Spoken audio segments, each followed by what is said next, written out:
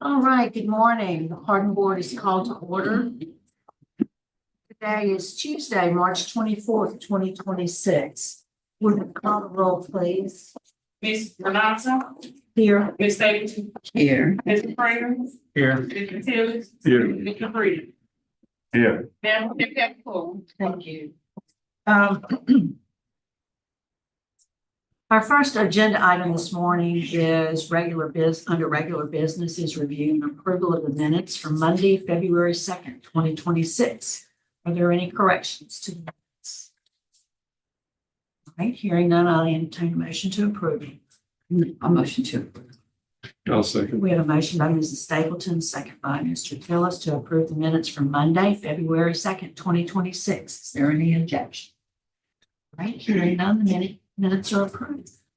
We will allow public comment on request before any action item. So our next agenda item is consideration of applications for clemency or pardon. Our first case this morning is at the State Police Barracks. First, we are seated at DOC headquarters in Baton Rouge. I'd like to ask our support staff, please to introduce yourself for the record. Jim, Sherelle, right? Shakita McCord. Carla Williams. Francis Adams. All right, thank you. And we are at the police barracks. Captain, would you introduce yourself? You're still on mute, I believe. Sorry about that. Good morning, everybody. Captain Patrick Washington, State Police Barracks. All right, thank you. And you have no other staff there with you, right? Just leave me all by myself. Okay. And we have before us Mr. Sharif. Would you introduce yourself? Tell us your name and DOC number. Good morning. Thank you for having me. My name is Harun Sharif, cell 433-521. All right, sir. And let me just acknowledge some folks that we have joining us today. Here in Baton Rouge, we have your attorney. I'd like for the attorneys to please introduce themselves. Good morning, Robert Lancaster with the LSU Reentry Class. Supervising attorney for Mr. Bray. Morning, my name is Eric Bray. I'm a 3L at LSU Law, and I'm operating under Louisiana Supreme Court Rule 20 with supervision of Professor Robert Lancaster. All right, thank you. Welcome. We also have Mr. Channing Blake with the Parole Project, who will be speaking on your behalf. We have Norman Dozier here, who will also be speaking. And is it Deja Adams? Deja Adams, who's here with us. Also, and who will also be speaking. We have Brandy Batiste, Darren Diggs, your father-in-law, Kylan Williams, stepson, your mother, as well as a family member, Lanita Dye. And I'm sorry about your mother. I could not pronounce her name. Ma'am, would you introduce yourself for us, please? Yes. That's Chef Sue Tutacon Bay. All right, thank you. Thanks for that. I'm going to read some identifying information into the record, and then I'm going to turn it over to Mr. Tillis because your case has been assigned to him this morning. So, Mr. Sharif, you are here today seeking a commutation of your sentence. You were sentenced in April of 2000 to a life sentence in Ouachita Parish for a second-degree murder conviction. Is that information correct? Y'all are on mute again. Doesn't appear to be. Now I hear you. No. So let me ask you, was that information correct, Mr. Sharif? Yes, ma'am. Okay, that sounds good, Captain. We're good. Mr. Tillis? Good morning, Mr. Sharif. How are you this morning? Good morning. How are you? Good, good. Would you tell us what caused you to be incarcerated, and what did you do to cause yourself to be incarcerated? Well, I would like to say that regardless to the outcome of this hearing, I'm grateful for this opportunity. I would like to say that the family of Mr. Parker This is not something that came overnight. Due to the laws, we're not able to share our work in progress and changing behaviors and mindsets. So I'm grateful for this opportunity. Growing up in a household in Baltimore, in an Islamic household, very strict. And a lot of the things that I did put me in opposition to the law of the house. I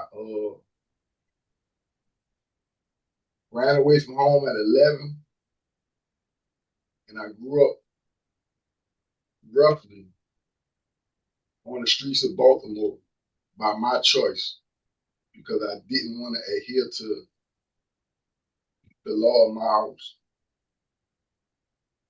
In doing so, I did a lot of things, and I really didn't understand the things that I was doing. I just was doing it because this is the best thing I knew.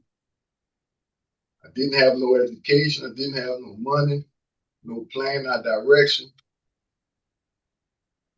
I just was running wild. Growing up a little bit more, I was getting arrested for stealing cars and selling drugs. I started smoking weed and drinking, which led me to be on the worst path than what was projected. The last time I got locked up for selling drugs in Baltimore, I decided when I leave here, I'm gonna run and never come back.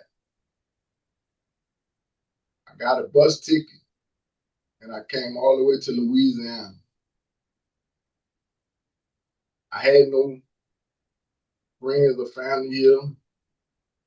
I was stuck in a cycle of where I had to survive in the best way I know how. It wasn't hard to get into the drug game because I had a nice little mouthpiece. I pretty much could talk upon a lot of the things that I needed. I think maybe about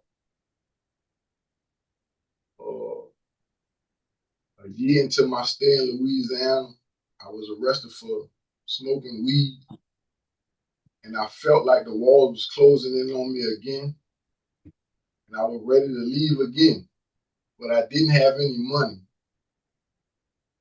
So two of my friends told me about Mr. Parker. I scoped him out. I saw that this was a pretty easy pick. I convinced him that I wanted to get an apartment from him. He began to show me the apartment, and I panicked because he seen my face. There was no way possible I was gonna let that ride like that, so I shot him. He charged me, defending himself, and I shot again. He dropped. I went in his pockets, and he grabbed for me. So I shot again, and that was the final shot. I looked around, wiped everything I touched, made sure I left no evidence of me being here, and I fled the scene. I got another ticket on a Greyhound, and I headed back to Baltimore because I thought all the time that I've been gone, the statute of limitations for the probation charge that I had prior would be up, and I'd be able to mix back in and everything would be all right. I was informed by Helen Harden's brother that her and her friend Tasha Pope was arrested for the murder of Mr. Parker. So I let him know I'm not going to turn myself in, but if I get arrested, I take my charge and set them free. I was locked up for shooting dice in the alley with some friends, and I tried to avoid getting caught, so I gave him a fake name.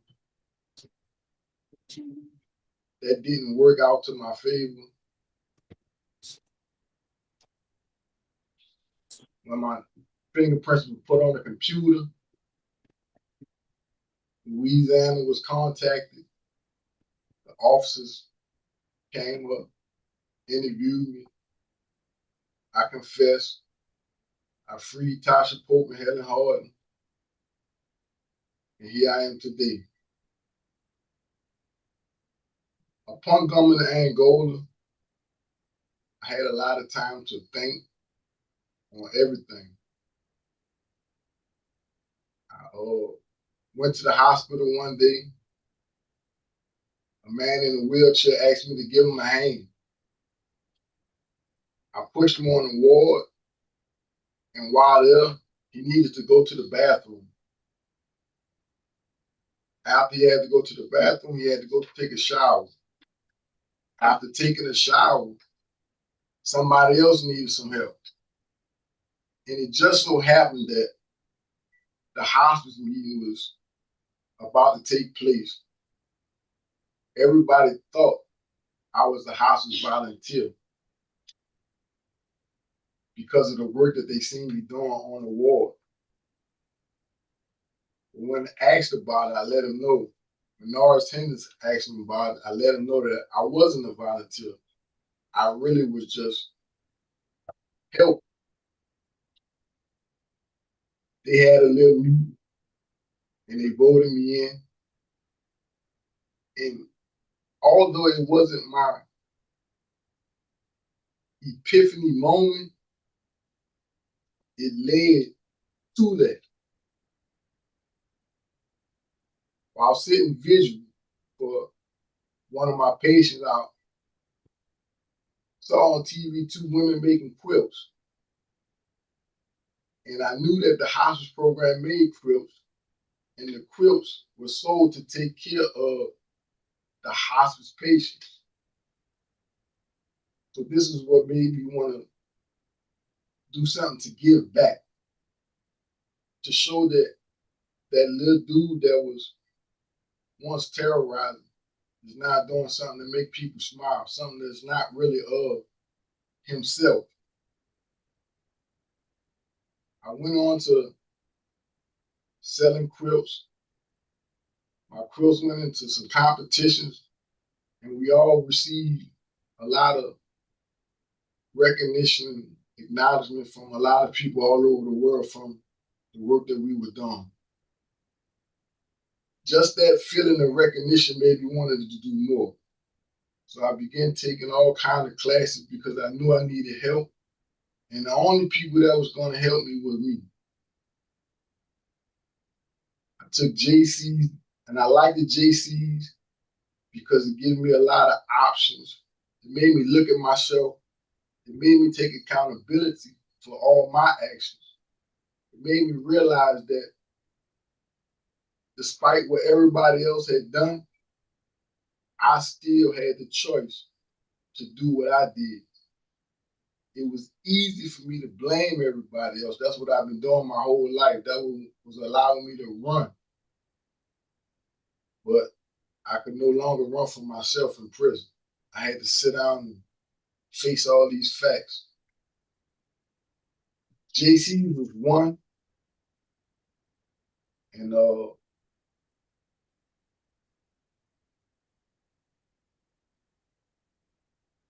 victim awareness taught me about tertiary victims, the weight of my actions on the community, the grandchildren that'll never see their grandfather. And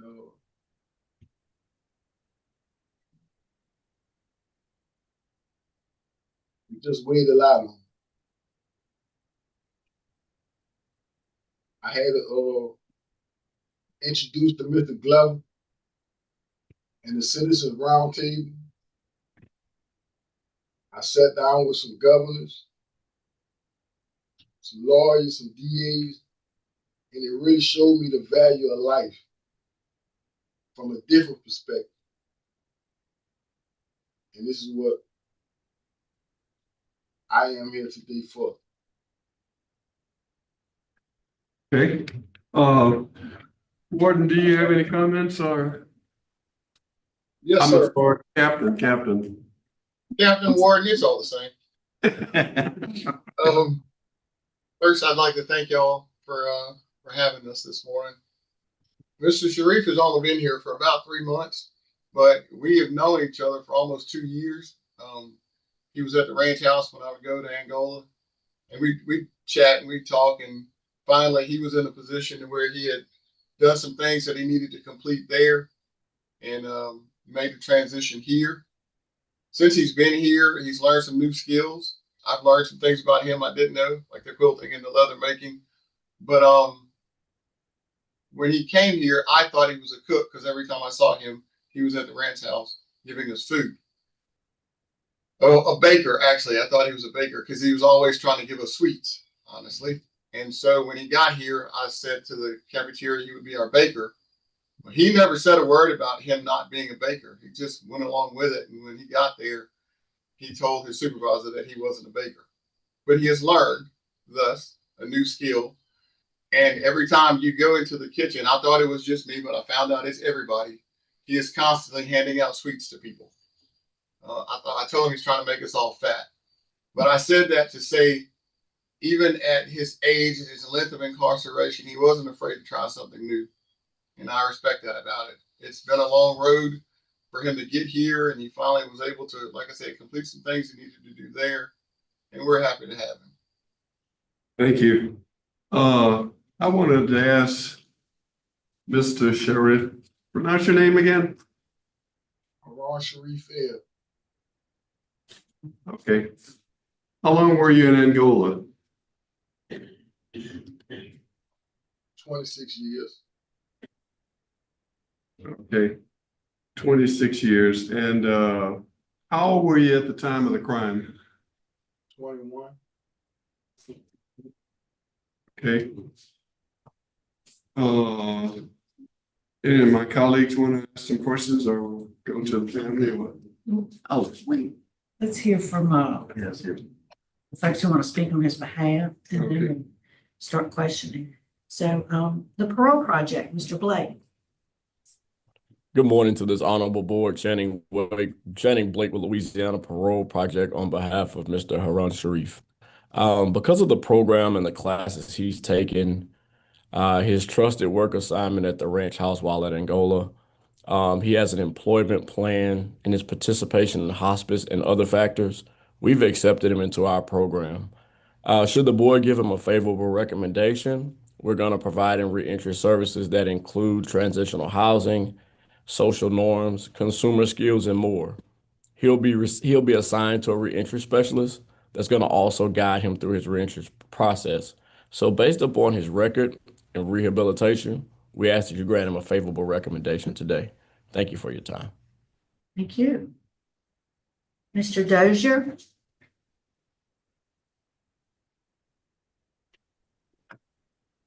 Hello, can you hear me? Sir. Yes. I'm Norman Dozier, pastor of First Union Historic Baptist Church on 601 Lee Street in Alexandria, Louisiana.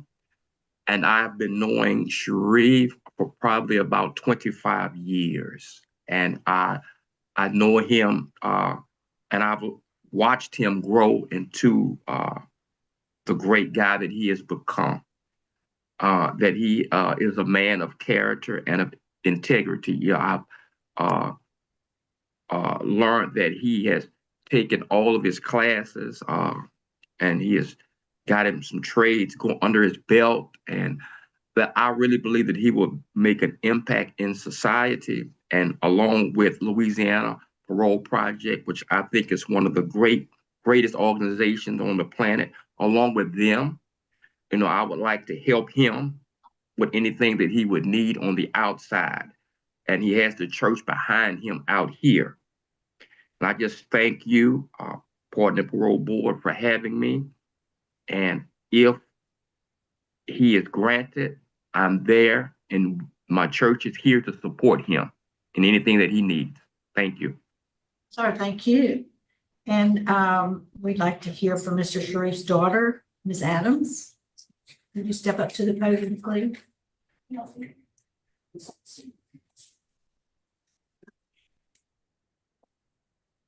Good morning.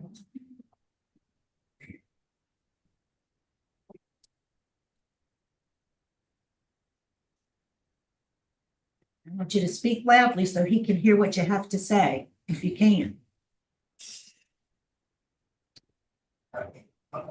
It's okay, take your time.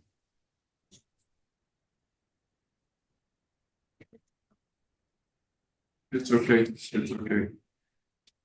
My name is Deja Adams, and I'm here to talk about my dad and the person I've seen who grew into. I'm sorry, okay. My name is Deja Adams, and I'm here to talk about my dad and the person I've seen him grow into over the years. One thing that has always stood out about my dad is the way he connects with people. He can start a conversation with anyone and makes them feel comfortable almost immediately. He's someone people can talk to about anything, and he always seems to know exactly what to say to make a situation feel a little smaller. I've always admired that he focuses on the positives in life instead of dwelling on the negatives. He's also very talkative, especially when it comes to something he's passionate about. I've seen him working the radio, and after he'll call or write to tell me about it. What stands out is how naturally he connects with everyone around him. Whether it's co-workers or visitors, he talks with them, tries to help whoever he can. People remember him because he treats everyone with kindness and respect. He has a light about him that draws people in. Another thing that means a lot to me is the work he's done to support hospitals while incarcerated. He created a book called The Tree of Life, which was recognized by the Historic Museum's collection. The book represents time, patience, and dedication. It shows that he can focus on something meaningful and see it through. It reflects the pride he takes in doing things the right way and creating something that brings meaning to others. While incarcerated, my dad has also developed practical skills that will help him contribute once he returns to the community. He has built leadership skills by guiding others. He has learned cooking, leather work, and carpentry. These skills require patience, responsibility, and attention to detail. I believe these experiences have prepared him to enter the workforce and contribute in a meaningful way. Over time, I've seen real change in my father. One of the biggest changes is his willingness to take accountability for his actions. Our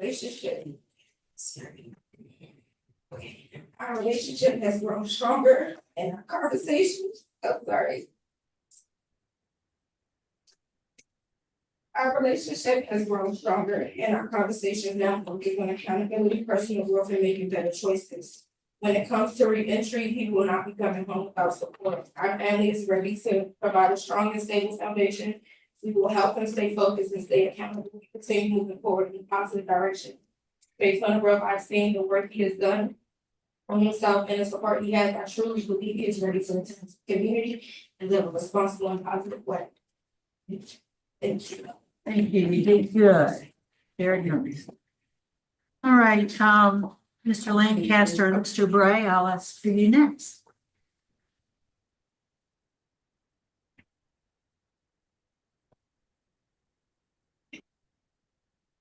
Morning to this honorable board. My name is Eric Gray. I'm a 3L at LSU Law, and I am representing Mr. Sharif as a student at the Parole and Reentry Clinic. I'm operating under the supervision of Professor Lancaster. I'm certified to practice law in a limited capacity under Louisiana Supreme Court Rule 20.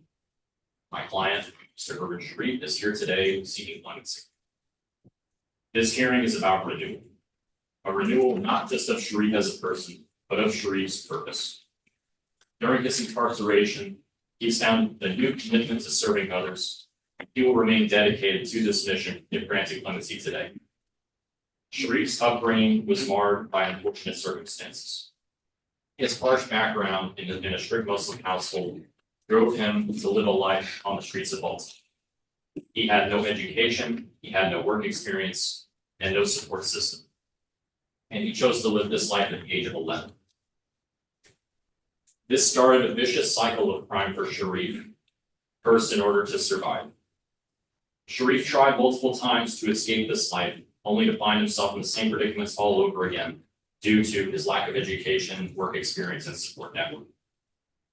When Sharif committed the horrible crime for which he's seeking clemency, he was in the midst of another loop of this cycle.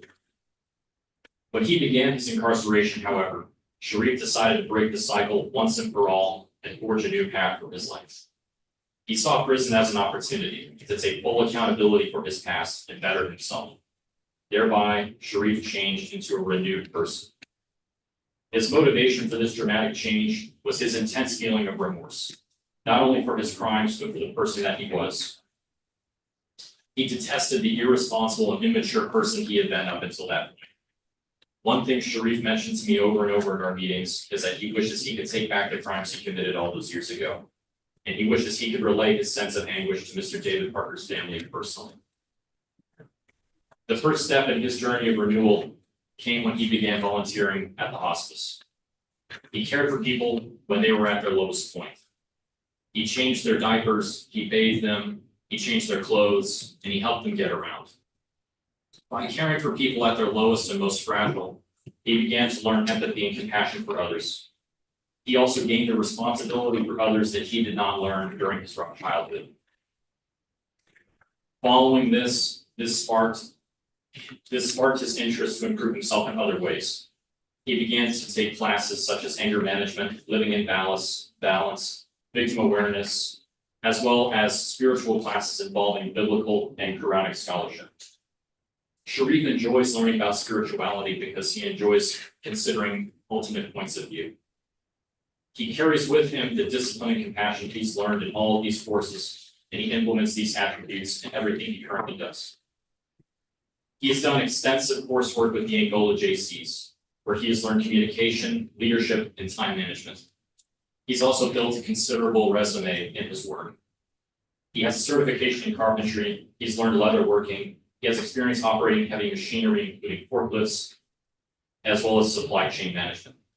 His favorite skill that he's learned is his ability to cook, which he currently uses in his position as a baker at the DPS cafeteria. And I've personally tried the cakes that he bakes, they're very, very good. The motivation for these types of work he performs is that he wants to serve the public. He wants to create things that will help others and leave a lasting impact, instead of merely using his employment as a means of passing the time. And during his work experience, he's become a leader. He's put his skills that he's learned in his coursework into action.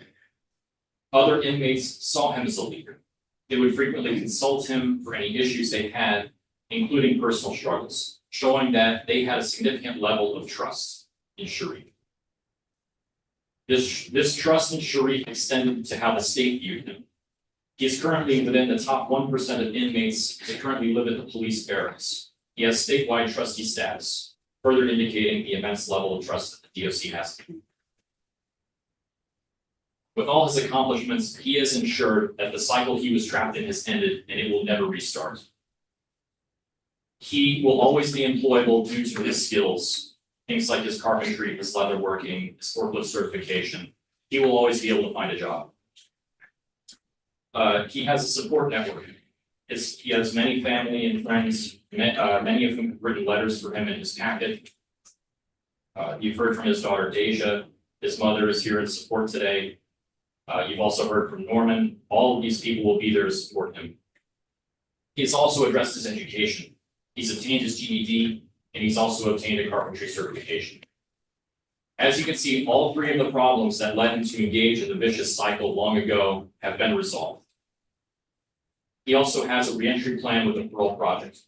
They will provide him housing and employment once he is eventually released.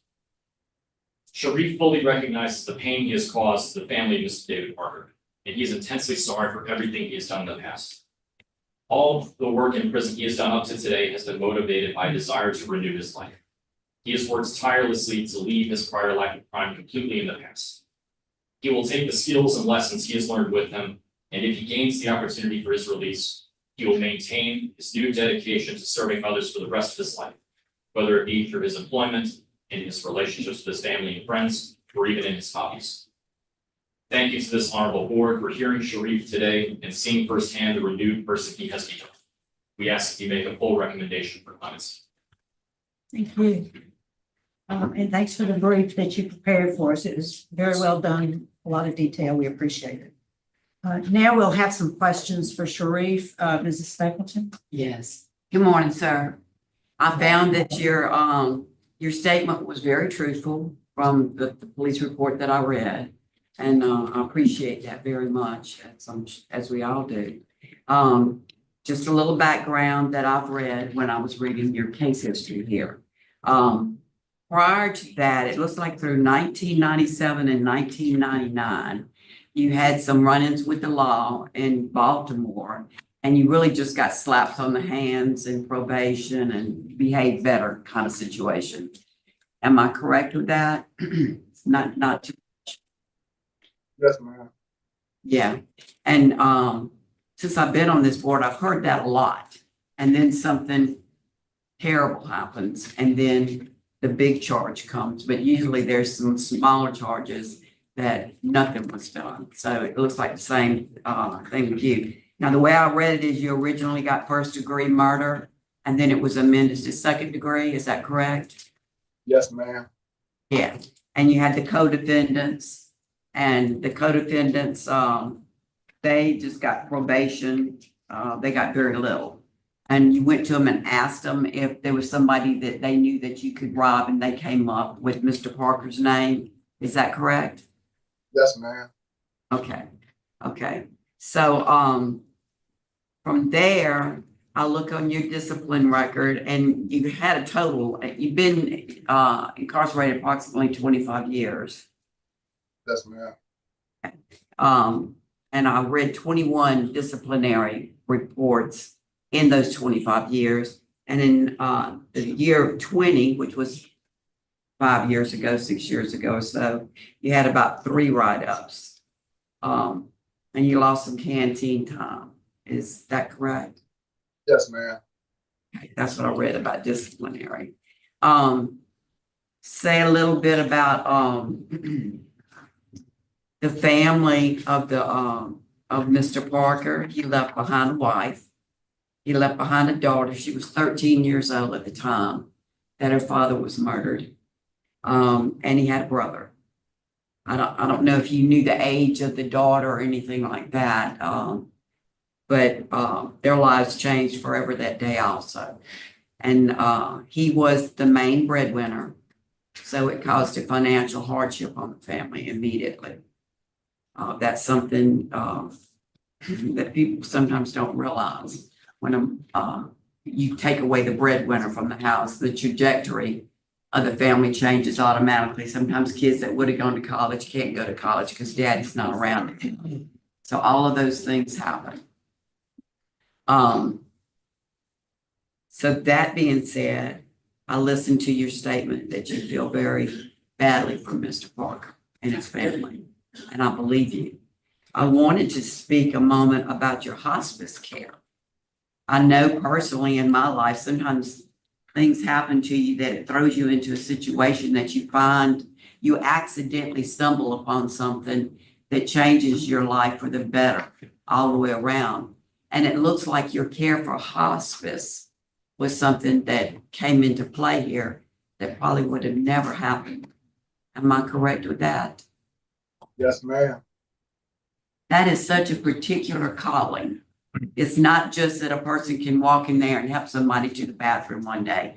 It was the fact that that right there, you were okay with in your life to the point that you wanted to continue to help people. And I would say that is a calling when something like that happens. So I want to thank you for everything you've done in that aspect of your life. Secondly, the quilts. I watch TV a lot, and I was watching a documentary about quilts being made in a certain prison. And you may know about this, I'm not sure, but it was a wonderful program, and they make weighted quilts for, people that need it for certain kind of ailments. And the quilts are gorgeous, and the particular men that are allowed to be a part of this group are so handpicked, and they're taught how to make quilts like you've learned yourself. And quilts make such a difference in people's lives that, yes, through organizations like the JCs and stuff, they give them to the children's hospitals and different things like that. It is a magnificent program. I don't know if we have it through DOC based upon the work that you've done, but if we don't, I was very impressed with it, and I know the difference it makes in people's lives. So congratulations on two things. You want to say something about that? I wanted to do something that give back, and that was unselfish of me because I didn't want too much of the recognition in a manner to where as though it took away from what we was getting. Yes. That's why I didn't get in a lot of those documentaries and things of nature there. I wanted to be behind the scenes, but still felt, if that makes sense. Makes a lot of sense, and it's big insight to the person that you are today. And I'm very proud of you for all the good that you've done. And you wrote in your statement that hospice was pivotal in your transition to thinking and acting positive, and I believe that completely, because a lot of people get introduced to hospice, but it doesn't change their life to where they want to help people. So There's no way in the world you could walk into a room with a patient and come out the same. The definition of what I thought being a man was all about was challenged, and it made me readjust my perspective because I didn't know any of these people. I bathed them, I fed them, I cried with them. 18 patients died under my watch. So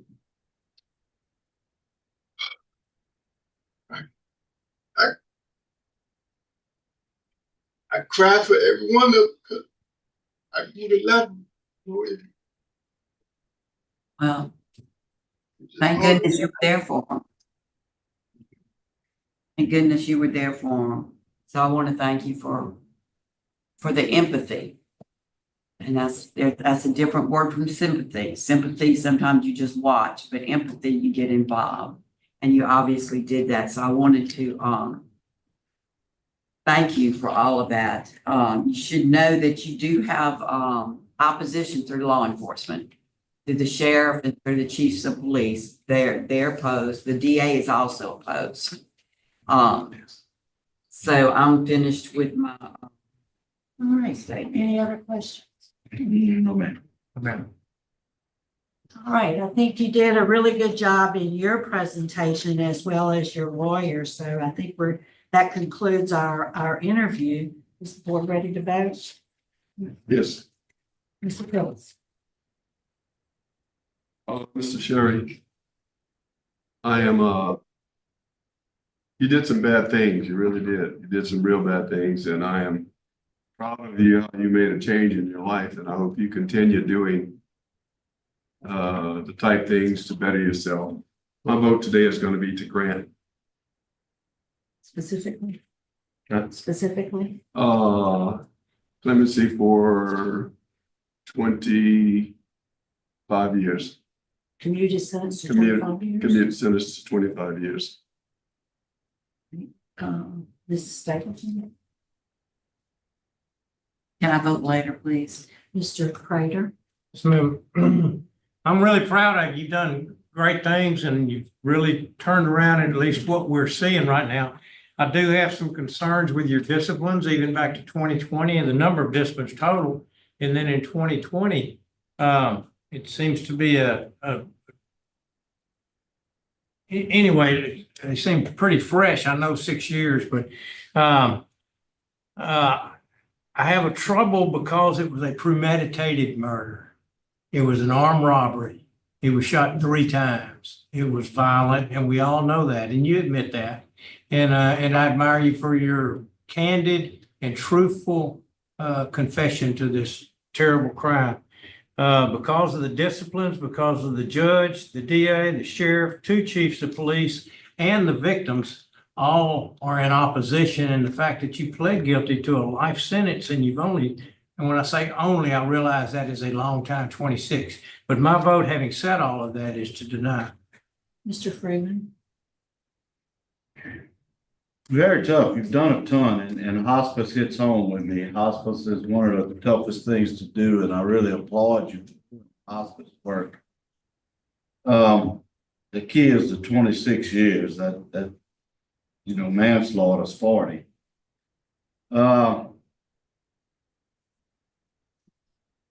I think you need to do a little longer. My vote is going to be to deny law enforcement opposition. Mrs. Stapleton? You've heard everything good things that I've had to say about you, and you've heard the negative also. And also, a man's life was taken, premeditated. The victims' lives were changed irreparably.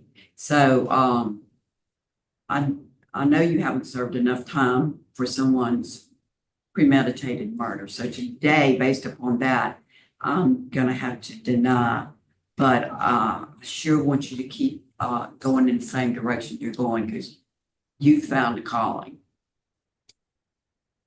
All right, Sharif. I was impressed with your record. I'm impressed with your work with hospice and the other things that you've done, and as well as your community service work and the hard work that you've done to turn your life around, and considering what you went through as a child. My vote today would be to recommend that your sentence be commuted to 99 years with parole eligibility after serving 30. That would be a little more time, but I'm sure you're aware it requires 4 like votes for any favorable action, and you didn't get that today. You did get some favorable action, but the outcome of today's proceeding is that your application is denied. So good luck to you. Stay the course.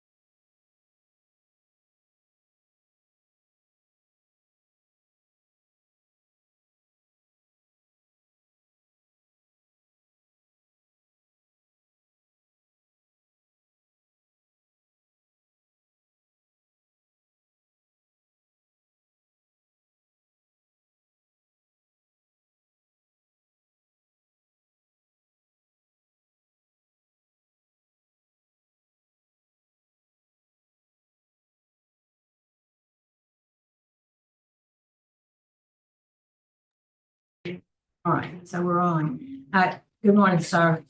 Would you introduce yourself? Tell us your name and current mailing address. Troy Menard, 221 Green Creek Drive, Circle, Youngsville, Louisiana, 70592.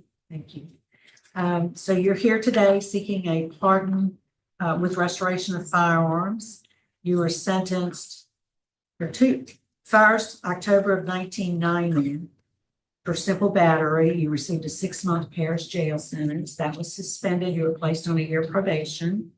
Then you have another sentencing date, August 1997, for stalking, and you received a 1-year sentence. Is that correct? So before we start with our interview, let me just acknowledge that you have Ms. Kelly Hardy here with you, and we'll call on her in just a few minutes to see what she has to say. Your case this morning has been assigned to Mrs. Stapleton, so I'm going to turn it over to her. I'm sorry, we also have the DA from Jefferson Parish that's on Zoom, and we'll call on him for his remarks shortly too. Yes. Ms. Stapleton? Okay, sir, why don't you tell us, what happened? I mean, the stalking charge, what's going on with that? That's your worst charge. The stalking charge, I was young, that was my first girlfriend. We were engaged to be married. We ended up breaking up. I was working offshore at the time, so I was going a lot. And every time I'd come in, kind of like most breakups, we were trying to, I guess, move on and not move on at the same time. And I just made some poor decisions on not letting her move, basically. You've never had any further trouble with stuff like that since then, with breakups and different things like that? But we actually still friends. Oh. It's like I said, just poor decisions on my part, basically at the time. Okay, well, let me ask you, right now, you're wanting, pardon with restoration of firearms. Explain to me why you need the pardon and why you need firearms. Well, I have, both my sons are 18 and 19 now. They into hunting a lot. I'd like to go hunting with them before I get too old and can. That's the main reason. I've had full custody of them since they were 3 and 4 years old. So, like I said, we get invited all the time. I send them with friends. I would like to be able to go too. Yes. Okay, got some law enforcement opposition, Sheriff Lupino and then Lafayette Sheriff, both of them are opposed. So I just wanted to let you know about that. Okay, anyone else on the panel have something to say? No, I'll have a question for you, but after we hear from Ms. Hardy. Ms. Hardy, what would you like us to know? You want to step up to the podium?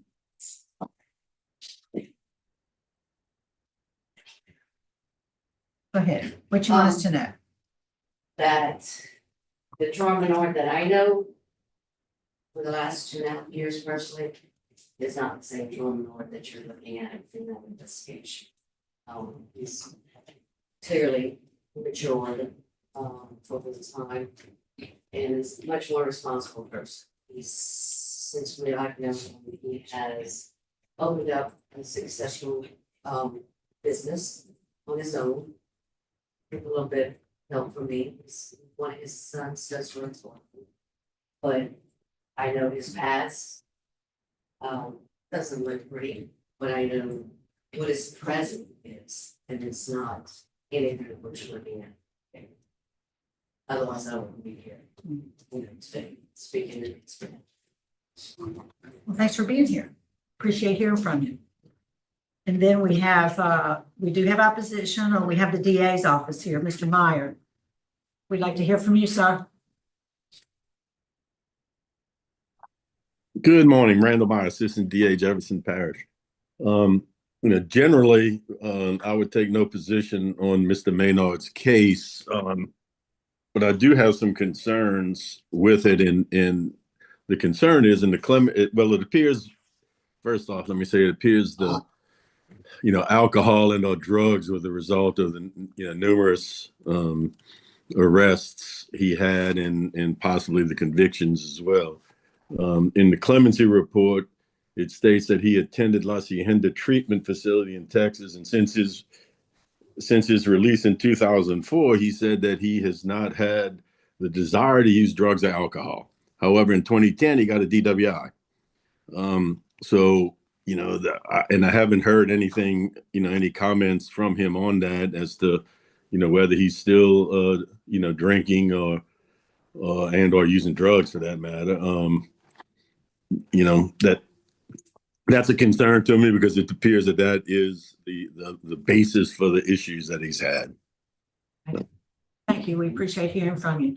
And that, sir, was the questions I was going to have for you. So would you, because I do see that you finished La Hacienda in May of 2004. And so tell us about the DWI issue.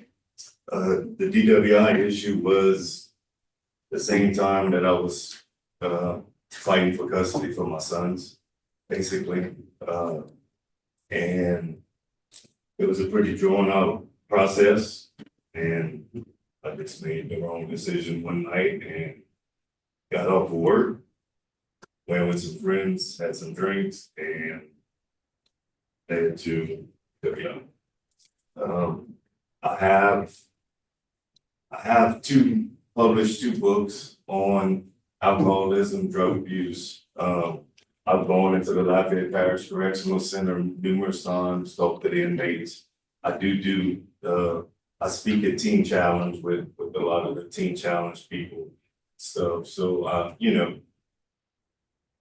again, it was a mistake, but I have done significant. I don't hide my past. Like I said, I published two books about it, and one of them is my testimony. One of them was a devotional.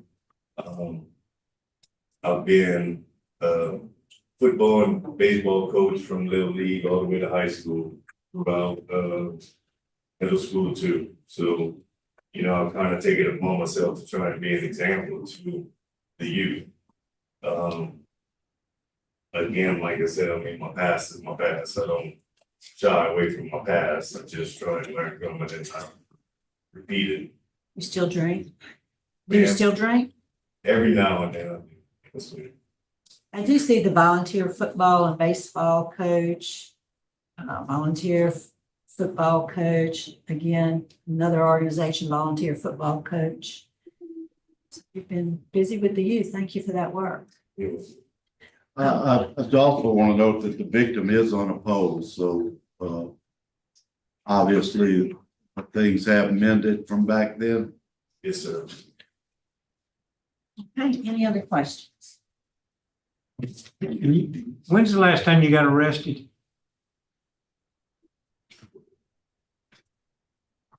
No. 2010 maybe. What was that for? I think that was DWI. Okay, that's why I was just, I was making sure that we didn't miss something in the record. I figured you'd be honest, thinking we knew the answer. Yeah, no. Okay. Thank you, Adam. All right, I think we're prepared to vote, Mrs. Stapleton. Mr. Menard, I had read that you had taken the drug abuse class, and it's been a good while ago, and it was for 3 months. And I was going to ask you if you did anything with AA or anything, but it's testimony, and it includes that alcohol caused you problems. That's really like going to class for AA and stuff like that. So that kind of fills that void. Would you say that's true? Yes, ma'am. Like I said, that's why I try and go into the jails and talk to the inmates and especially with Teen Challenge with them. To me, that's kind of my AA. Yes. I don't really like the AA situation, but that's I mean, the my way sons know about it. Like I said, I don't hide my past. Well, my vote today is going to be to grant your pardon with restoration of firearms, because the totality of the circumstances since then and your life since then. I appreciate it. Mr. Prater, I concur, Grant, pardon with restoration of power. Mr. Freeman, I also, he wants to hunt with his sons, and I believe that I'm gonna vote to grant with restorations of firearms. Mr. Tillis. My vote is to grant restoration of firearms. And I, my vote is the same, pardon with restoration of firearms. So we'll make that recommendation on your behalf, sir. Good luck. Thank you. Appreciate it.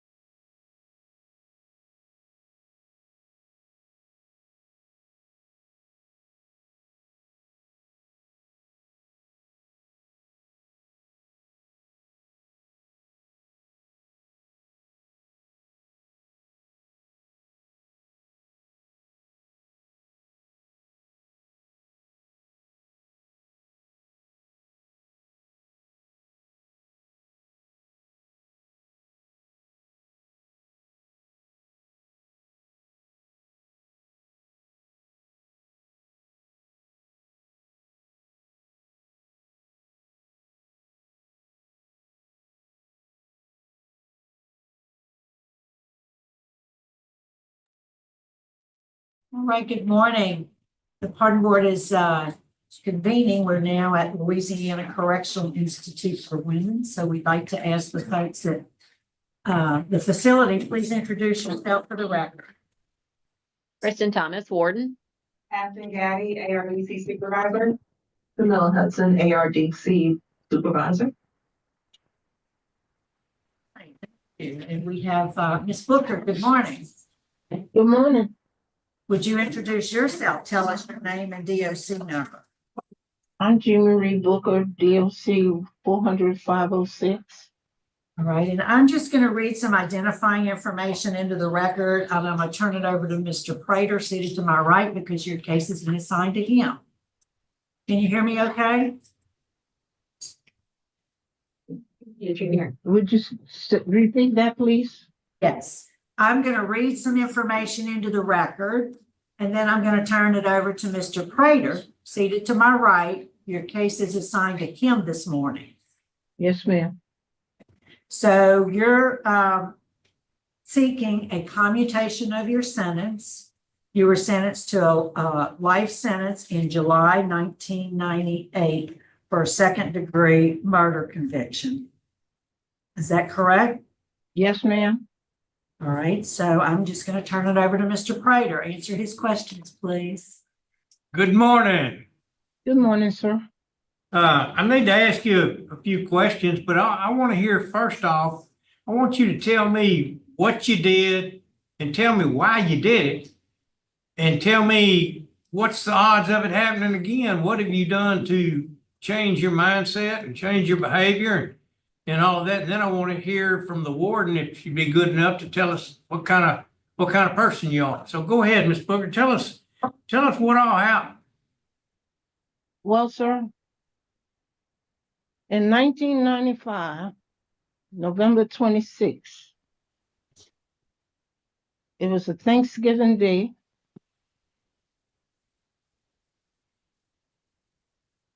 I was cooking, and my husband told me he gonna get a divorce. He had just come back from a week's trip to Philadelphia with my victim. And in the process of consuming alcohol, being distraught, hurt,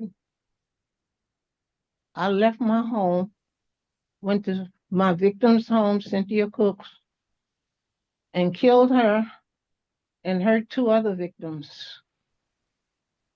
And for that, I am so sorry. I went back to my house, and police was everywhere. The next morning, 2 detectives told me she died. And that's what happened. Now, I'm here to ask for the mercy, the grace to be reduced in sentence. I've served 30 years in the penitentiary. I can't express to Mrs. DuVernay, who treated me like one of her daughters, to my godchild, Rochelle. I am so sorry, and I know I can't fix that, and I don't expect anything from them, but it will never happen again. What happened was because of circumstances, things that had happened in my home. I lost myself. I wasn't the person that committed that crime that I am. I've worked to make sure I've joined projects, anger management, AA, that I'm active still in AA, Lifers Club, whatever I can do to be a better citizen, to be a better person, to love my neighbor, to not ever pick up another glass to drink anything that's going to deter my mind from doing the right thing. I'm not a bad person. I voted and did what I had to do. I kept a good house. I do what's expected of me. With Ms. Thomas and other wardens, they don't have a problem with me.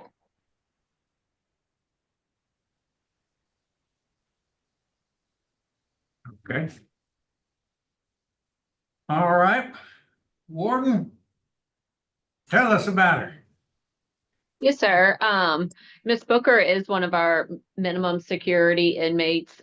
She lives in, it's in our general population area, but it is an assisted living dorm, just with age and some of her health issues. But we do not, she's right, we don't have any trouble with her. She has a good disciplinary record, low risk and need score. I know Mr. Blake is on if you guys have any questions about any possible transition plans with the parole project. She has reached out to them and worked with them, but like Ms. Booker said, she, lives in the assisted living dorm, mentors some of the other ladies on the yard. She still participates in the community with the Lifers Association and things of that nature, but overall, no issues. Okay, thank you very much. And we have 4 people signed up to speak in favor, but we're only going to allow 3 to speak. So let's see. Well, Mr. Blake will be very brief because he's experienced at this. So we'll go ahead and let all 4 speak. Salim Baird, grandson. If I'm saying it right, Mr. Baird, would you go to the podium, please, and address the board and tell us what you think? Good afternoon, everyone. Madam Chair, members of the parole board. I'm affectionately known as the de facto grandson of Ms. Jean Marie Booker, Salim Baird. I'm here today representing our family to speak to her character, her growth, and her readiness to return to society to help face others faced with the same life challenges. I would like to start by giving my condolences to the family, the victims, the family members, even with Mother Jean Marie being in prison for 30 years, there can never be anything, be enough time that a person can do in order to bring a family member back or erase the trauma your family experience caused by the hands of Mother Jean. And for that, we apologize and hope that will be forgiven. I want to just give a little bit about her background, her story.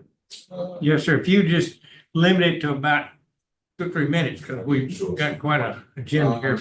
Since I was a little boy, Mother Jean has been one of the matriarchs of the family. She is someone who can light up the room and make you feel right at home. As a child, I can remember her opening her home to our entire family. Family reunions, holidays provide us with a space of community, love, laughter, friendship. To the family, on the outside looking in, her family was the North Star, a compass of what success looks like, but we didn't see what she was battling or faced with internally, and the struggles of dealing with intense emotional distress due to another failed marriage and several close family deaths, which all ultimately led to her alcohol addiction. Due to this sudden shift in emotional distress and control, and alcohol became her only place of peace. At the time of the offense, she was 50 years of age and lacked the necessary support and guidance she has today. Since then, she has taken full responsibility, demonstrated consistent growth in her actions and not just her words, while always counseling others. She has demonstrated a level of rehabilitation that is worthy of being recognized in its hearing. She possesses a great rehabilitative profile from what Gordon has said, and she has completed several rehabilitating and self-help programs focusing on personal growth and decision-making and reentry preparation. She is in a different stage of her life with a significantly reduced risk of reoffending. What the Lord said earlier, I want to repeat that. She has a great family support system and accountability and reliability. And in closing, Madam Chair, members of the board, I would say that Mother Jean has spent the last 30 years not just serving, paying her debt to society, but transforming her life. She has taken full accountability for her actions, faced the consequences with humility and committed herself to becoming a better person each day.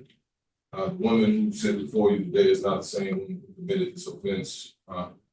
She is older, wiser, and grounded in the level, self-awareness, faith, and discipline that significantly reduces any risk of reoffending. She now has what she did not have before, which is support, stability, and the tools to navigate life challenges in a healthy, responsible way.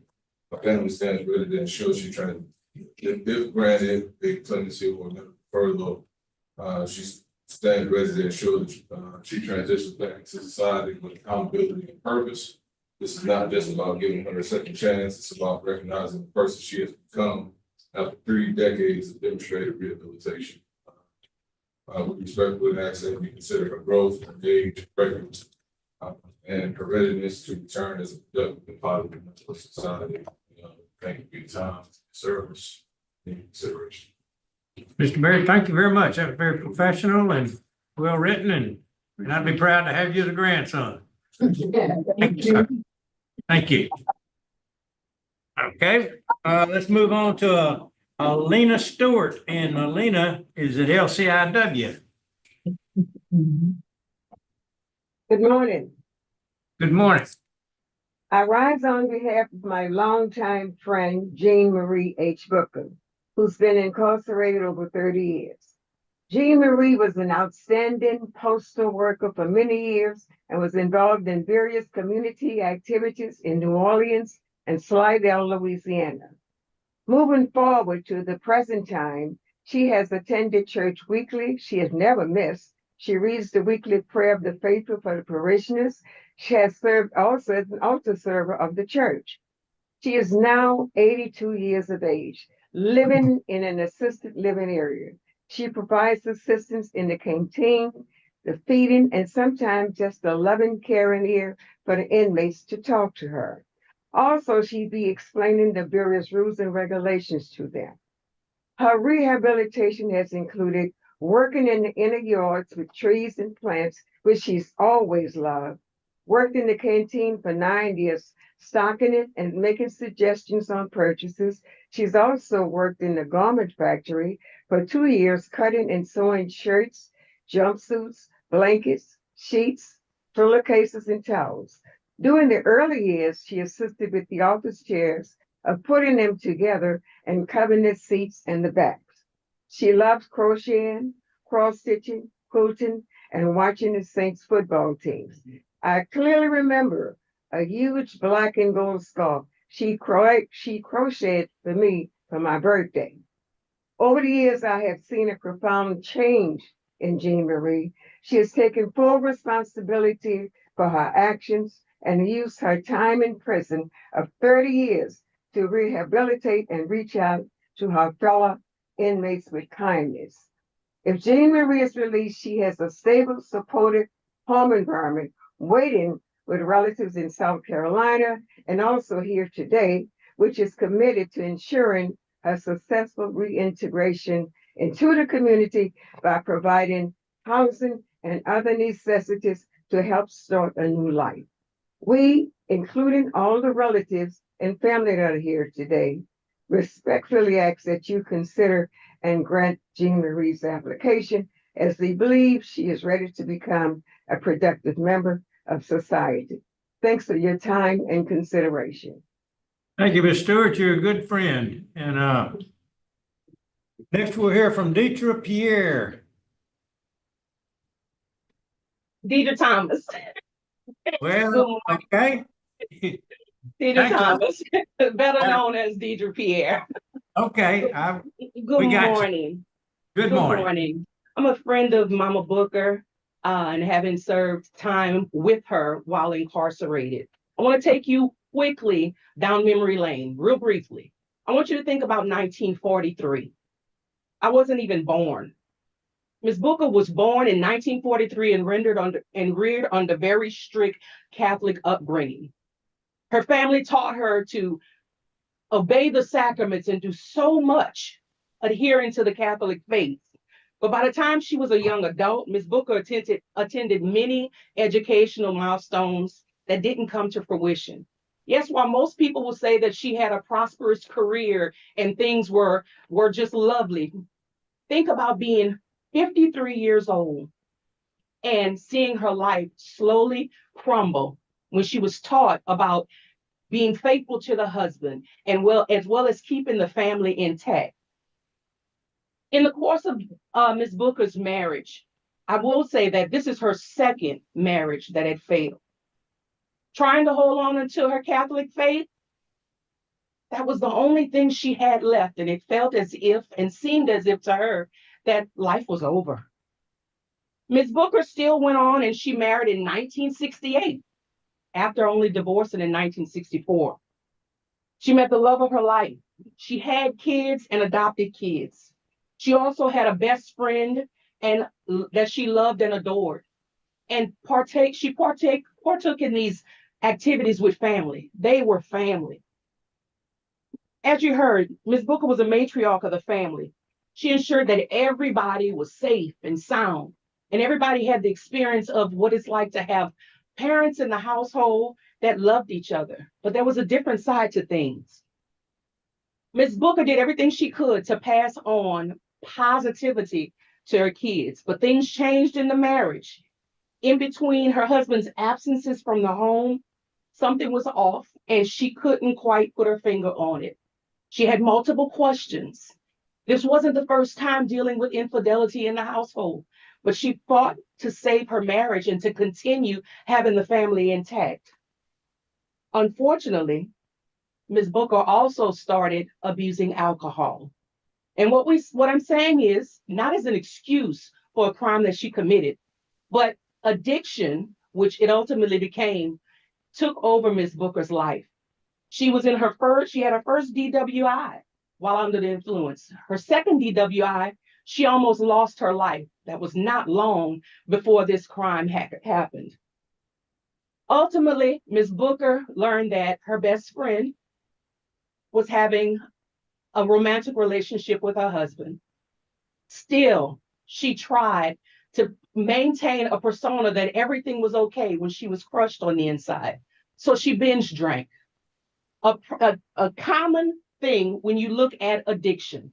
Ms. Thomas, your time is about up. Would you kind of conclude, please? Yes, I'm closing now. Okay. Ultimately, Ms. Booker committed the inevitable. She ended the life of her best friend. This wasn't just any woman. This was a woman that she considered a sister. So yes, it's understood of being hurt, but it does not condone committing a crime. She understands what she's done. But when we look at rehabilitation, even the prison system has retired her. She's no longer working. However, in assisted living, she has taken the initiative to continue programs, and she is also a pre-seminary student. So prison has done some great things within her, but right now we're asking for mercy so that she can have another opportunity to be released to her family, as well as to the parole project and to an interstate compact agreement. Thank you, ma'am. Mr. Blake, would you take it from there, please? Yes, sir. Good morning to this honorable board. Channing Blake with Louisiana Parole Project on behalf of Ms. Jean Marie Booker. Because of the programming in her classes, her participation in religious classes and activities, her being a member of the Lifers Club and her disciplinary record, she's been accepted into our program. Should the board give her a favorable recommendation today, we're going to give her reentry services that include healthcare guidance and connections, social norms, consumer skills, and more. She's also going to be assigned to a reentry specialist that's going to guide her through her reentry process. With that being said, based upon her record, rehabilitation, and family support, we ask that you grant her a favorable recommendation today. Thank you for your time. Thank you, Mr. Blake. Appreciate you very much. We'll move on now to some opposition. Folks are here at headquarters and they'll be speaking. And we'll let y'all decide which one you'd like to start with. But three of you will be speaking, Ms. Cook, Ms. Dominic, and Mr. Tinselton.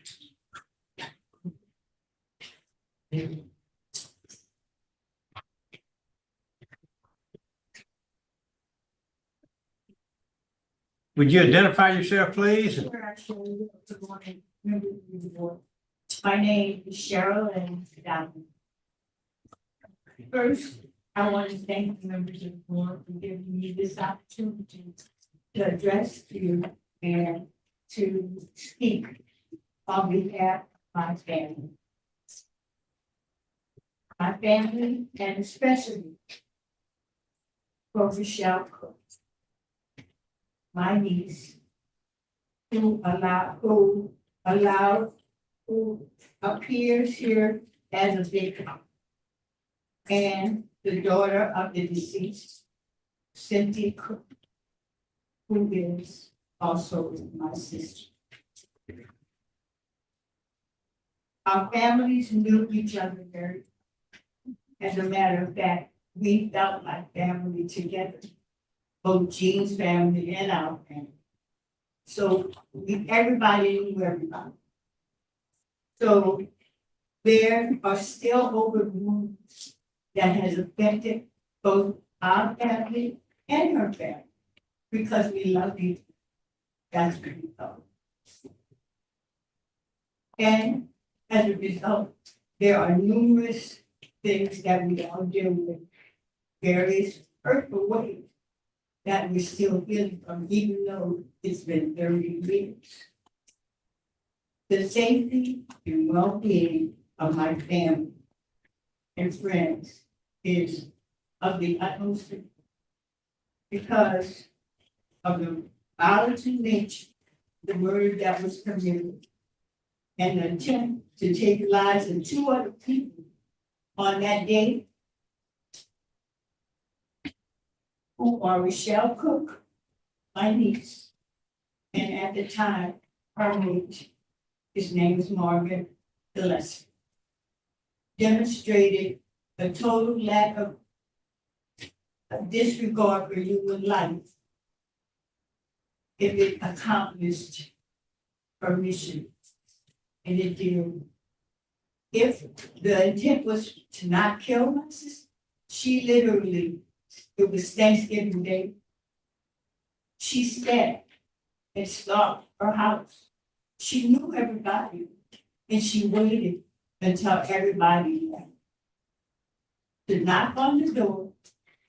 Michelle knew absolutely nothing. She greeted her. Hello, Nanny, how you doing? And she said, at that point, Cynthia had already gone to bed. Michelle went and got it. Woke up to have her go to her front door, where she was violently shot down. And the kind of bullets that were used were intended to ravish her body. She had no way of surviving. So it was thought out and planned. And I believe that the verdict and the sentencing handed down by the judge was justified. Therefore, I agree with that determination and feel it should be carried out to the fullest extent of the law. No one should have to live their lives looking over their shoulders or in fear of being attacked or killed by Jean Booker because of some underlying long-term hatred for her self-imposed incarceration. She should remain in prison. Thank you, ma'am. Thank you very much. Next, who would like to follow on opposition? Brianna Finiston. Good morning. Morning. And I want to say thank you for helping my family. Bear with me as I am a little emotional. What I want to say is. Would you identify yourself? My name is Brianna Finiston. I'm the granddaughter of Cynthia. Okay, thank you. I've carried this pain my entire life. Even though I was only 2 years old when she made the decision that changed everyone's life forever. At 2 years old, I didn't understand what death was. I didn't understand what courtrooms, prison sentences, or jealousy was. But I grew up understanding absence. I grew up understanding silence where laughter should have been. And I grew up understanding that someone made a choice that stole something from me that I'd never give back. You didn't just take a life, you took my grandmother's life, my mom's life. You took a woman who should have helped guide me, nurture me, and love me through every stage of my life. My mom was only 24 years old when you took her mom. At 24, she was still young herself, and she still needed her mother's advice, comfort, protection, but instead she had to bury her at just 24 years old, also with a 2-year-old, while being traumatized. Because of you, my mom had to grow up overnight. She had to become stronger than anyone that she'd ever imagined. She had to learn how to navigate grief, also while being a parent. She had to wipe her own tears while making sure I never felt the weight that she was carrying. And she still does to this day at only 32 years old. My mom lost her safe space. She lost a person that she could have called for help and guidance. You didn't harm just one person that day. You harmed an entire family. You shot members of my family, you've created trauma that rippled through generations, even your own family, but you didn't think about that. The fear, the grief, and the anger, the jealousy, for what? That was your friend, your best friend, your godchild's mother. A temporary emotion led to permanent loss for both sides, your side and mine. When people talk about release, rehabilitation, and second chances, I understand that those conversations matter, but when does my grandmother matter? When does my mom matter? When do I matter? As your grandson sits here, he can still see me. I can't see Cynthia. I don't even remember her. So, can't blame me, because in a sense, I'm just like you in two ways. You found God behind the cell. I found God when I had my daughter. Just like you, I was always mad at something, always wanted to blame somebody else, and I wanted to pick up a bottle too that day. When I saw my baby's face, that's when I found God.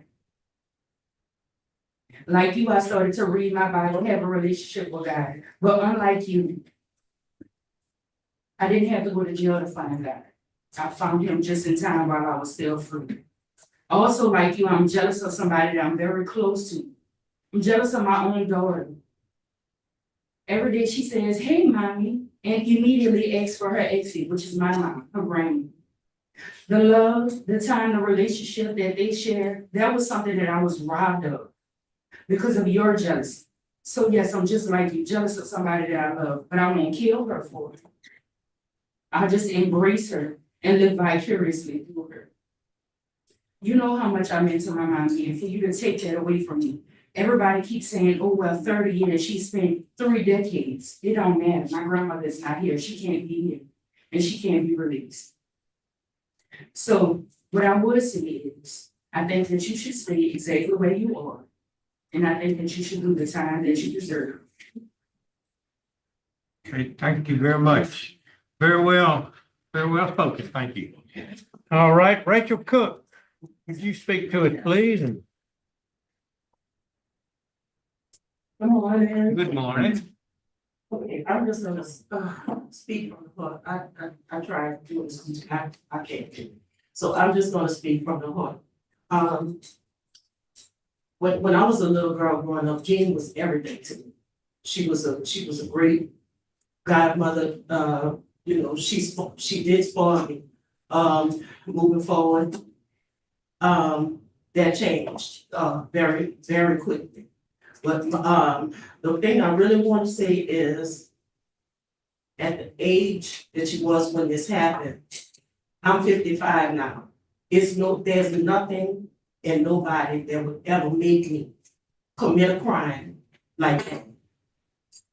And she prepared herself for this. She prepared herself for this. She waited. When I think back on some things that happened prior to this happening, of course, I was younger. I didn't know what was going on, what were the circumstances. I didn't know. But there's no way at 55 I would commit any crime like that. And like I said, she was very prepared for that. So I feel like when you prepare for a crime, or you're prepared to do something like that, you should be prepared to do what it takes after. I think it's very selfish of her to want to be out and enjoy herself or do anything outside of a prison wall when you did not think about this when you committed the crime. She didn't care about me. She didn't care about my mama. She didn't care about my mate at the time. She didn't care about my 2-year-old daughter that was right in the next room, but she committed the crime. She shot my mom and walked completely over her. Even after she shot me, she talked to me on the way back to her car down the street and talked to me. So I think it's just very selfish of her to want to get out. I mean, that's really all I have to say. I just think it's very selfish. It's very disheartening. I'm still dealing with chronic pain from the pain that she inflicted on me.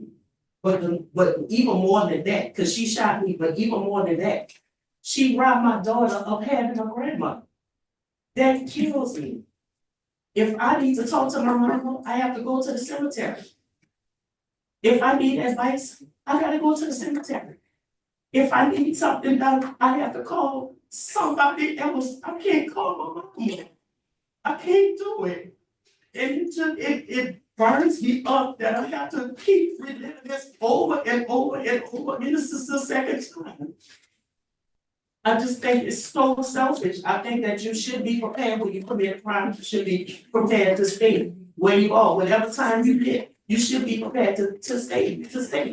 And if she got like, I just don't see the point in continuing to do this to just cause harm on me, my family, my daughter, my friends, everybody that's in contact with me and that's close to me. They all going through it. Okay, Thank you. thank you very much. I've got one question. Yes, She ma'am. wasn't charged with shooting you and your boyfriend? No, she wasn't. She, why, I don't know. Because She shoot you. I didn't think she was charged. Yeah, he he shot you in the neck and your boyfriend in the neck. Also, shot him in the face. Face.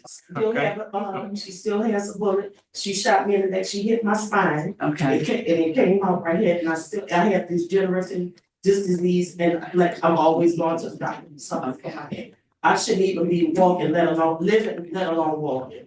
Okay, I just wanted to make sure I didn't read that there was any charges for that. Yes, ma'am. I think at first it was first degree murder, and Yeah. they changed Second it degree. or something. Thank you. ma'am. So, I'm yes, very sorry for your loss. Thank you very much. Thank you. Thank you for listening. Thank you. Very well said. Mr. McGowan, would you please talk to us, please? Introduce yourself for the record. May it please the board, Edward McGowan on behalf of the Williams County District Attorney's Office. Thank you for having the opportunity, for allowing me the opportunity to address you this morning.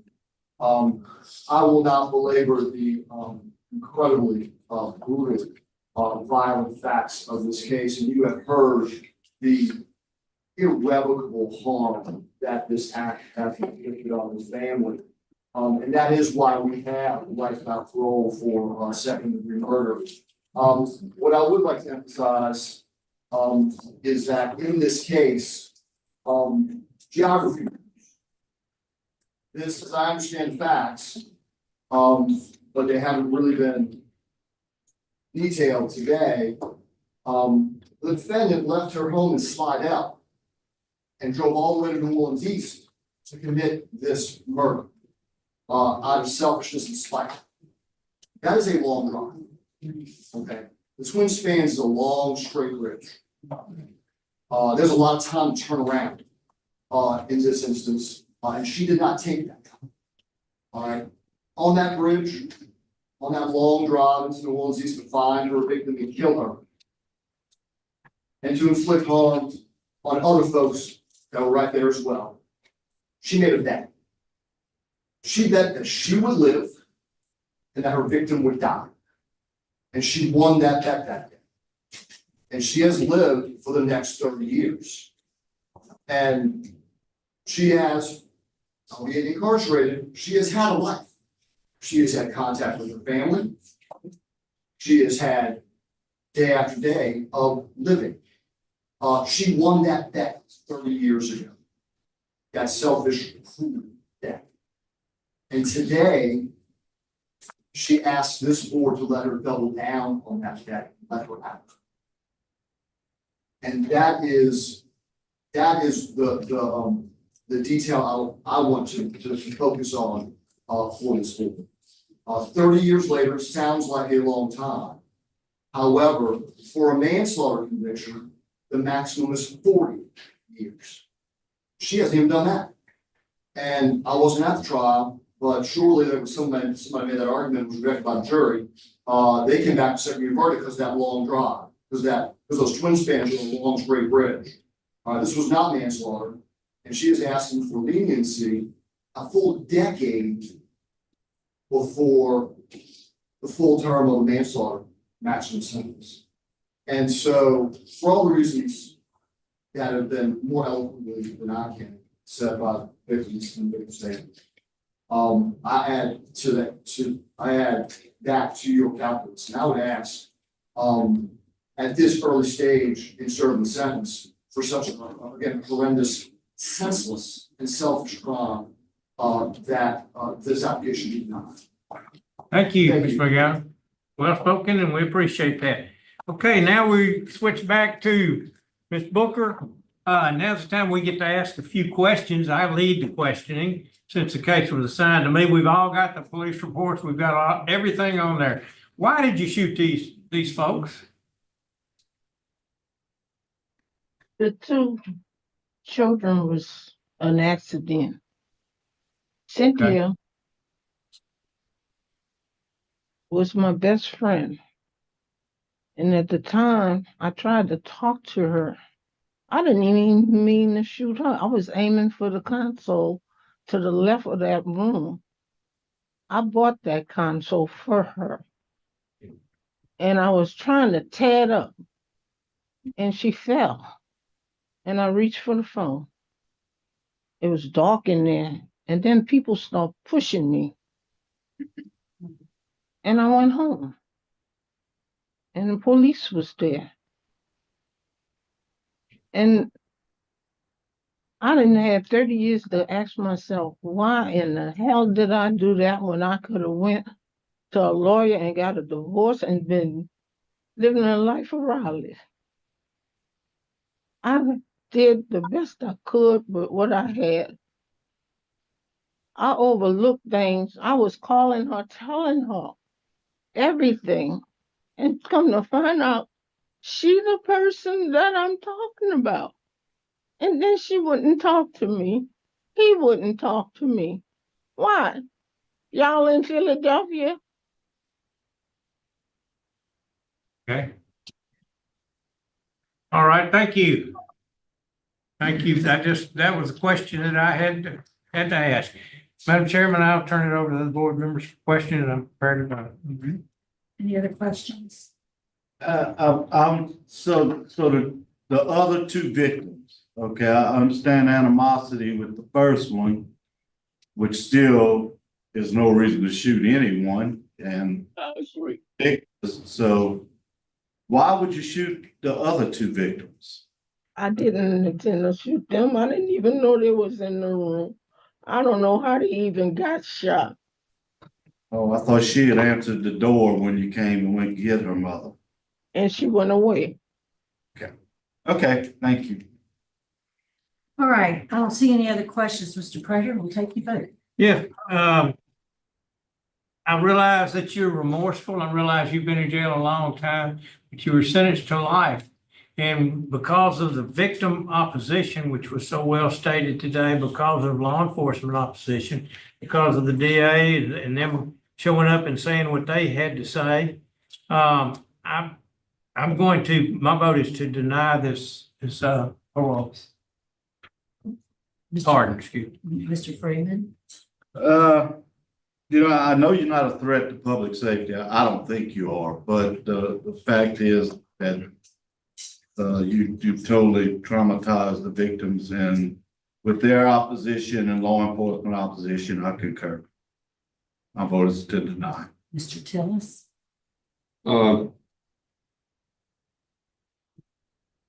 My vote today is going to be to grant commutation of sentence for the 99 years.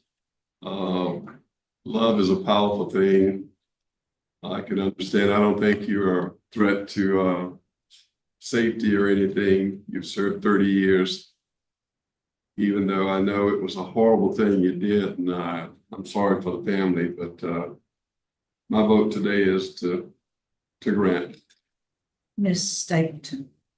My vote today is going to be denied based upon the victim's opposition, one being deceased and the daughter still suffering from the crime, and possibly the young man too.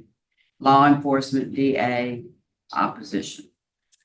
All right, Ms. Booker, as you know, it takes 4 favorable votes for any favorable outcome today. You didn't get that today.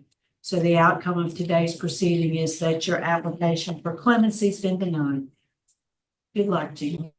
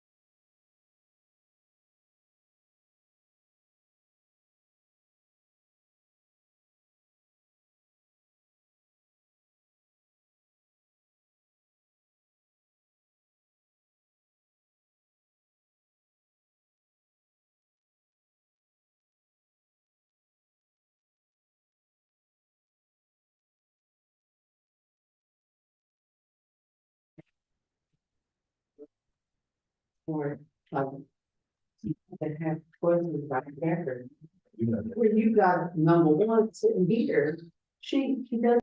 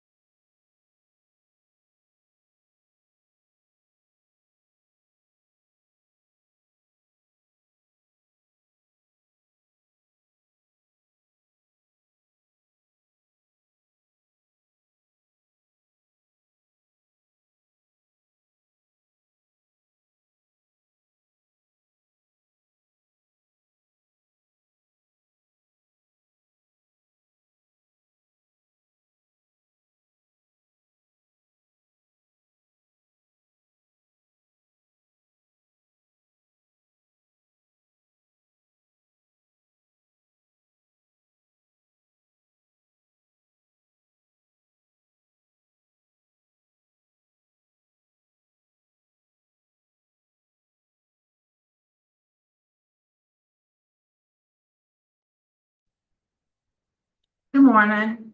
The pardon board is now at Hunt Correctional Center in St. Gabriel. Warden, would you and any staff in the room with you introduce yourself for the record, please? Be on mute. Y'all are on mute still.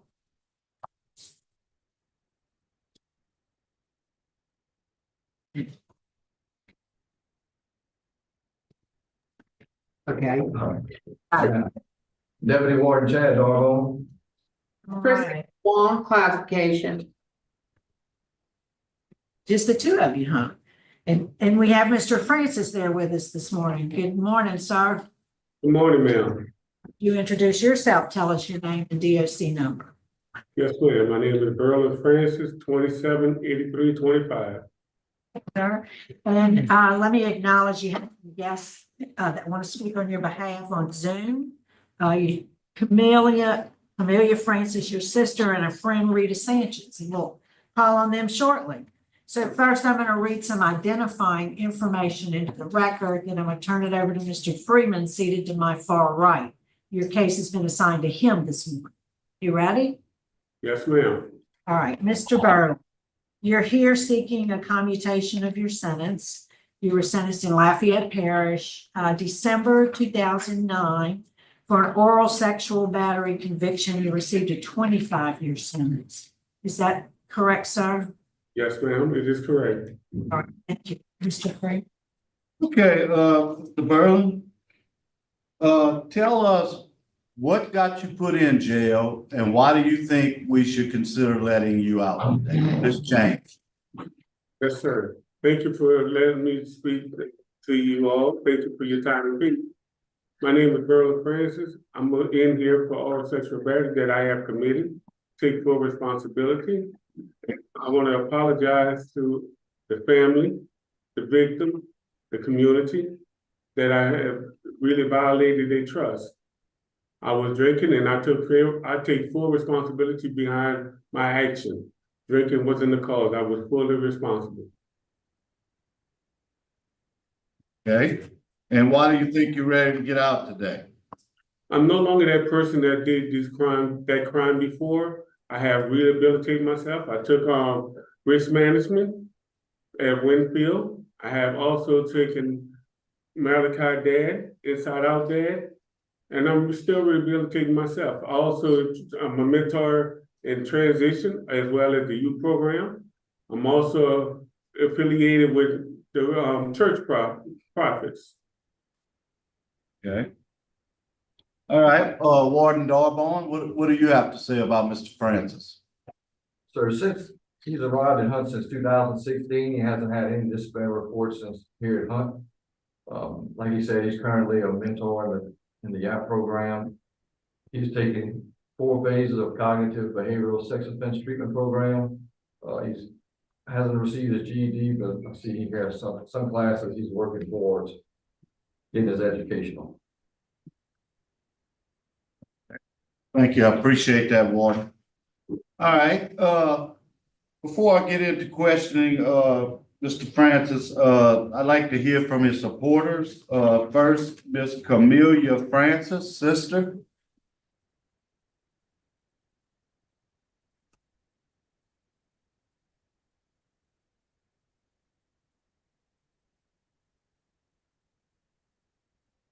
She in? They're trying to get in now.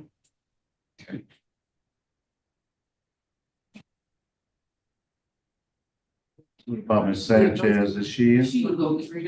Miss Reed. Hello?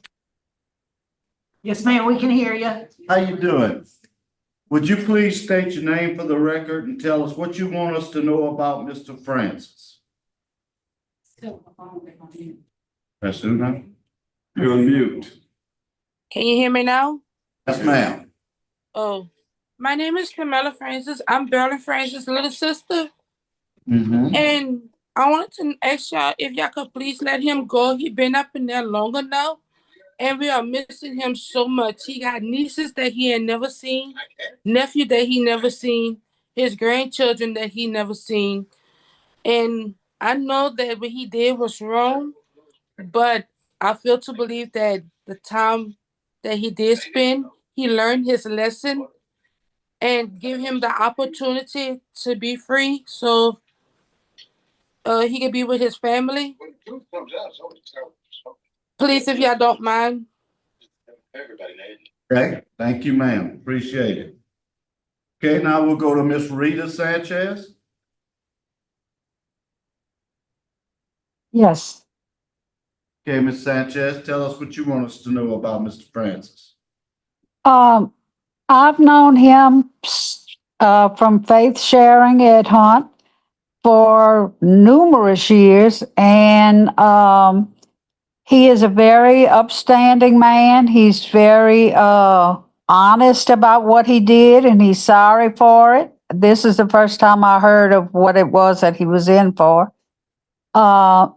He attends faith sharing faithfully every week.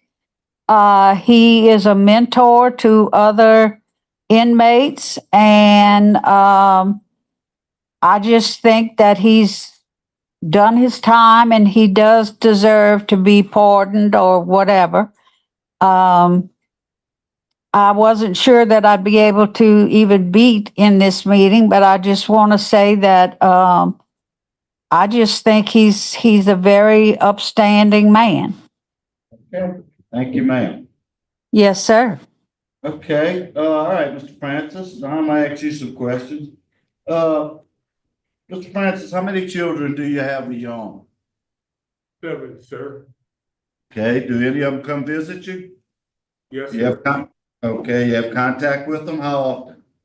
I have my daughter. She comes when I want her, when she's available. I have a son right now that's incarcerated. I'm working with him to get his mind right. And my other kids, when they can get the chance to come, they will come. Okay. Next, at first in your statement, you stated that you thought it was your wife. Are you still sticking to that story, or have you now changed and fully admit to the charges? Sir, I take full responsibility for my charge, and the only time we communicate is based on the kids only. Okay. Yeah, and I'm gonna tell you what really concerns me, Mr. Francis, is your record. I mean, you had a rape charge in 85, you had crime against nature in 86, you had another rape charge in 92, a manslaughter charge, violating protective order. I mean, how can I be assured you never do this again? I mean, you have a record. Sir, thank you, sir. Back then, I was an idiot. I didn't know any better. Today, I sit down here, I'm no longer that person, sir. I have changed and realized the action that I have done was really stupid, selfish, and irresponsible. Gotcha. Okay, that's basically all the questions I have. Anybody else got any questions? I do. So in 1992, that was 20 counts of aggravated rape, right? Yes, ma'am. All dismissed. Okay, I get it. Tell me about sex offender treatment. Have you completed that program? Yes, ma'am. I took all 4 bases. When did you do that? I'm not showing it. Ma'am, it was at Winfield, and I want to say it was back in 2010 and 11. So I wonder why it's not showing up on the record I'm looking at. Warden, do you have a record of it? He has done sex offender treatment. He did it at Winfield from 2011 to 2012. All right, thank you. Any other? Thank you. What are your plans if released? Sir, my plan is I'm going back offshore, and I also have a job with electronics service. Are you going back to the same community? No, sir. I have no intention of going back. Okay, I have no more questions. I got one. This charge here, you were 40 years old and the person was 8 years old. Yes, ma'am. talking about. So, and then you have many more charges all in the realm of rape and different things like that. So, like Ms. Renata pointed out, that wasn't for one situation, it was 20 counts. So, and then 20 counts of ag rape and then 20 counts of molestation. So that was just that one particular incident. So myself, I consider you a danger to society. May I please address about that situation? I understand the concern that you would have. That was back then when I was dating a drug addict. And when they found out the truth, the charges was dropped on my behalf after many investigations. So I'm no longer that person. So you're saying, how many times did it happen back then? This incident, how many times? With that particular person, that was only one time. And she got a disease from it. Yes, ma'am. Okay. Just checking. All right, I think we're ready to vote, Mr. Freeman. Can I say something, please? No, we're ready to proceed, Mr. Freeman. Okay, due to his significant criminal history and victim opposition, my vote is to deny. Mr. Tillis, My vote also is to deny. Mrs. Stapleton, I agree. Significant criminal history, victim opposition, and danger to society. My vote is to deny. Mr. Prater. My vote's to deny, victim opposition, criminal record, and law enforcement opposition. All right, Mr. Francis, today your application for clemency has been denied, sir. Good luck to you. Can I ask the board something, please? Thank you.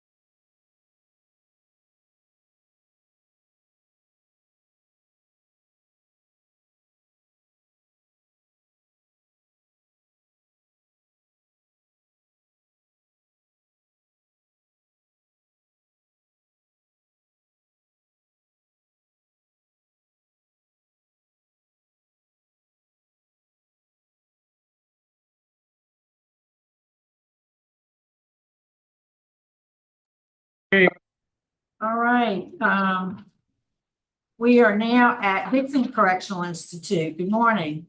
Would the staff there at Dixon please introduce yourself for the record? Hello, good morning. I'm Assistant Warden Rick Williams. Donald Cavalier, classification. Curtis Thurman, Mental Health. That's it. All right, well, thank you. And we have before us Travis. Travis, would you introduce yourself for the record, sir? Let them out. Travis Morris. 45902. All right, yes, sir.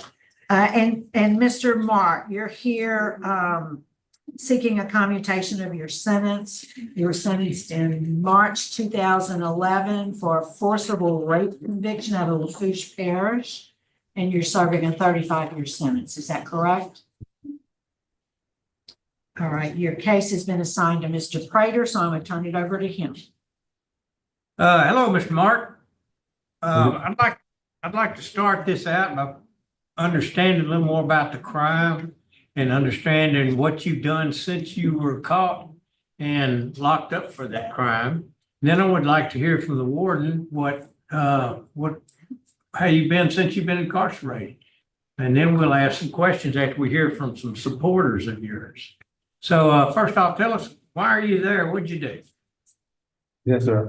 Travis Martin, I was convicted of forcible rape, March 2011, and the girl, it was a lady name was Tanisha Tillman, and I came home one night drunk and we had sex in the living room, and one time in the hallway by the washing machine. She ended up getting pregnant. Okay. All right, we'll ask some questions later then and get a little more in depth. Warden, would you tell us what his record's like and how you've been since you've been incarcerated? Yes, sir. President Martin been here at DCI since 2019, September 3rd, 2019. And since his incarceration here at Dixon Correction, he only received one low court write-up, and that was back in December 18th, 2017, which, like I said, which is a Rule 4, which is a low court write-up, a disobedient write-up. And long as I've been knowing Travis ever since he's been here, he's never been one that, gave problems. He pretty much always been quiet and he's been to himself. So overall, he actually been well-rounded individual since he's been incarcerated here at DCI. Okay. Thank you, sir. We appreciate that. Well, we'll move on to those that want to say something in support of this request for a pardon. First one is going to be Miss Lydia Gwynn. Your mother would like to speak to us. Miss Gwynn? My name is, I want to speak on behalf of my son, Travis. Travis, with deep love and sincere hope, I respect and ask you to consider granting him the opportunity to come home. As his mother, I have watched Travis grow now, not only older during his time of incarceration, but wiser, more faithful, and more committed to living a life of purpose. While incarcerated, he has worked hard to better himself. He has continued his education and answered a higher calling by becoming a pastor. He now spends his time preaching and teaching the gospel, encouraging others to change their lives and walk a better path. I am so proud of the man he has become today. I also am proud of him getting his Associates of Arts in Religious Service at Cornerstone University, his faith-based spiritual growth certificate at Providence Learning Center, his certificate of graduation at the School of Faith Bible Institution of Applied Faith, his certificate of achievement and Bachelor of Arts in Religious Studies. He is now also a dome rep. As his mother, I have watched him grow, not only during his time of incarceration, but wiser and more faithful. Our family misses him more than words could say. Travis now has grandchildren that he has not yet had the true chance to know and build memories with. His children and loved ones long for his presence, guidance, and his love. We stand ready to support Travis fully as he transitions back home and continues on this positive path. I also want to share my personal health situation. I am ill and depending on oxygen. Daily activity has become a difficulty for me. Having Travis home will make a tremendous difference in my life. His help around the house and simply having him near will bring me comfort, stability, and peace during the stage of my life. I truly believe Travis is ready to return to society as a changed man. He has grown spiritually, mentally, and emotionally. I believe he will be a positive influence, not only for our family, but for the community as well. His faith, his leadership, and life experience will allow him to guide others away from poor choices and toward a better future. I firmly believe that people can change and deserve a second chance when they have shown true growth. With all my heart, I believe my son Travis has done just that. So I thank you for your time, your consideration, and the work you've done in reviewing cases like my son. I am deeply grateful for the opportunity to share my plea. Thank you. Thank you. We appreciate those words. We sure do, and we'll take them into consideration. Miss Travanika Burns, the daughter. Ms. Burns, good Good morning. morning. My name is Travanika Burns, and I am here today to speak in full support of my father's pardon. Throughout the years of his incarceration, I have remained a constant active presence in my father's life. As his daughter, I have had a front row seat to a transformation that goes beyond just good behavior. Most notably, my father has dedicated his life to ministry and became a preacher while incarcerated. This isn't just a title. It represents the moral compass he has built and the responsibility he now feels to lead others toward the right path. In our many conversations, he hasn't made excuses. He has expressed deep remorse for the harm his past actions caused the victim and the community. While I cannot change the past, I know my father has spent his time in service to others to atone for it. He recognizes that the victim deserved better, and that realization is exactly what drove him to change his life so completely. I am here today because I want the board to know that my father would not be navigating his reentry alone. I am fully committed to being his primary support and his backup plan for residency. My home in Fort Worth is open to him, providing a safe, structured, and drug-free environment.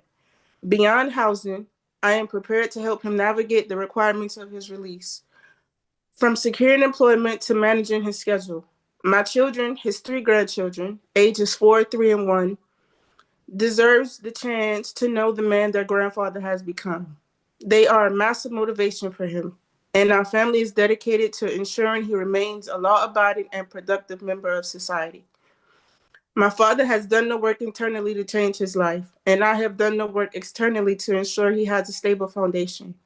I respectfully ask that you grant him this opportunity for a second chance. Thank you. Thank you for those words, and we'll certainly consider those. All right, Mr. Irvin Brown, your pastor, Mr. Pastor Brown.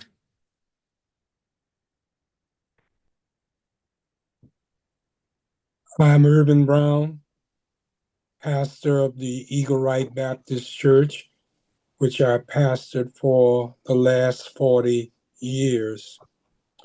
I've served Travis's family during those 40 years, and they are a remarkable people of God. I believe that Brother Travis Mort has really changed. He has demonstrated the drastic change that he has made by doing 2 things. One, he has accepted Jesus Christ as his Savior and Lord. The book of 2 Corinthians chapter 5, verse 17 says, "Therefore, if any man be in Christ, he is a new creature. Old things are passed away. Behold, all things are become new." Brother Mort has not just undergone a reformation by being incarcerated, but he has undergone a complete transformation by the Lord Jesus Christ. His old lifestyle has passed away, and he is completely dedicated to a new lifestyle in Christ. 2, Brother Mort has demonstrated the great change that he has made by accepting the call to preach the gospel of Jesus Christ. Those persons who preach the gospel like me must demonstrate that they have changed their lifestyle before others on a daily basis. The persons that Brother Mort preaches to must see a change in his lifestyle on a daily basis. If he does not demonstrate that change, they will not listen to him as he preaches, and they will refuse to hear him. The fact that Brother Mort can stand before others and preach the gospel of Jesus Christ is a true testimony that he has been transformed by the Lord. And if you note, I keep using the word transform to impress upon you that Brother Mort cannot and will not go back to the behavior which resulted in his confinement. We at the Eagle Right Baptist Church and the citizens of Gray, Louisiana can use a person like Brother Travis Mort. We can use them to help mentor other young men in our community and in our church. We can use them to help to teach our Bible studies and our Sunday school. We can use them to do preaching within the church.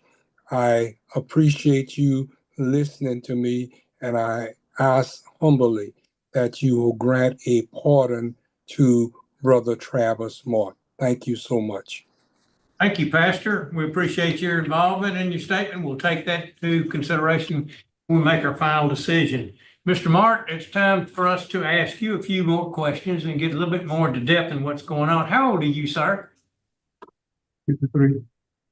Okay, how old were you at the time of having sex with your 12-year-old stepdaughter? 37. How old? 37, sir. Okay, 37. That's pretty old. Pretty old. That kind of bothers me a little bit. And what was your sentence? How many years? 35, sir. Okay. And you served about 17 of them? 17, yes, sir. Right about half of your sentence, correct? Yes. Okay.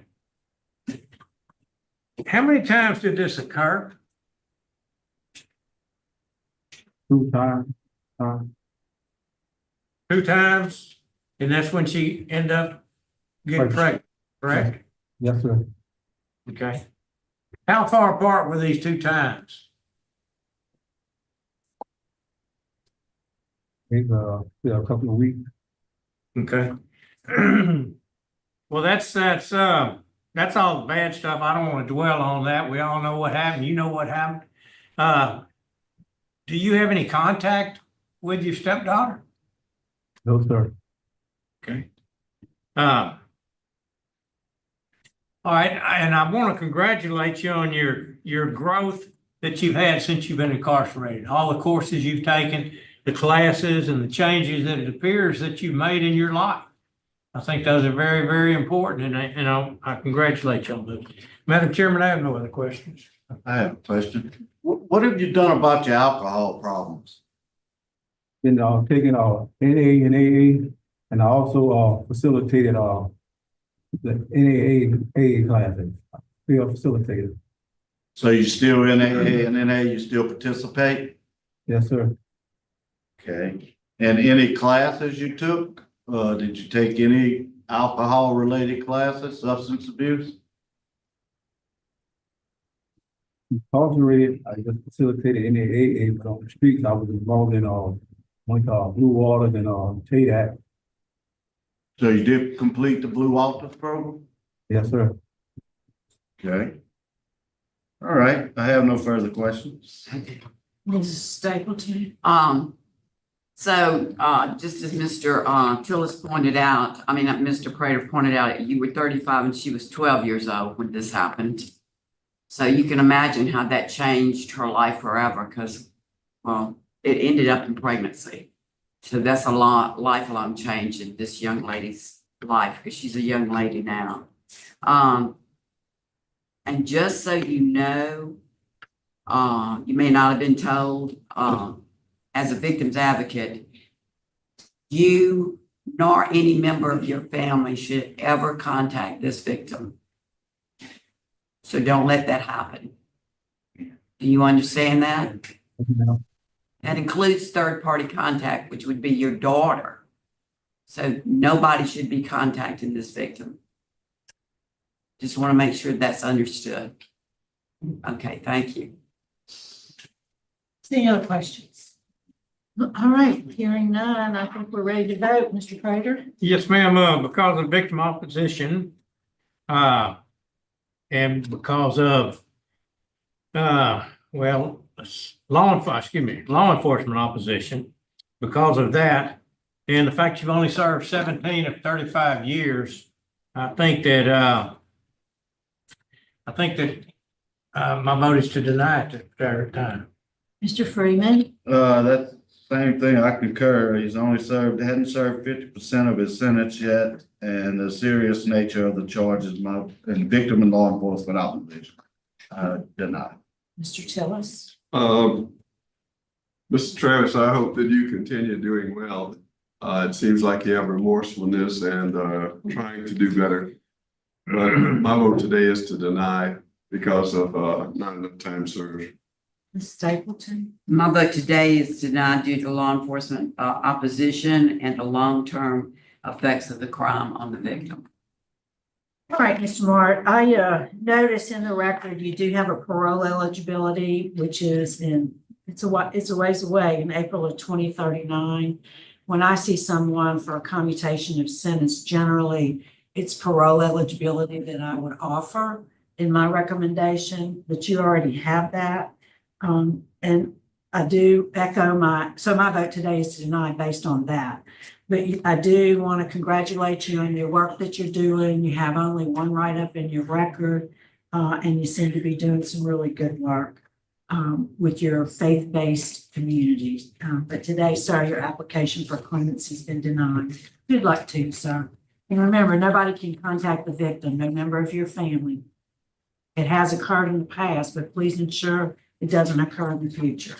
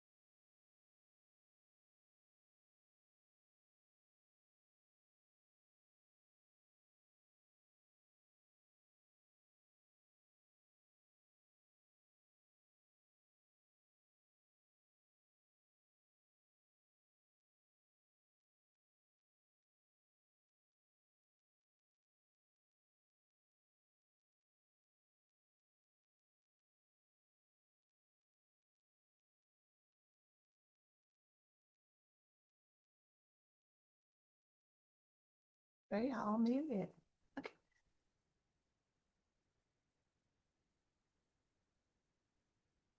Don't look like him there. What's going on? What's wrong? I don't know. They are all muted. Yeah, because they haven't started yet. Okay.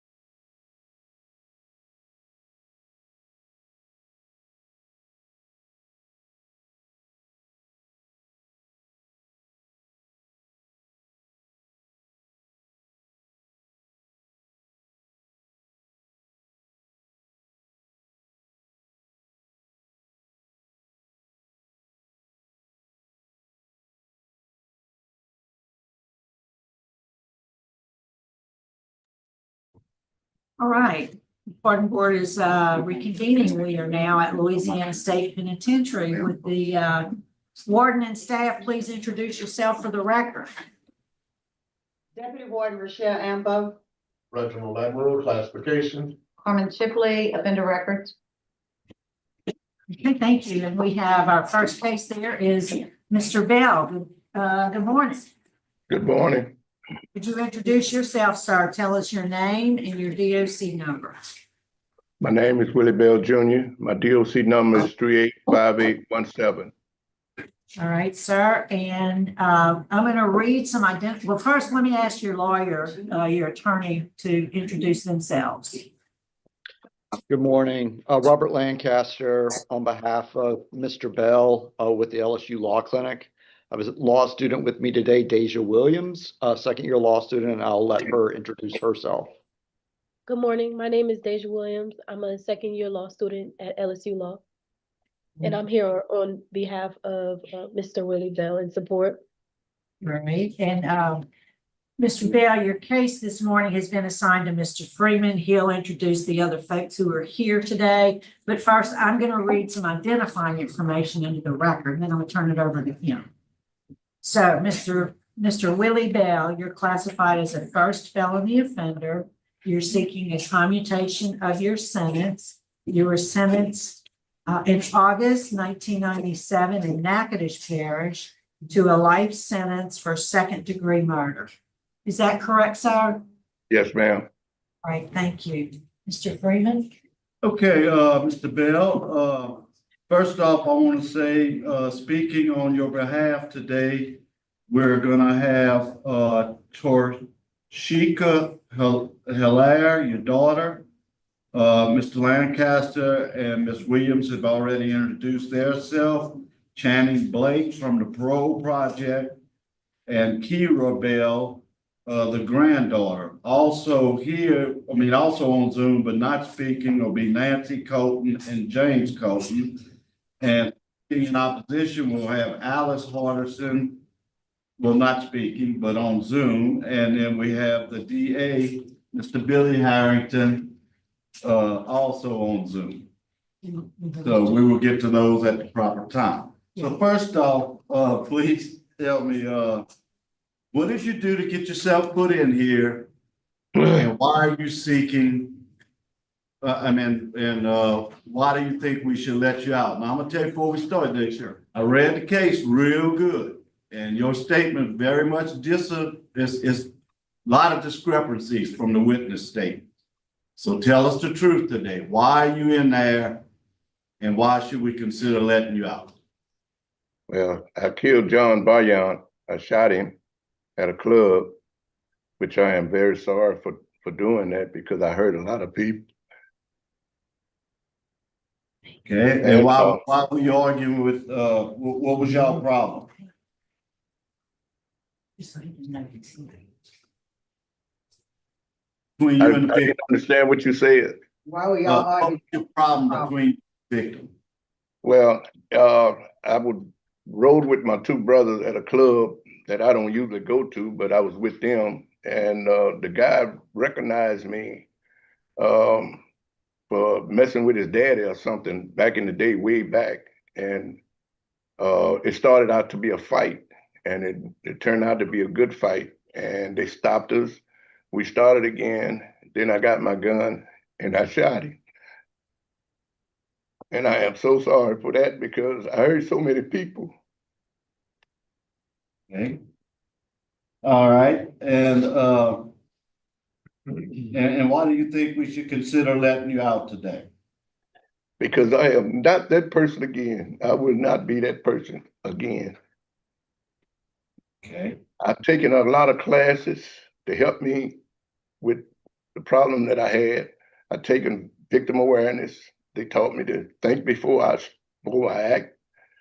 I took thinking for a change. They taught me the same. Substance abuse and 100 hours anger management. And I'm just totally sorry for what I've done. Okay. And I'm not that person. Okay. I'm gonna have some other questions for you at the proper time, so, we're gonna move on now, and hear from the warden. Warden, what do you have to say about Mr. Bell? Mr. Bell is a medium custody offender. He has a no duty, job status right now. He had a total of 8 DD reports, his last report being January 24th of 2016, and it was for a Rule 11 and a Rule 1. As far as I know, of knowing Mr. Bell, he followed institutional rules. He had a positive work ethic when he was working, and he has respect for authority here. Okay, thank you very much, Ms. Ambo. I appreciate it. Warden. You're welcome. Okay, all right, so now we're gonna go on and we'll hear from the people that are here on your behalf. First, we'll hear from Torshika Hilaire. I hope I pronounced your name right. My name is Torshika Hilaire. I'm Willie Bell's daughter. I just want to take this time out, sir. Okay, tell us what you want us to know about your dad. Before he came in here, he was a force to be reckoned with, to where nobody really just wanted to be bothered. But since he's been incarcerated here, I've seen a major change in my father. And I apologize from the pit of my heart for what he did to the Young family. But what I'm seeing now is not the man that I seen 30 years ago. My daddy has been through anger management classes. The first 10 years when he was here, I didn't come visit him because I was angry with him because of what happened. And since I started coming back to see my daddy, the bond that we didn't have, we have that. And I just want him home because I have kids that never got a chance to meet him, that they're meeting him in here.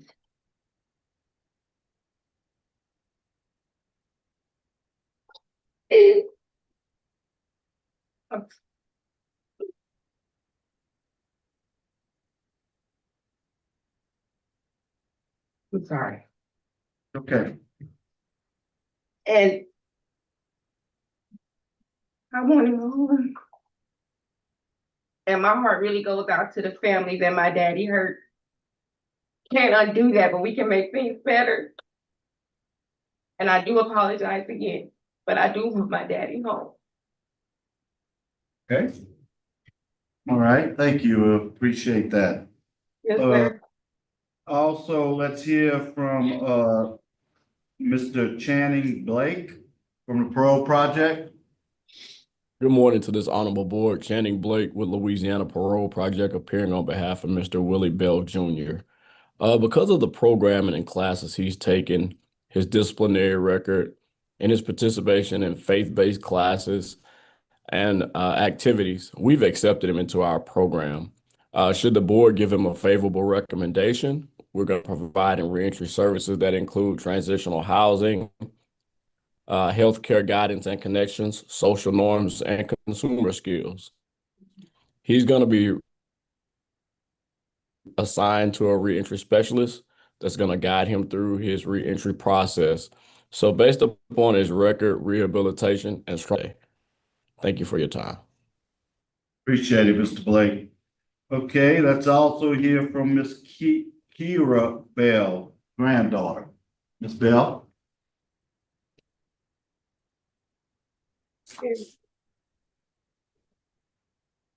Hey, my name's Kiera Bell, and I can't speak on the stuff that my papa did before me, but I can speak on the man that he has showed me that he is.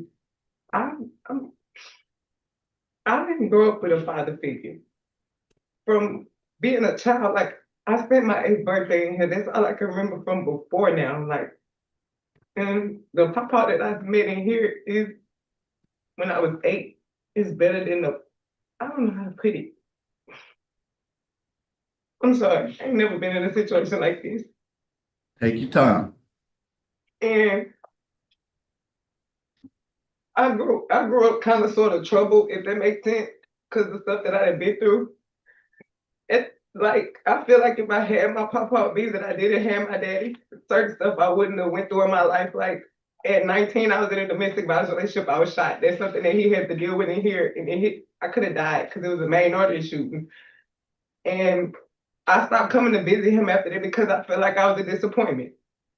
I just started back visiting my papa. I'm 25. I had my first baby at 23. My daughter's 1 now. And when I found out I was pregnant, my mama didn't quite accept it until she talked to her dad. And when she talked to her dad, it made her be a better mom to me. My daughter fixed our relationship, and I feel like our relationship was at fault because she didn't have that from her dad. Like she didn't learn the nurturing and the loving that she needed from her dad. So she couldn't give that to me. And the man that my papa is today is not the man that I hear people talk about that he used to be because I don't see that. And I feel like that he deserves a second chance because of the fact that he did take the time out to change. He did take the time to rehabilitate himself. He did take the time to realize and take accountability for what he did that was wrong. And I feel like that once you take accountability, that you've done everything that you can on your end to change what you know that you did that you was wrong for. And with that being said, my papa has been my biggest support from the first day finding out that I was pregnant to me going into labor, my pregnancy, my whole pregnancy. He has pictures from every month from my pregnancy that I came and seen him all the way up until my daughter literally just left before we came in here for the board hearing. And my baby don't have a dad. All she knows is my papa. And I feel like that it was stripping away from my mama. The opportunity was stripping away from me. And he's in a wheelchair. He don't have much time really left because he's of age. And I want my daughter to be able to at least have a bond with him. And he don't pass away in this place. Yes. Thank you, ma'am. Appreciate it. Okay, Mr. Lancaster and Ms. Week. Good morning to this honorable board. My name is Deja Williams. I'm a second-year law student appearing today under the supervision of Professor Robert Lancaster of the LSU Law Parole and Reentry Clinic. With the board's permission, I would like to offer a statement on behalf of Mr. Willie Bell today. When you are looking at Mr. Bell today, he is not the same man who walked in here 29 years ago. Age has changed him, his health has changed him, but most importantly, reflection and remorse has changed him. He knows he took a life that had meaning and he carries that with him every day. What stands out about Mr. Bell is how he spent his time while serving his sentence. His life inside has been quiet, structured, and reflective. He moves through the facility in a wheelchair. His world is smaller and his days are slower. He spends much of his time reading, sitting with his thoughts, and reflecting on the choices that brought him here, that tore 2 families apart. I've had numerous conversations and visits with Mr. Bell, and he shared what stuck with him the most from the programs. In victim awareness, Mr. Bell sat with the severity and trauma of violence on families, communities, and children. This had brought him back to the Beyond family specifically, to what they lost and what he took. He was made to understand that this was just a moment in his life, but a permanent loss in someone else's. Through substance abuse programming like Living in Balance, Mr. Bell faced how alcohol shaped his decision-making in ways he had never acknowledged before. Now he has come to understand its role in the night of the offense and his life in general. Cage Your Rage taught him to breathe, to pause, and think before reacting. Reflecting on the night of the offense, days after a work injury, was a man of pain, uncertainty, grieving his limitations, and drinking. Mixed with those feelings, you understand why these lessons were important. He needed them then, and he has them now. Per the staff, they describe him as someone who follows rules, respects authority, and cooperates fully consistently. Mr. Bell comes before this board with no write-ups in 10 years. If recommended, Mr. Bell is not walking into uncertainty. He has a re-entry plan with the Louisiana Parole Project and in place where he will continue what he's already doing, which is living quietly, in addition to spending time with his family and maintaining the structure he has successfully built over the decades. His family is present, ready, and prepared to support and care for him. The man who once acted in anger now lives a life of patience, restraint, and humility. What the record shows through nearly 3 decades of programming, compliance, and accountability is a man who has spent every year since that night trying to become someone better. He is asking the board to see who he has become as someone that's worthy of a second chance. And we respectfully request commutation of Mr. Bell's life sentence. Thank you. Thank you. Very well done. Okay,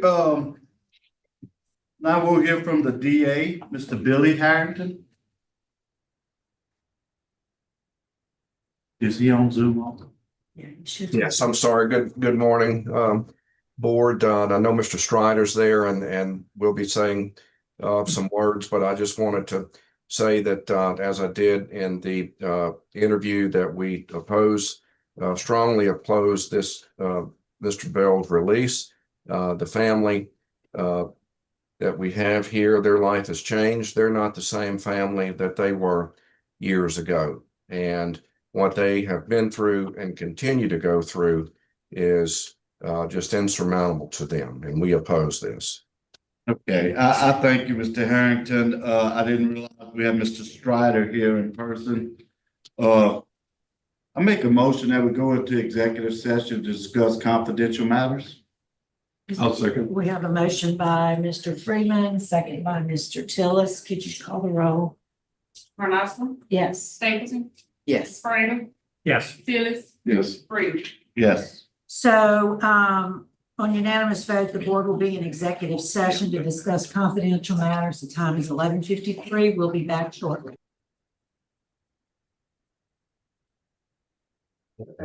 Word, anybody? Lisa.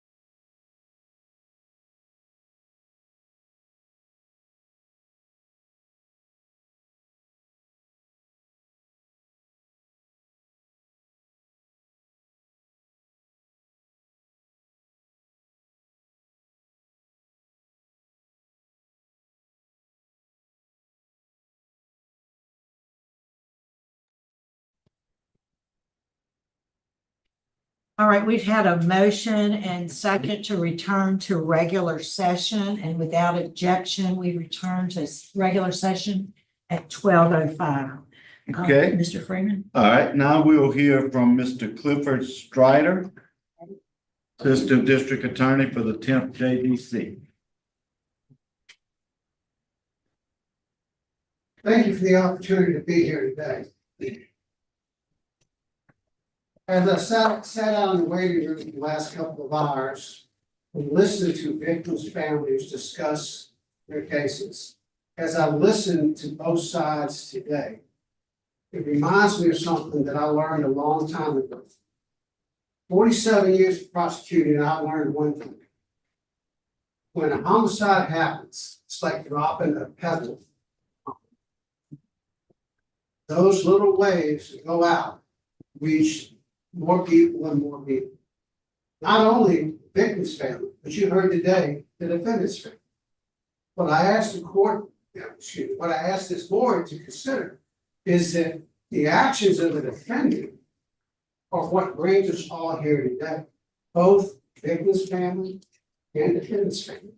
Those are the waves that come out from that little pebble, and they continue going on.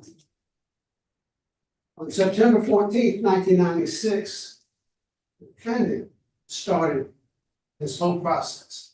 He dropped that pebble in the pond, and he's affected so many lives, and he will continue affecting those lives. But what I ask you today to do is focus on the victim, focus on the victim's family. The defendant has been provided every protection under the constitutions of this state and this nation, and every protection of the laws of this state. He went through a trial. 12 individuals found him guilty and made him responsible for this crime. I understand he was the first defendant, but I reviewed his clemency board report. He had several arrests for this. Don't know what the results were. Obviously, they weren't convictions, but he's not the first time he's been in the criminal justice system. Focus on the victims.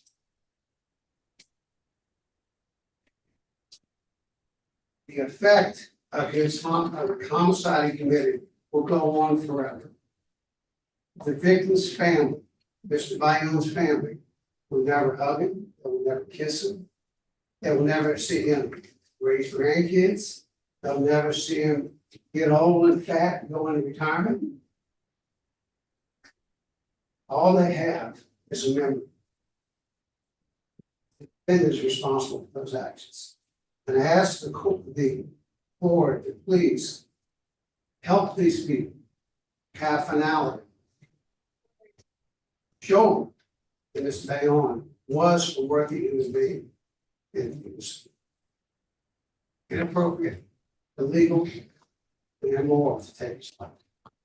I ask this board to please deny his application. Thank you. Thank you. Appreciate it. Okay, Mr. Bell, let's get back to you. Your health, how is his health? How is your health? My health? Yes, sir. I had recently I had a triple bypass, and 25, and I had a artery surgery in 2017, and in 21 I had a back surgery. I got 2 rods and 6 screws in my back. Fine to that wheelchair, or can you walk? Sir? Can you walk? Can you get around No, on sir. your own? No, sir.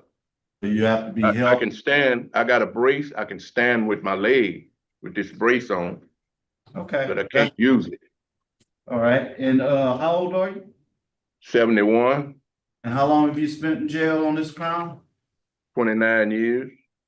Okay. Tell me, what was that Rule 1 violation in 2016? What was it? Well, they got it as a Rule 1, but I was issued a walking cane because I had to, before I had this back surgery, I had to have something to help me walk because my back was going out and I would fall. So I hit a guy with the cane, and they used it as a contraband, which is it's not a contraband. They just I don't know why they put it on there, but they used it as a contraband. Okay. So it wasn't drugs or anything. That's what I was trying to see. It wasn't what now, sir? Drugs. No, sir. It wasn't drugs. It was just a misunderstanding between two inmates. Okay, okay. All right, and I see back in what was it, 1989, you had another second-degree murder charge. What happened to that charge? What did they allege? It was justifiable homicide. Okay, so that was okay. All right. And so you did not really even know your victim. You just you had an argument with his father, you said? Yes, sir. Okay. Well, why do you, I mean, I know it was in the heat of the circumstance, but why did you stop after you had, obviously y'all had beat him up and he wasn't no longer a threat? Why did you shoot him? It started all over again. Started And that's all when over. I got my gun and shot him. Okay, that doesn't really agree with what the witnesses said. They said, no, don't shoot him because he was down already and that you walked up and shot him. So you're saying the fight was getting ready to start up again? Yes. All right, I have no further questions. One question, did you go to the car or truck and get your gun and come back and shoot him? Yes, sir.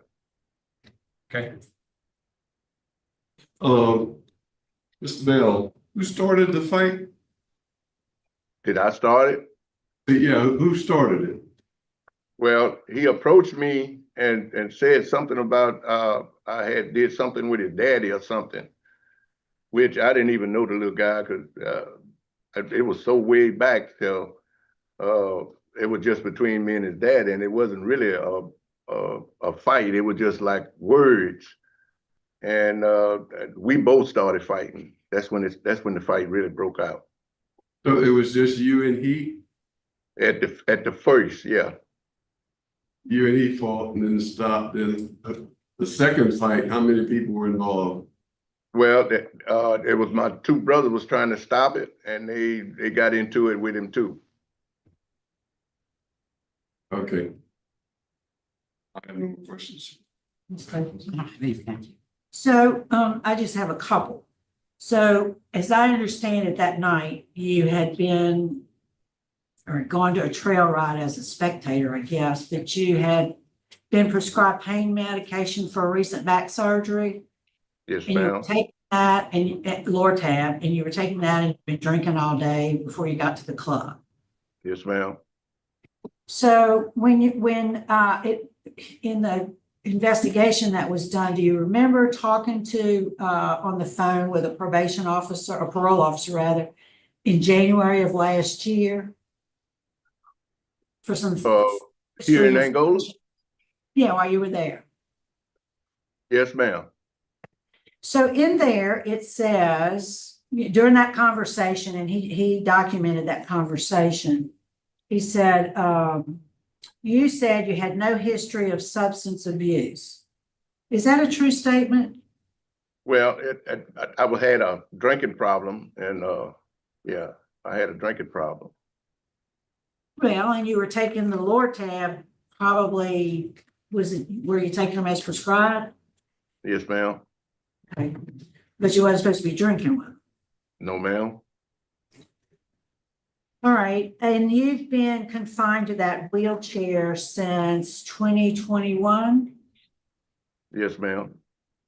Okay, and how long have you been incarcerated? Remind me. 29 years. So it'll be 30 years. It'll be 30 years, July the 22nd. Okay, so when you got into this altercation, you were already having some back issues. Or Yes, health ma'am. I had issues. just got out the hospital. Okay, all right. For the write-up in 2016, you said, and you indicated during this particular altercation that we're talking about today that happened almost 30 years ago, that it was, you didn't know the guy, maybe it was a misunderstanding, and that's kind of how you described your write-up in 2016, when there was a misunderstanding between two inmates, and then you struck him with your cane. Yeah, he was throwing out threats. And in prison, I'm not saying I should have did it, I shouldn't have. But in prison, stuff like that is kind of regular. And you can't really take a chance on somebody threatening you like that unless you react. And if you don't respond to it, it go further and it cause more damage. All right. Well, thank you for that information. I don't have any other questions. Are we prepared to vote, Mr. Freeman? Yes, ma'am. Okay, Mr. Bell, you served 30 years and for a second-degree murder in which you freely admit that you went back to the truck to get the gun. Witnesses said that he was no longer a threat, and they even holler at you, don't shoot him, but you shot him anyway. My vote today is going to be to deny due to law enforcement opposition, serious nature of the offense. Mr. Tillis? Mr. Bell, my vote today is going to be to grant CTC to 99 years. Mrs. Stapleton?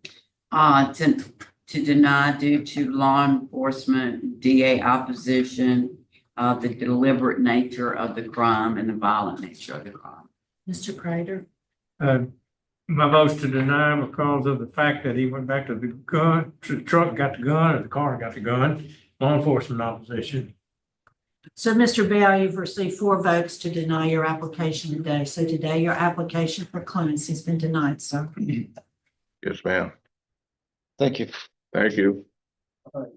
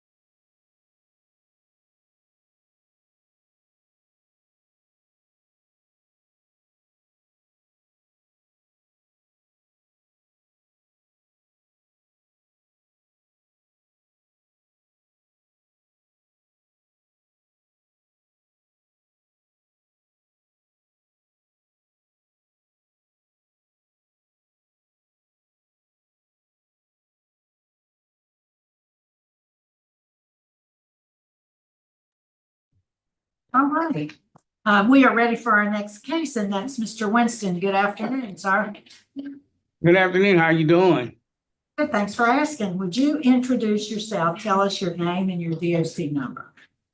My name is Danny Winston. My DOC number is 456197. All right. Yes, sir. And I'd like to ask your counsel to introduce themselves, please. Good morning, Board. Adrienne Hutchison, attorney with the LSU Law Parole and Reentry Clinic, counsel for Mr. Danny Winston. I'm here with second-year law student Nikki Nobile, who is prepared to speak when the board deems appropriate. Thank you. And so, Mr. Winston, I'm going to read some identifying information into the record, then I'm going to turn it over to Mr. Prater. Your case has been assigned to him this afternoon. Yes, ma'am. All right, Mr. Winston, you're here today seeking a commutation of your life sentence. You were sentenced in St. John the Baptist Parish, July 2002, to a life sentence for second-degree murder. Is that information correct? Yes, ma'am. All right, thank you, Mr. Crater. Okay, Mr. Winston, good to see you this morning. I hope your day is going well. Thank you for asking. Yes, sir. What I'd like to do to begin with is I want you to tell me what you did, why you did it, and what you've done since being incarcerated for having done that. And then I'm going to ask the warden to give us a little insight into how you've been since you've been incarcerated.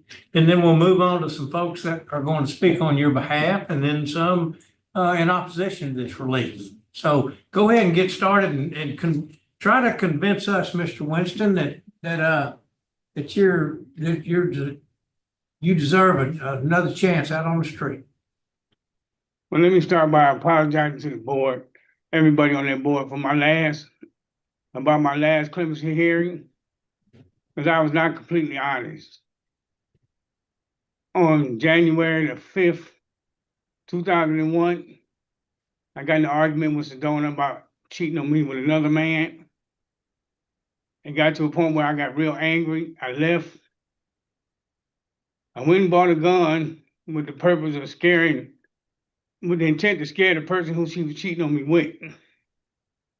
When I got back, later on we started arguing again. I got so angry that I lost control.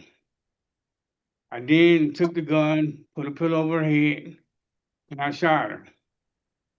I left the room, locked the door, and I told the kids, don't go in there, she's resting. I got in the car and I fled. I was dishonest because I was ashamed of what I had did. And I was scared and I thought I could run away from what I had did. Since being here, I've been an inmate minister for over 20 years. I've taken victim awareness. I've had thinking for a change, trauma healing. My job as a chaplain's clerk. My job is to make sure that people take care of their churches. What I want to say is that I was a bad person. I was selfish. I was angry. I was a jealous person. I was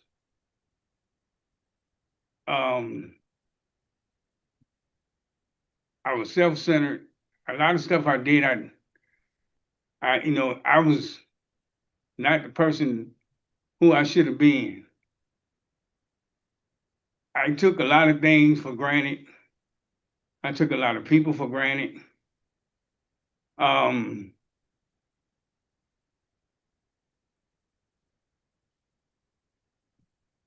been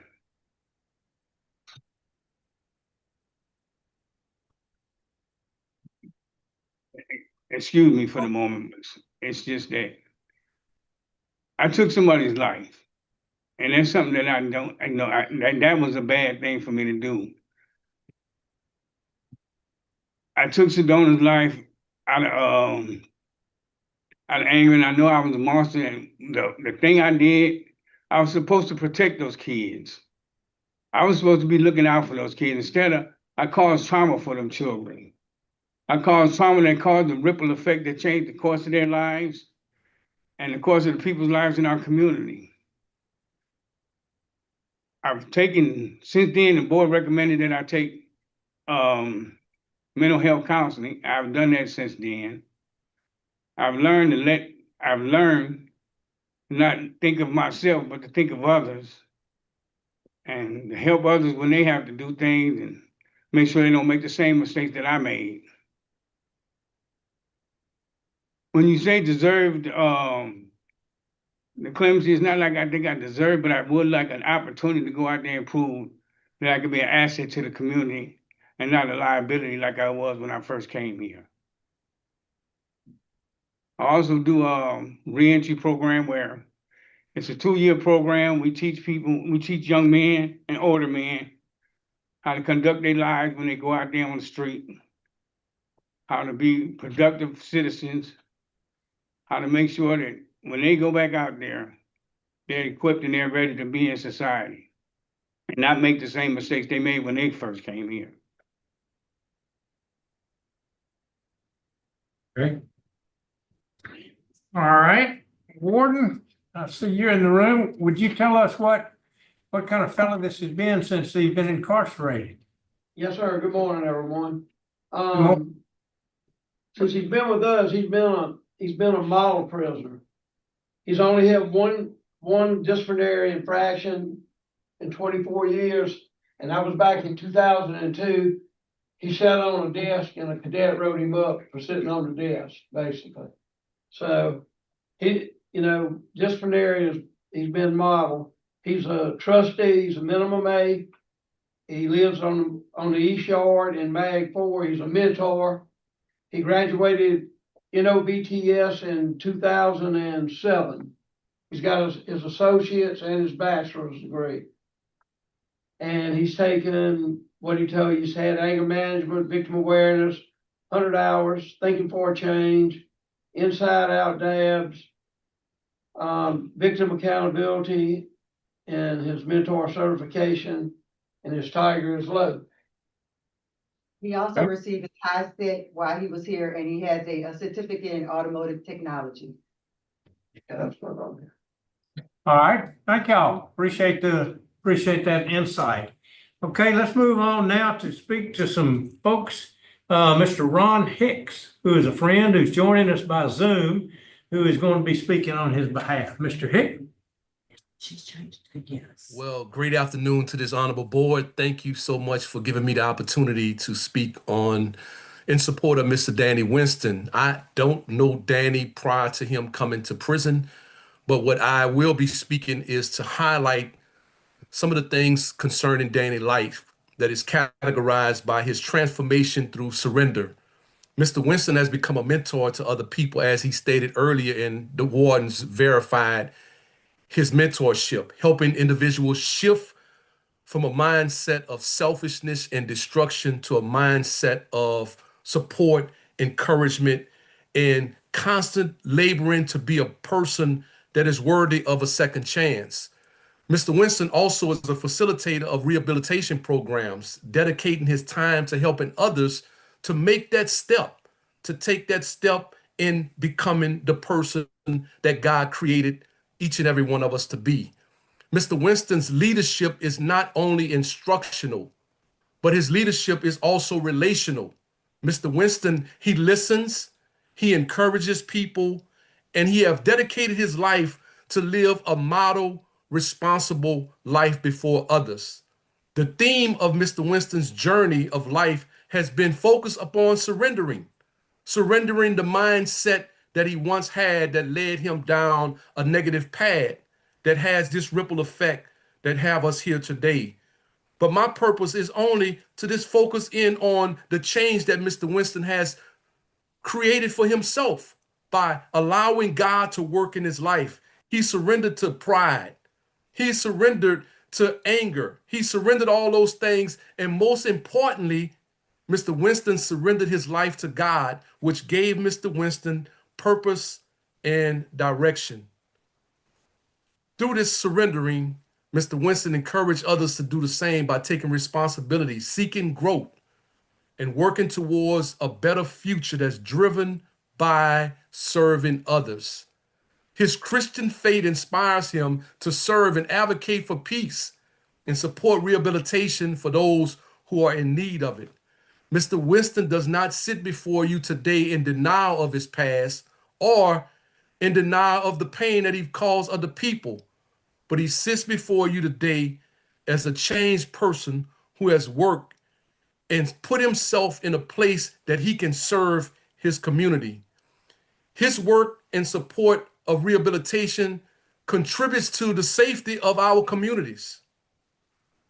It contributes to the strength of people that are on the verge of making that step like Mr. Winston has made in his life. Granting consideration to Mr. Winston acknowledged a genuine transformation in his life and his ongoing impact. My humble request to the board, this honorable board, is to grant Mr. Winston's application today. Thank you so much for your time and your service in consideration of Mr. Winston's application. And may God continue to bless you and your families. Thank you, Mr. Hicks. I always enjoy hearing from you, and we'll take that in consideration. Thank you very much. We'll move on to Cynthia Winston, the sister of Mr. Winston, and you have decided to talk to us. Is that correct, Ms. Winston? Yes. Okay, would you limit your remarks to just a couple of minutes and go ahead and start whenever you're ready? Thank you. I wanted to say that, growing up, we had, a rough life. We had a single mom, trying to raise, 9 children. There was no father figure in Danny's life. So, we didn't live in the best part, of the city. So, he was out there doing whatever. I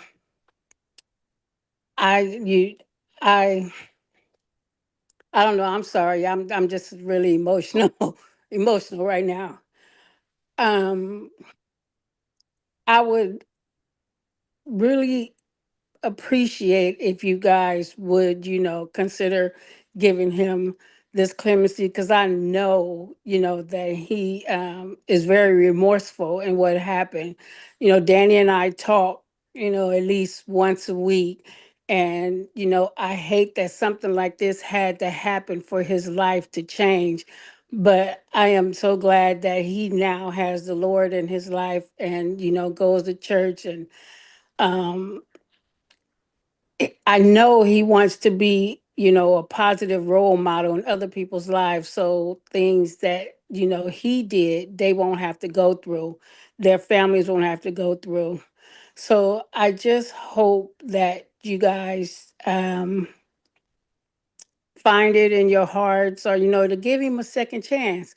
I think we all need a second chance in life. Sometimes we all mess up and we need that second chance.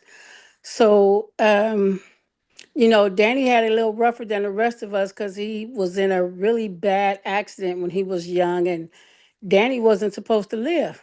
When they got him, he had his brains was laying out on the sidewalk. He has a plate in his head, and I hate that it took something like this for him to change his life and to, get into the God and the Lord. And basically, I just hope that you guys can give him a second chance. Thank you, Ms. you. We appreciate those words, and we will certainly take them to heart and take them seriously. Okay, let's see, we'll go to Channing Blake, and then we'll let Miss Nikki Noble wrap it up for us on the in favor of.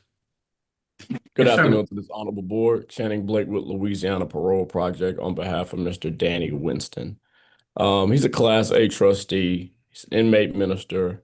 He's obtained his bachelor's degree. Because of his programming and his classes, as well as his disciplinary record, we've accepted him into our program.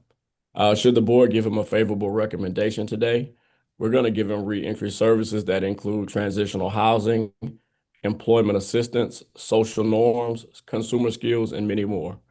He's also going to be assigned to a reentry specialist that's going to guide him through his reentry process. So based upon his record, his rehabilitation, and his support system, we ask that you grant him a favorable recommendation today. Thank you. Thank you, Mr. Blake. We appreciate that very much.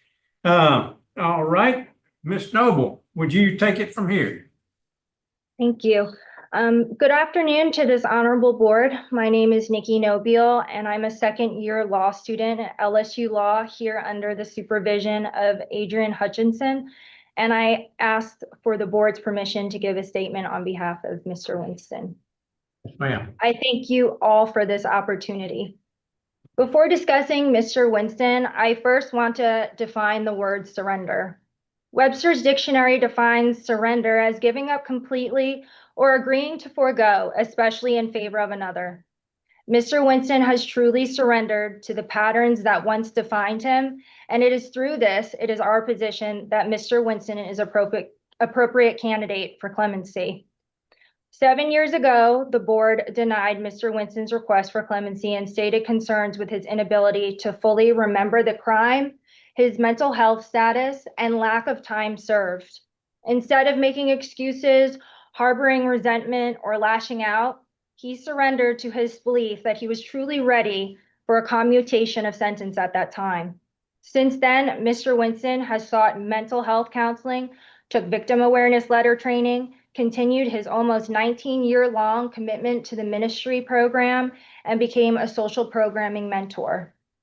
Through this process, he came to understand who he was at the time of the offense, which was a selfish, angry, and spiritually starved individual driven by power, greed, and ego.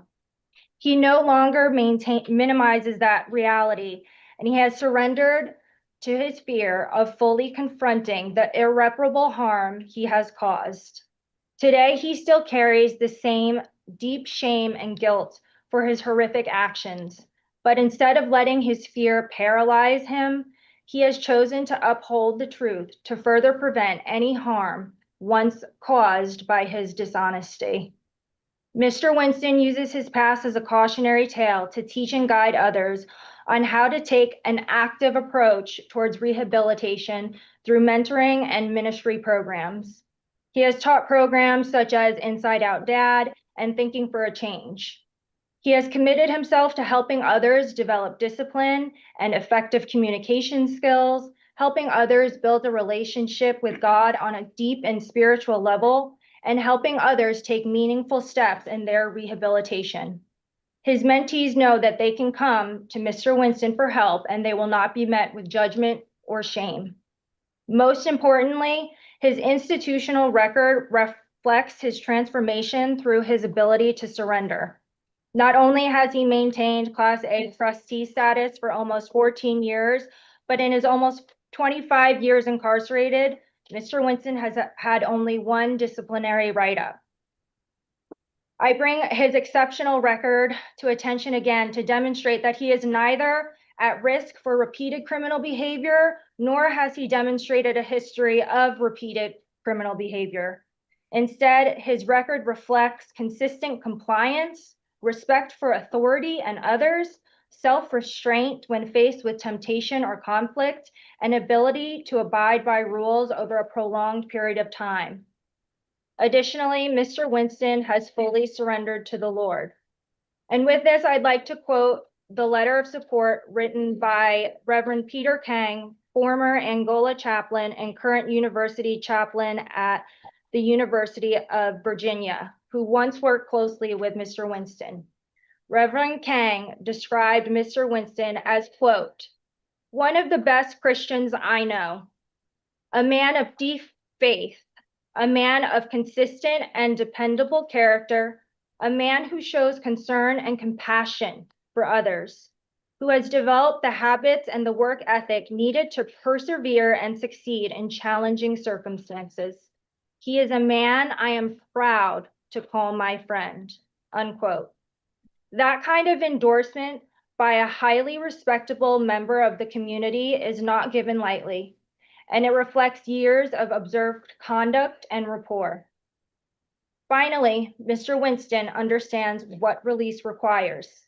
He understands that there are resources available to him and that success depends on his proactive engagement with them.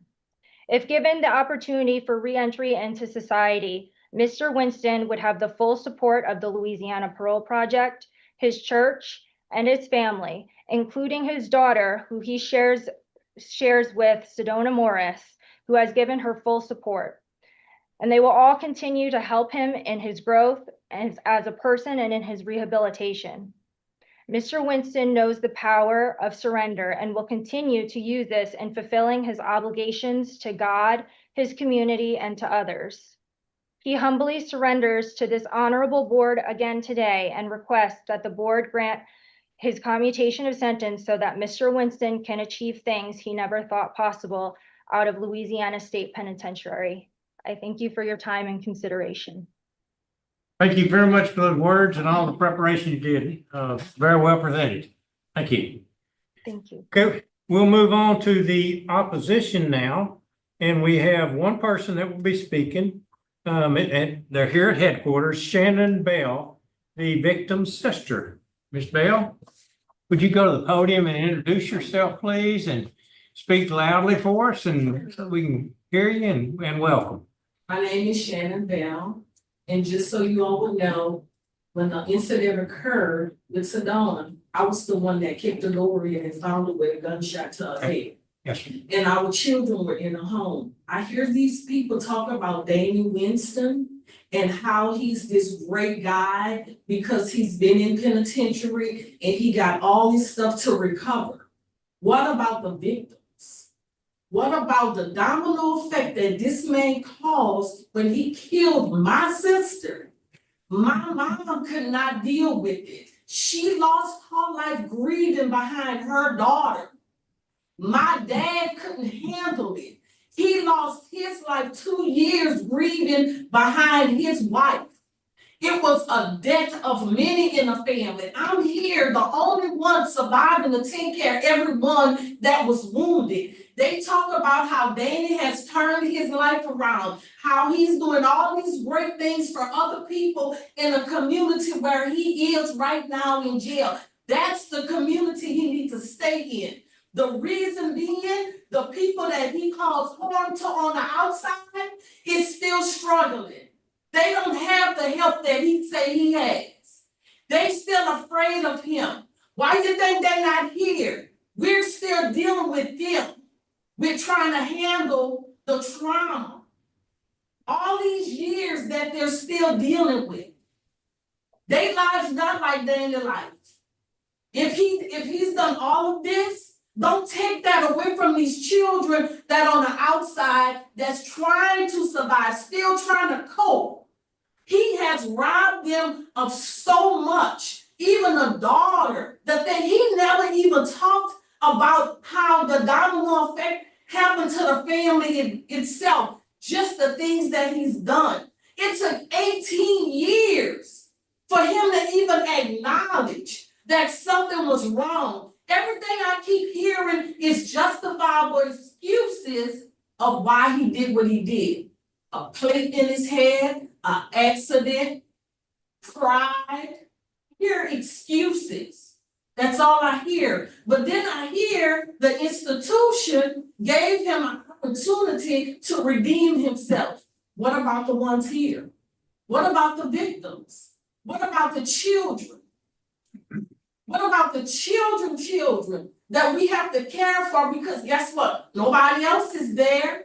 He took away the mom and the mother and the grandmother. He took that away from these grandchildren that'll never, ever see him. Ever. He took that away. And all he can say is, I'm sorry. I didn't even hear that. I just heard about the great things that he's doing in the institution for the community that he's built around him. That's the community he needs to continue to serve. Right now, I don't think he's ready to come out. Because if it took you 18 years to acknowledge you did it, what make me think it's going to take you 5 years to recover from it? Let's be honest with that. Thank you, ma'am. Well spoken, and we could hear you. And I'm sorry for the grief that you've gone through for all this time. Okay, Mr. Winston, it's time for the board to ask you some questions and to delve a little bit deeper into what occurred. I'm the lead questioner, you might call me, and I'd like to know, you went and bought a gun or got a gun. I assume you bought it. Is that correct? Yes, you are. Okay, and how long before the crime did you do that? When I found out that when I thought she was cheating on me, I bought a gun with the intent to go and scare him. Right, but how long before the crime was that? And it was like 7-8 hours. Okay, same day. Okay. Yes. I was just always curious about that. And when you went there, why did you shoot her? I mean, if it was intended to shoot him or to scare him, excuse me, if you were intended to scare him, why did you shoot her?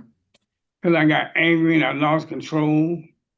I was a jealous person. And I mean, I never intended to hurt her. That was never my intention. We had a child together. We still have a child together. And because of me, I do apologize. It's because of me that she didn't get to see her kids grow up. It's because of me that she won't get to see her kids, her grandkids open Christmas presents. It's because of me that she won't be able to take walks in the park or on the beach. It's because of me that she won't be able to see the sunset or the sunrise. And I pray that you find in your hearts to accept my deepest apology for that. Okay. All right. I always ask the hard questions and all that, but I do want to say that you've done it. And when the warden there calls you a model prisoner, that is the ultimate of compliments, because he knows you better than the rest of them. So I want to congratulate you on that and your Christian ministry and your Christian faith and all the education that you've got. And I want to tell you how much that means. We as a board, we have to consider several things. We have to consider the victims and justice, law enforcement opposition, support letters. We have to consider all of those things in addition to what you've done for yourself when you've been there. So we have to consider all these. It's really a difficult thing, but I do want to compliment you on that. And Madam Chairman, that's all the questions I have. Any questions? Yeah, I've got some. Kind of following up on what the sister just said. The DA's not here. That's unfortunate. I love it when, everybody gets to come. And a lot of times they send in a statement, but the DA's office is strongly opposed to you getting a clemency. And this is what he wrote. The DA's office of the 40th JDC strongly objects to a grant of clemency for Danny E. Winston after being convicted of second-degree murder in 2002 in St. John the Baptist Parish. For the reasons set forth below, we strongly urge the board to deny this request in the interest of justice and fidelity in Louisiana's truth and sentencing laws, and in protection of the rights of the victim's family and the public. And he goes on to say many, many more things. So you can see that the DA's office is very much opposed to it. When I was reading it and the sister went in there, what I read was that she was gasping for air, that actually she was still alive during that time, and that the ambulance was called. So, and the children being present. That is something nowadays we have a law called child endangerment if a woman is beaten up in the presence of children. So there were some other things going on with this too. I know you're doing wonderful with your life at this time, but what you did there was a heinous, violent crime. And in one sense, it's premeditated because it was an act of jealousy. You went in there with a gun, so you knew what you intended to do. So Did you know when you left out of there, she was gasping for air, that there was a possibility you could have called for help? No, ma'am, I didn't. You didn't? I was clouded with, like I said, with anger. And when I did that, I actually got scared. And that's when I left.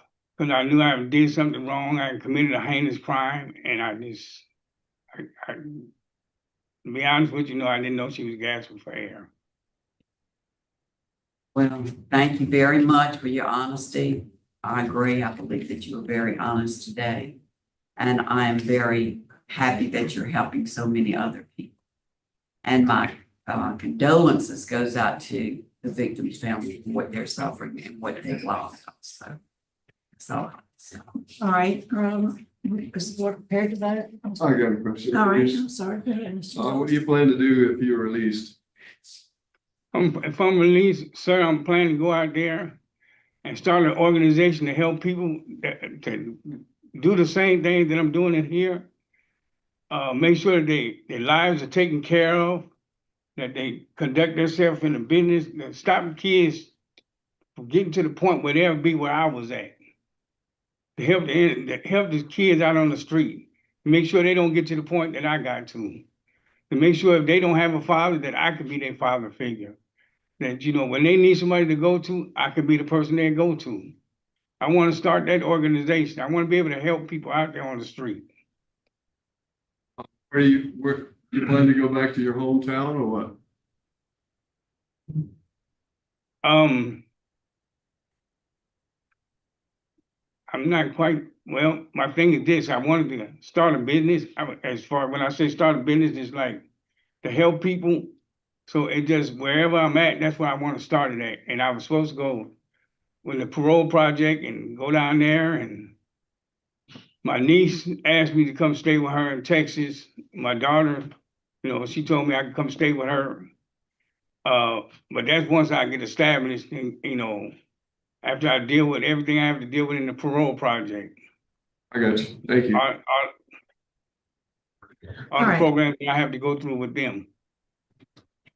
Mr. Prater, ready for the vote? Yes, sir. Mr. Winston, you're a lot closer than you were 7 years ago, but you're not there yet in my estimation.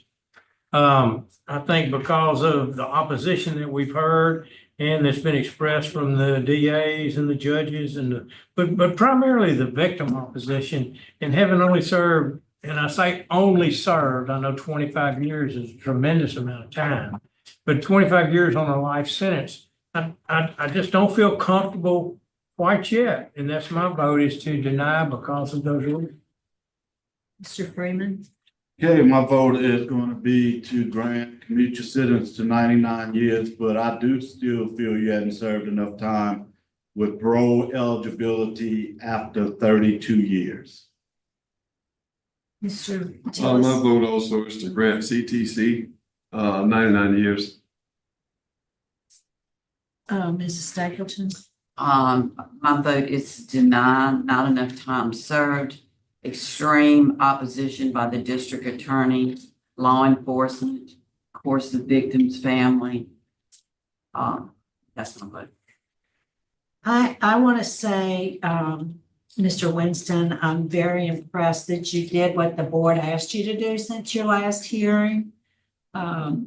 You've done a lot of self-reflection, and today you were honest with us and owned up to what you did. The remark, you only have one write-up in 24 years or 25 years, which is quite remarkable there.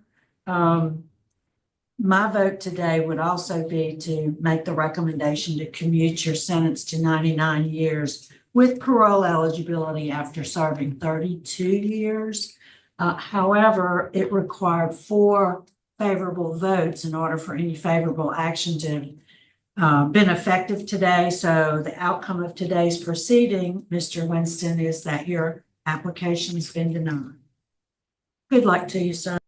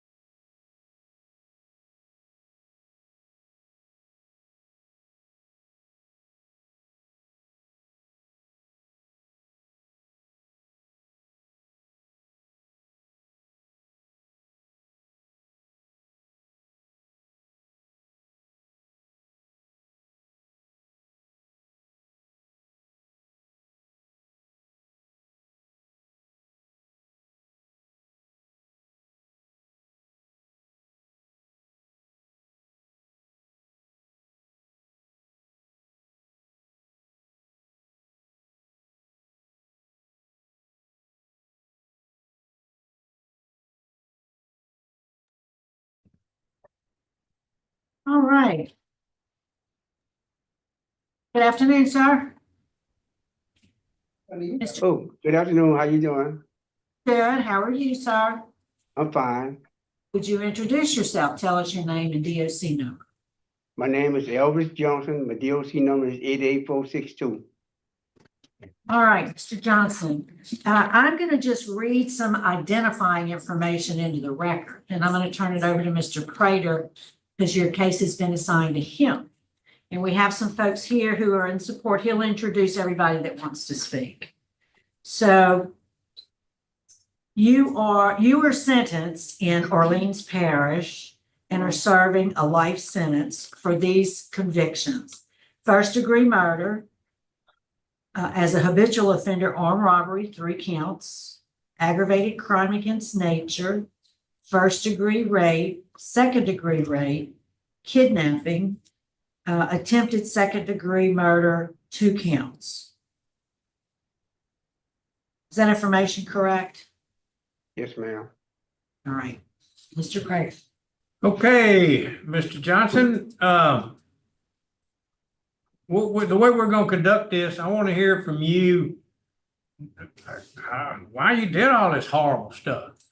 And then I want to hear what you've done since you've been there, so you will tell, so you'll convince us that you're not gonna do horrible stuff when you get out. Then I want to hear from the warden how you've been since you've been in there, and then we'll go over a list of supporters, and 3 people that want to talk in your favor, and then 1 person wants to talk against you from the Orleans Parish DA's office, and then we'll ask you some questions. So go ahead and start out. Tell me, I don't want to hear all the details of each one of these crimes. Why are you a one-man crime wave when you got arrested? Well, sir, my fiance and a girlfriend of mine, and, we just had a little conflict together, My girlfriend was jealous over my fiance, so I had, consensual sex with my girlfriend, and my fiance, that was my fiance. They just were jealous of each other. And that's how I committed all the crimes, Okay. I may have a follow-up question in a few minutes about that. But anyway, Warden, are you in the room there?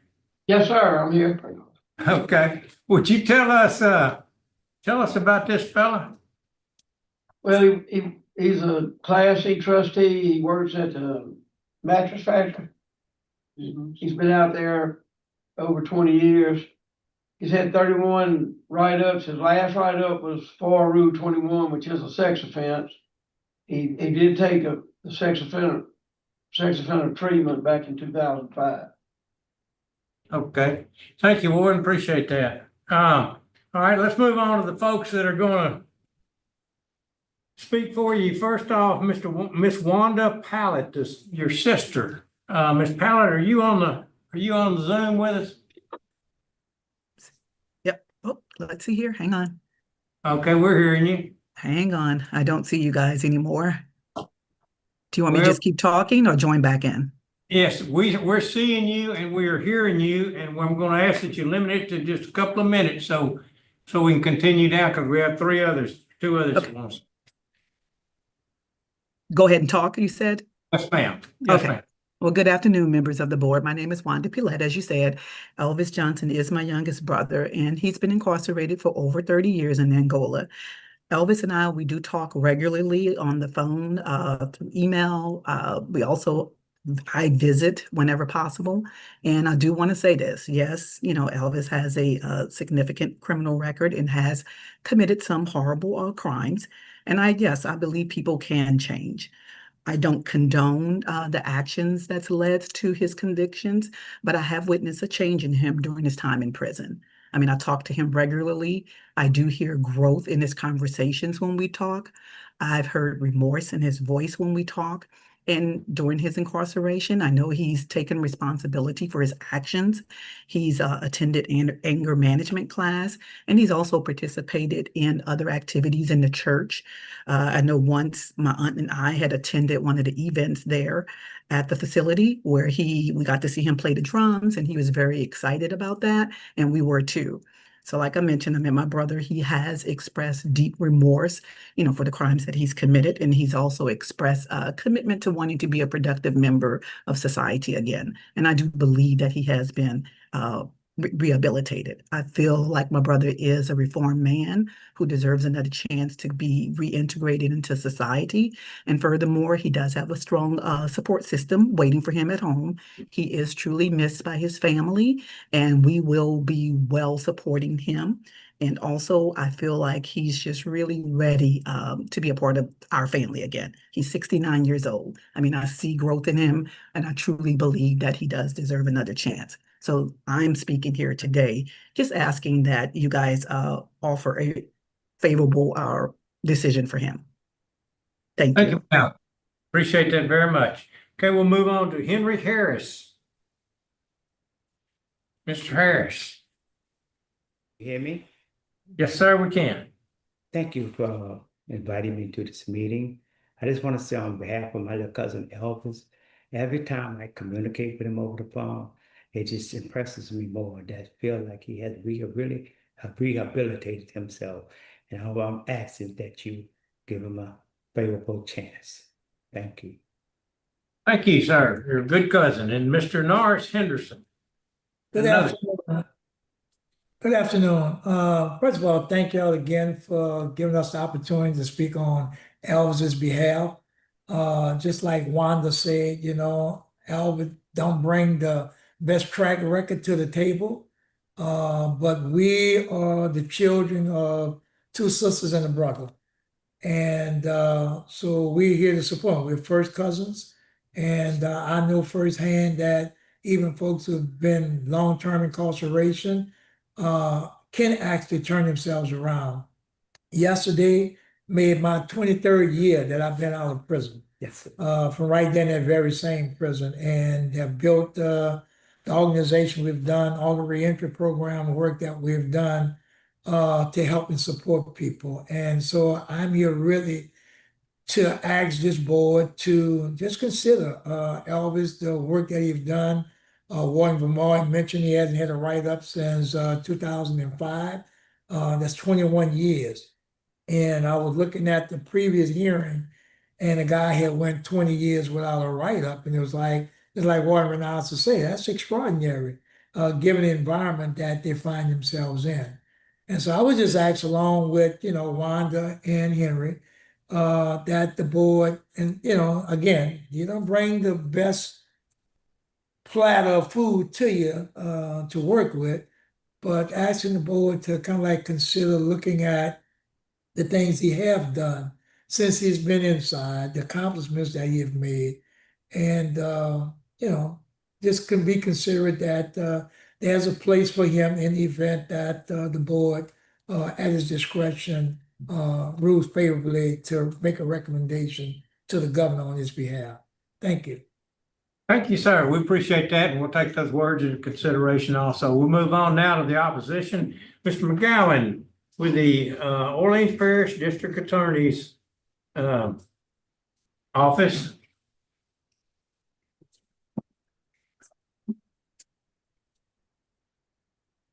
Good afternoon, and again, may it please the board, Edward McGowan on behalf of the Orleans Parish DA's office.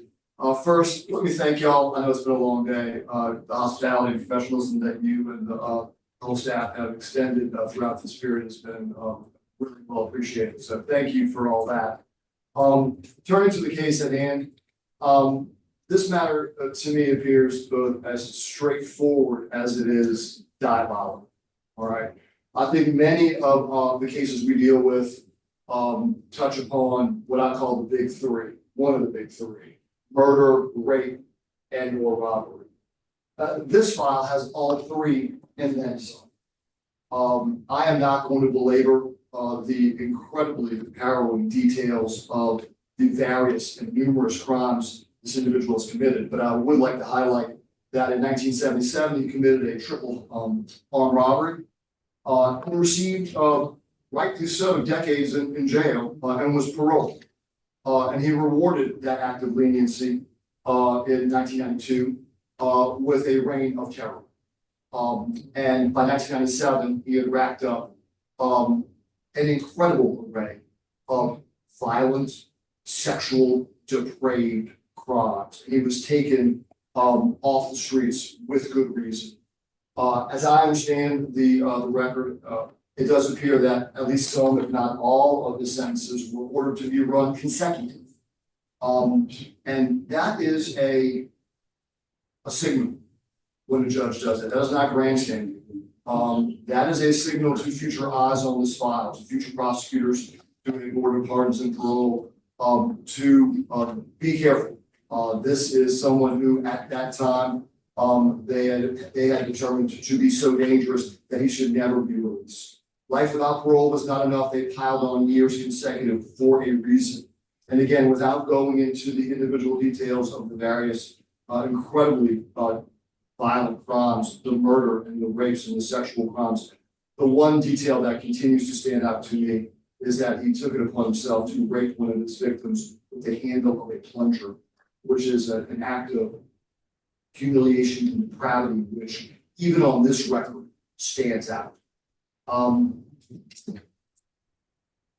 With that said, he is 69, 70 years old. I will say that that's still pretty young.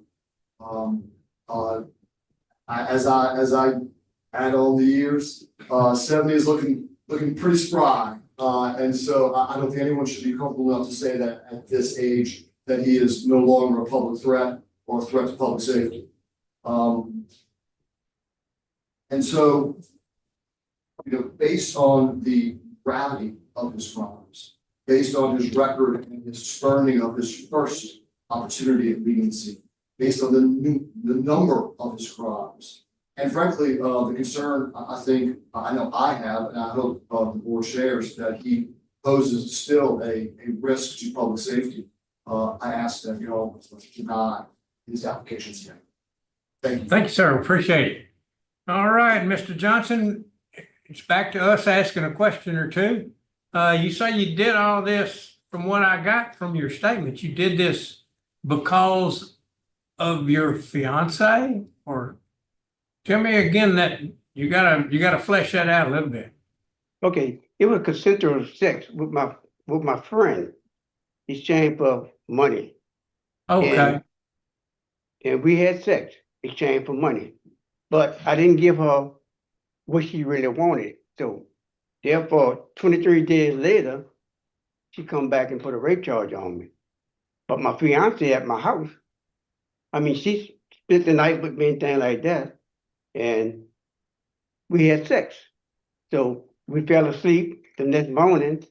I wanted to continue on having sex with her before my ride came to pick me up to go to work, because I worked at that Avondale shipyard. And she kept telling me to put the condom back on, which I didn't, because my ride was about to come get me and I wanted to, finish taking care of my business. So she put a rape charge on me. My brother-in-law ran out, I called the police, and she put a rape charge. That's how a rape charge happened. Sir? I was just saying, I don't have any more questions. Yeah, Mr. Johnson, that doesn't jive with what we see, but let me ask you this. We heard about your previous conviction for the armed robberies. What was your initial sentence for that? 75 years. And you applied for and got a time cut, didn't you? Yes, ma'am. So that was cut from 75 years to 45 years. You were, as the DA mentioned, you were paroled in June of 1992, and these offenses that we're talking about today happened just 2 years later. Right. And that's concerning for me, because you got relief then, and you didn't take advantage of the wonderful opportunity you got then. So I don't have any more questions. I just wanted to put that on the record. Can I say something? Mr. Tillis has some questions. How long have you been incarcerated? 32 years. since the last crime? Yes, sir. And if released, where do you plan to go? I'm planning on going back home to the city, What do you plan to do? get my job back at Avondale Shipyard. I was a You- certified welder. You were incarcerated in 77? Yes, sir. Okay. All right, I have no more questions. Any other questions? Yeah. Mr. Johnson, from everything I've ever seen, and I have been on here for forever, but you are the king of minimizing crime that you do. Because like everyone said, they're not going to discuss what you did because it was so heinous and so violent and such the acts of a sexual predator. So, and yes, I mean, I would say based upon everything you did after you got an opportunity to get out and have an opportunity for life, but then you did even worse later, that you are a continued danger to society. Okay, what? I know that I'm a changed man because I know I'm a changed man because the crime that I committed, I was still young at the time, and I didn't really have nobody to support me when I got out. But now I do have somebody to support me, and I'm quite sure that I know better now. That I You can go gotta back out there in understand something about, society. Ma'am? gotta understand something about crime or anything else. There are things that people's minds will not go to, and they certainly wouldn't act upon. So it doesn't really matter about age when you're talking Right. about some things that you did. So it still would mean that you, they took a chance on you before and you blew it. That's all I have to say. Mr. Prater, you ready? I am ready to vote. All right. I am ready to vote. Mr. Johnson, you were 21 years old when you did the armed robberies, went to jail a long time, came out, you were 38 years old when you did all the rapes and stuff like that, and the other horrible crimes. I think that you're a menace to the safety of society. I think because of the law enforcement DA's opposition and because of the total violence that were displayed in all of these crimes, that my vote is to deny this opportunity that you've been presented with. And that's my vote. Mr. Freeman? I concur, due to law enforcement opposition and the terrible, terrible criminal history, my vote is to deny. Mr. Tillis? My vote is to deny. Mrs. Stapleton?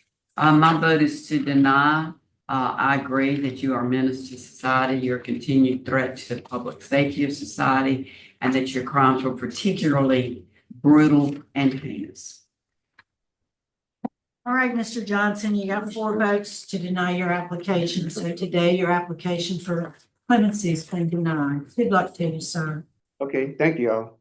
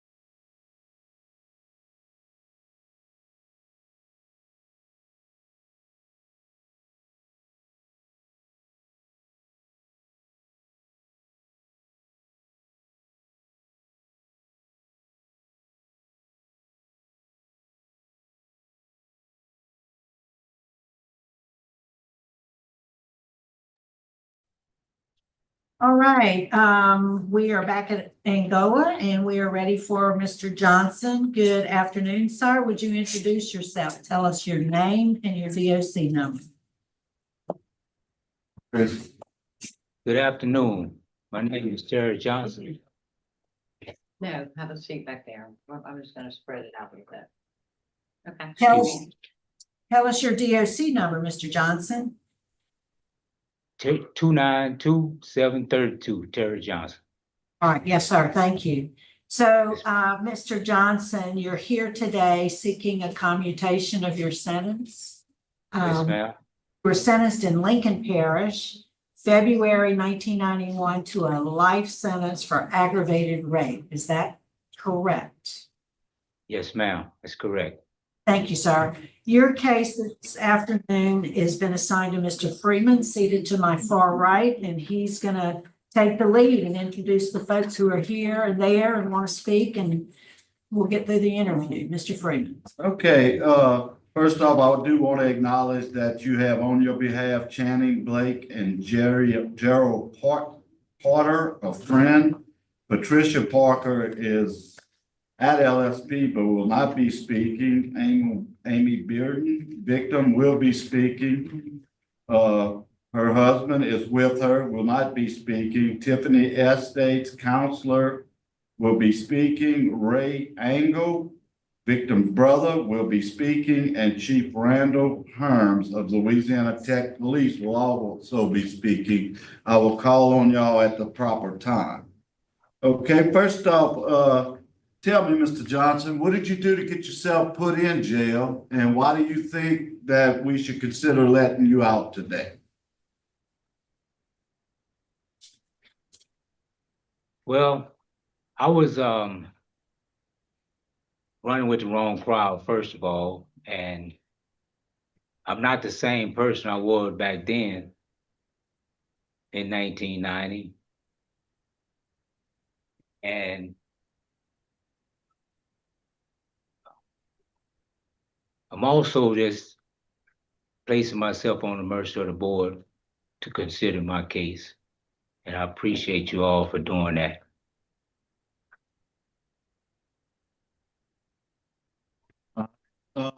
I'm going to get to some more specific questioning because, well, we're going to get a lot more out of you than that.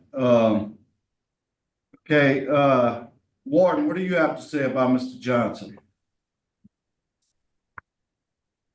Okay, he's a minimum C. He lives in Mag 2 on the East Shore. He works at the mattress factory. No, I'm sorry, I'm on the wrong one. Yeah, I'm sorry. Got it. He's a minimum C. He lives at Camp D Eagle 3, and he's a janitor. His last write-up was for defiance in 14. He's did the sex offender treatment, thinking for a change, and he's got his GED, 100 hours in victim awareness. He also has a carpentry certificate. He's had anger management, living in balance. Okay, thank you, sir. Appreciate it. Okay, we're going to move now to Mr. Channing Blake of the Louisiana Parole Project. Good afternoon to this honorable board. Channing Blake with Louisiana Parole Project, appearing on behalf of Mr. Terry Johnson. If the board deems it necessary to grant him a favorable recommendation, we're going to provide him reentry services that include transitional housing, healthcare guidance and connections, social norms, and consumer skills. He'll be assigned a reentry specialist that'll also mentor him through his reentry process. So again, if the board deems it necessary to grant him, he'll be a client of ours. Thank you for your time. Thank you, Mr. Blake. Appreciate it. Okay, and Mr. Gerald Porter, friend? Gerald Parker. Okay. Yes, yes. I'd like to begin by saying that I count it a blessing and a privilege to be able to speak to this honorable board this morning. And I want you to bear with me because I'm a little bit excited right now. I'm excited because I'm reminded this afternoon that it was this honorable board that I believe that God used to allow me to experience the familiar ways and means of life after over 40+ years of incarceration. And for that, I will be forever grateful. I'll begin by saying that I'm here on behalf of my beloved friend, Terry Johnson, and I can readily call him a brother and a friend. One of the things that linked Terry Johnson and I together was his devotion to ministry. I know a little bit about Terry Johnson's walk here in the prison. And one of the things that I admire most about him is about his readily testifying about his heartfelt sorrow about the pain and the heartfelt pain and sorrow that he has caused so many people, that includes his own family. But I know a little bit about mercy, and I know this board knows a little bit about mercy because I can testify to the fact that this board extended mercy to me. This board oftentimes talk about how difficult these cases are, and I can assure you I know how difficult they are because I appeared before this honorable board with a difficult situation. But I want to remind this board this morning that God extends mercy to us every day. He also said that we have all sinned and fallen short of God's glory. That means no sin is no greater than the other in his sight. Terry Johnson is one of those offenders that's appearing before you that I can honestly testify that he has the skills necessary for the society in which we live. I think this honorable board knows a little bit about the trouble that's in some of our communities. Some of our communities right now are still trying to find ways and means to curtail some of the violence and crime, even in the schools. Terry Johnson is one of those people that I personally believe has the ability to convince some young man or some young woman the importance of good decision making. I also believe that he has the tools necessary to convince some young person to put those guns down and pull their pants up and live. And lastly, I want to say to you right now is that I am not condoning anything that Terry Johnson is charged with, not to mention the fact of pain and suffering that he has caused so many people, including the victim. But I want to leave this board with one thing that I thought about all night long, and that God says that if we don't forgive, he can't forgive us. And this board has been merciful. I will testify to that until the day I leave this world. Thank you so much for the time and the privilege you've given me just to share with you just a few things that I know about this man that's appearing before you this afternoon. Thank you so much. Thank you. Okay, now we're going to go to those that are opposed. Miss Amy Beard, the victim. Yes, I'm here. I'd like to start by saying that on December 30th, 1989, that night when I went to bed was just a normal night. I was 22. I had been to work that day. I worked at a pharmacy and came home and cooked dinner. It was just a normal Saturday. And, you know, I had lots of friends. I was looking forward to plans for New Year's Eve. And then just after midnight, everything changed. And I'm not going to go into the details of everything that happened. You guys have that information already.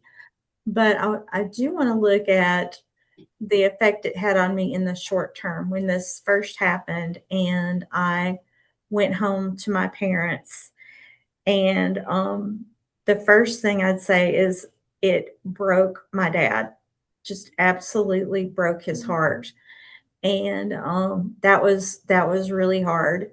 And I just kind of curled into a ball in my childhood bedroom and stayed there for a good while. But no, the effect it's had on my parents, they're still around. My dad is 91 with Parkinson's. My mom is 90. Today is her 90th birthday. And she has dementia. And it's been an honor to work with my sister and be a caregiver for them. We've been able to share those duties, and that's good.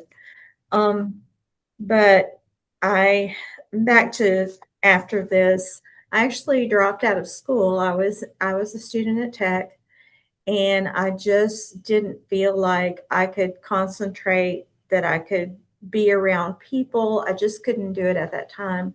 So I dropped out for a year, and I'm proud of myself for basically forcing myself to go back and finish that degree, and I did, and I'm glad. But since then, I mean, I was 22 and now I'm 58, and still this is with me every day in ways that I can kind of predict because they're just a part of me now. And then sometimes just out of the blue, something will trigger a memory. And it's hard. It's hard to, be walking through a store and see somebody who maybe resembles him. And I just have to leave my cart and leave the store. And I know that that's not that person, but it's just that strong of a reaction for me, and just the fear I have still. It's affected my whole family, not just me. And my parents, since then, they're still so concerned about my safety, and they check in on me way more than they would anyone else under normal circumstances. And they worry about me. They worry about me. I do have depression and anxiety disorders, PTSD. I'm on multiple medications for these things. I'm in counseling. I've been in good and not so good counseling. And this is the situation I'm in now. I feel very comfortable and safe. And that's what I need. But it's just hard. It's hard to maintain friendships. It's kind of a thing where if I don't tell someone about it, I'm kind of holding back and they don't see the real me.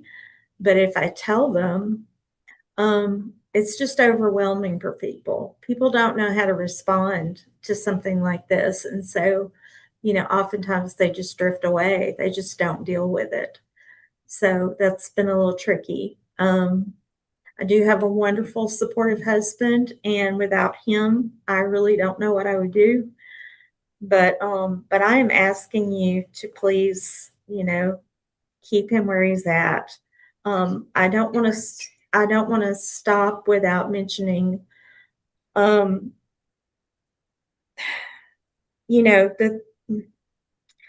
I feel like there's still a significant threat if he were to get out. I think one of the reasons he let me go is because we started having a conversation in the car, and I was very truthful with him about things that later I would find he knew the answers to because we had a common acquaintance. But I told him where I lived, and, about my family and stuff, because I wanted him to feel like I was human. I wanted him to hear me and know that I was a person and maybe be less likely to kill me. And so he did let me go, but made it very clear if I went to the cops, he would find me and kill me. Thank you, ma'am. Uh-huh. Very, very much appreciate you coming on. Okay. Okay, next we'll hear from Miss Tiffany Estes, victim counselor. Yes, hi. I'm Tiffany Estes, and I want to thank you for allowing us to be here and to taking the time to listen to all we have to say. My request is very simple, and it is that you deny the request for commutation of sentence for Terry Johnson. I know that you're being asked to look at time served and behavior and other factors for what he has done while he's been incarcerated, but I just want to bring this back to things that have not changed, and that is the impact of what this has done to Amy. I have seen Amy for the last 7-8 years, and I've done this work for 20 plus years, and this case stands out. This did not end for her in 1989. She still lives with it every single day. It impacts every single area of her life. It was not just that single incident. She was attacked in her own home, at knife point, repeatedly raped, held for hours, under threat of death, and then told that she would die if she went to the police. He came back afterwards to try and do so. This was a prolonged and calculated and life-altering violence that he inflicted upon her. And this type of trauma doesn't just go away. It is there for life. These memories are there for life. Some of these impacts are there for life. She has lived with PTSD and depression since that time. Intrusive memories of this attack, nightmares, panic attacks, not being able to feel safe in the world and her community. And all of this happened in December. One of the things that has been a huge impact on Amy has been the Christmas holidays. Now, she's raised 3 children and has played the game and has tried really hard to have those normal Christmas time, those fun holiday experiences with her family. She tried to create all of that, but it was very, very difficult on her to do so. Let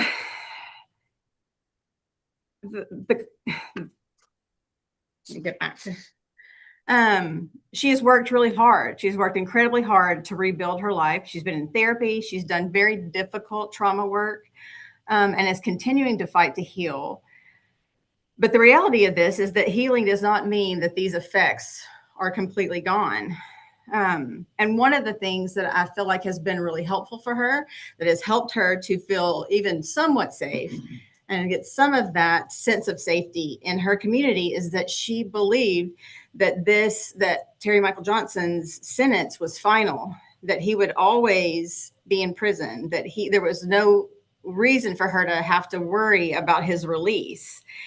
And now that possibility is out there, and she's had to come and deal with this 2 times. And that has been really difficult. It has really increased her symptoms, her PTSD symptoms of depression, hypervigilance, feeling unsafe, increased panic attacks, and difficulty sleeping, increased nightmares. We've had to adjust medications. And so this is still very real and still very present for her. It does seem like Amy has been given a life sentence. She does not get a break. So I just want you to weigh that in when you think about making your decision. I just feel like that granting commutation of his sentence would just really negatively impact her emotionally, psychologically, and would actively be detrimental for her future. And I do want to thank you for your time. I want to thank you for listening to me and for, I know, the very difficult work that you do. Thank you, ma'am. Appreciate it. Okay, Mr. Ray Angle, victim's brother.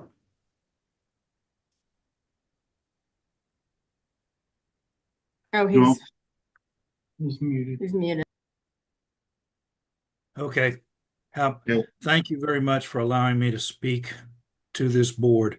And I do understand the difficult decisions that you are faced with day in and day out. But I feel like there's not nearly enough being said about what this person absolutely did and proved that he was. And I noticed that at the beginning of this hearing, You gave him a chance to state what he did, and he absolutely did not say one word about what he actually did. But I was the one that Amy called when she got away, when she was allowed to get away. She didn't call the police. She was terrified, terrified. I told her I'll be there immediately. I told her as soon as we hung up, you call the police, because they always, that's threatened that they're going to come back and kill you and kill your family if you go to the police. So I got there almost at the same time the police got there, and went with Amy to the hospital, and stayed with her while they processed the rape kit in the hospital. And she was shattered. She was outgoing and a happy and innocent person with a beautiful heart. And after this, she has never been able to get out and just hold a regular job, anything. She's never been able to be alone if she has to get out of the house, like at night or anything. She's basically in a prison of her own. And I want to go back and add one more thing, and that is, it's in the record that yes, he went back 2 nights later. Her car was still there because I took her home in my car. He thought she was there, and he went back, and he didn't just break in and start a fire. He cut the phone lines before he went in. And in my mind, there is no explanation, but he went in with the intent to murder her. And that just cannot be ignored. He made the cold-blooded decision after 2 days to go murder her. And thank God she wasn't there. I do appreciate the board giving us time to speak to you and explain to you the terror that she feels and what it does to her every time one of these hearings is scheduled. The thought of her having to worry that he's going to come back after her, just knowing that he is out. I was with her when the prosecutors asked her, did she want them to pursue the death penalty? And they assured her that he could be sentenced to life without pardon or parole. And she said, if I can be assured that he will never get out, I'm okay with them not pursuing the death penalty. And of course, I guess things have changed over the years, but it's not right that Amy should have to continually be, re-injured with having to deal with the fact that he may be released. And so I'm asking the board to please keep this man where he is. And I pray that he is saved and that he becomes a successful Christian, but he does not need to be let loose on the public again. Thank you for your time and I appreciate it. Appreciate you. Okay, and last we'll hear from Chief Randall Harums. Chief Harum? You're on mute. Yeah, I know. Okay. I'm on meeting now. Madam Chair, members of the board, thank you for the opportunity to speak on this case. And I have a brief statement. I'm Randall Hermes, and for the past 20 years, I've served as Chief of Police for Louisiana Tech. Prior to coming to Louisiana Tech, I served 14 years as a police chief of the city of Ruston. I believe I can speak on behalf of public safety in this community. With respect, I submit this statement in strong opposition to any commutation of the sentence of Terry Johnson. He was convicted by a Lincoln Parish jury of ag rape, and as a result was sentenced to life imprisonment. In 1989, when the crime for which Mr. Johnson is incarcerated occurred, I was employed by the Ruston Police Department as one of the detectives who investigated and helped to resolve this case. This offense occurred during the early morning hours of New Year's Eve and involved a victim who you've heard from, who was at the time a Louisiana Tech University student. The nature of this crime was severe, violent, and deeply impactful, not only to the victim, but to our broader college town community. Aggravated rape represents one of the most serious violations of personal safety and human dignity, and the effects of this crime are enduring. I've heard that from the victim. For victims of this type of offense, the impact is often lifelong. The passage of time does not diminish the seriousness of the crime or the lasting consequences carried by the victim. A life sentence reflects the gravity of this offense and the level of harm caused. Granting a commutation of sentence in this case would undermine the intent of that sentence, which was actually imposed by a jury of our community. For these reasons, I respectfully request that Mr. Terry Johnson's request of a commutation of sentence be denied. Thank you. Okay. All right, Mr. Johnson, let's get back to you. Let's see if we can get a few things. First off, why did you go back to that house? Why did you go cut those lines? Why you went back? Mr. Chairman, I never went back to that house after that incident. I don't know what they're talking about going back to the house. Okay, there's a That's report. not even in my record. No, you weren't convicted of it, but there was statements that you went back to the house and cut the lines. No, it's not true. We went through this, the first board. Okay, Chief we'll of move on. Police admitted that they just said they thought that I went back to the house. I never went back to that house. Okay. All right. Well, why her? How did you pick her out? You're just looking for victims? No, during that time I was on PCP. I was out of my mind. Okay. I really ain't know what I was doing back then, but I know that something had occurred, and that's what it ended up being. So I suffered consequences behind that. And Mrs. Beard, I'm sorry for your pain and your hurt. Okay. Since then, I've changed. Just speak to us now. Okay. Let me ask you this. What did you learn in victim impact? What did you learn your effects on the victim were? During my treatment of victim impact, I've learned that you just can't go around angry at people doing things that is unnecessary. And I've learned also that I could be rehabilitated through many programs that I've taken here at this place in Angola, rather. You just can't go around abusing people and not know anything. So, what did you learn from your sex offender classes? I learned that you just can't be abusive like that. Sex is sacred and it's not to be stomped on as an abuser.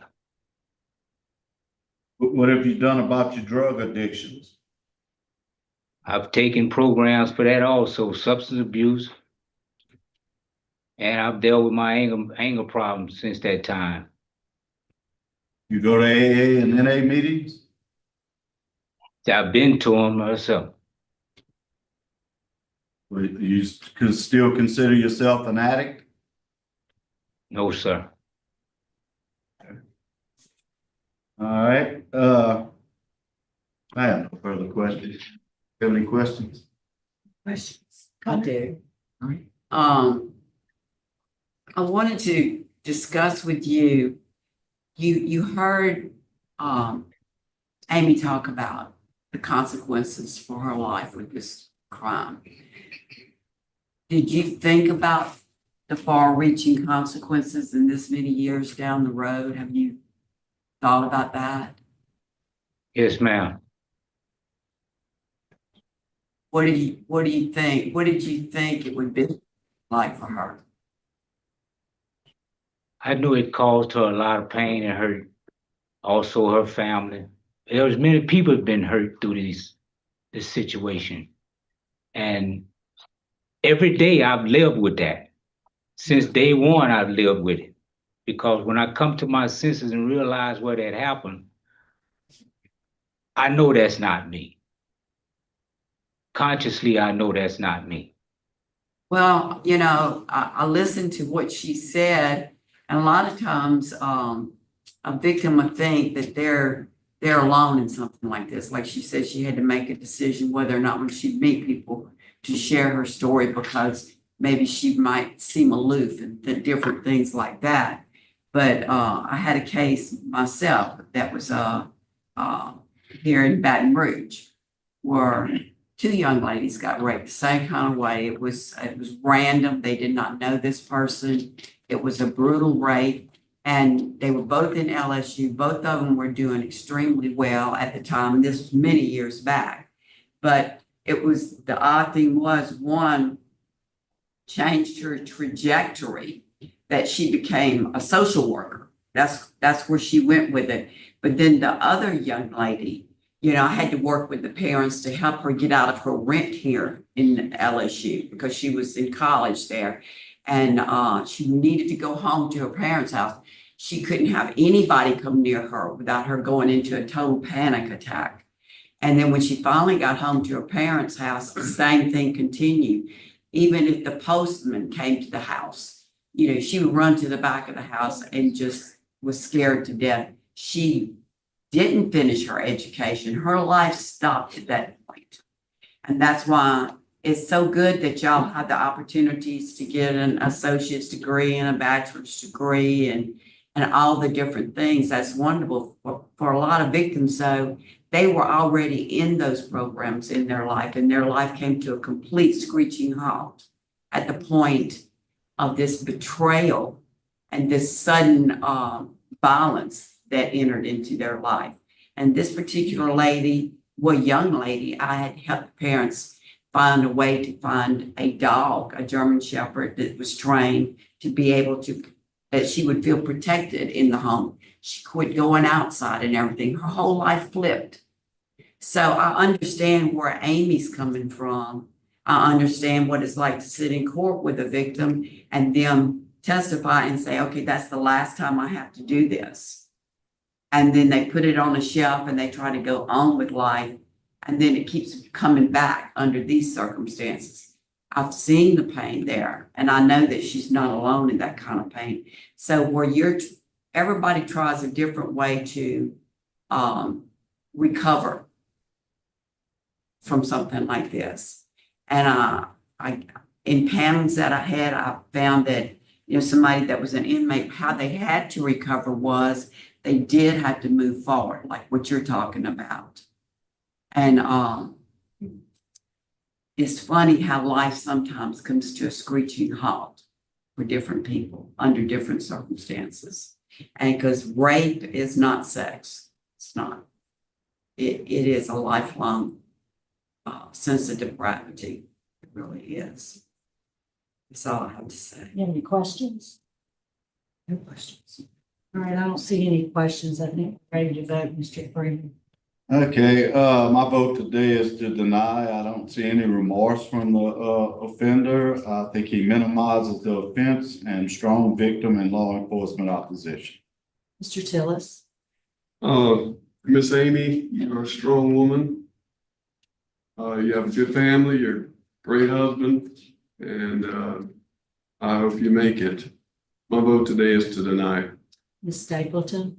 My vote today is to deny. I agree with Mr. Freeman, what he had to say. And strong law enforcement opposition, strong victim opposition, and the heinous nature of the crime. Mr. Prater. I concur, deny, nature of the crime and victim opposition. All right, Mr. Johnson, and I've also vote to deny. We have opposition from the district attorney's office. We heard from Chief Hermes, the sheriff of Lincoln Parish is also opposed. And Grambling, Police Department is also opposed. Yeah, we have Chief Hermes from Louisiana Tech, right? It is. Yeah, but we also in the record have Grambling also opposed. So today, sir, your application for clemency has been denied. Thank you all.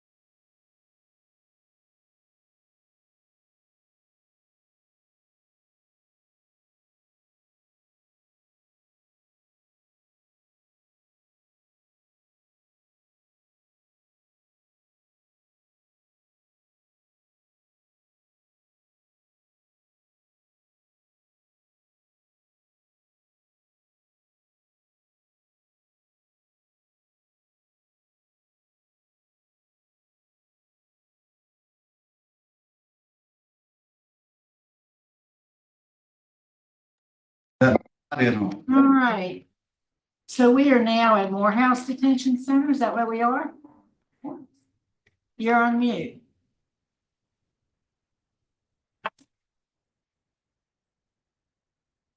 Yes, ma'am. Got it. Okay, tell us your name and DOC number, please, sir. Anthony Blake, 512-461. All right. Thank you, sir. And do you have are there any staff there with you in the room?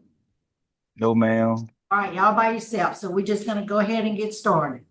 So, Mr. Blake, you are seeking a commutation of your sentence. You were sentenced in Bossier Parish, January 2007. You received a 30-year sentence for a manslaughter conviction. Yes, ma'am. And you have a good time release date, December of 2028. Is that your understanding? Yes, ma'am. Okay, thank you. Your case has been assigned to Mr. Tillis, seated to my far left. Would you answer his questions? Good afternoon. Good afternoon, sir. How are you? I'm all right, and you? Good. Tell us what brought you where you are today and why we should vote in favor of you today. What did you do to put you in this position?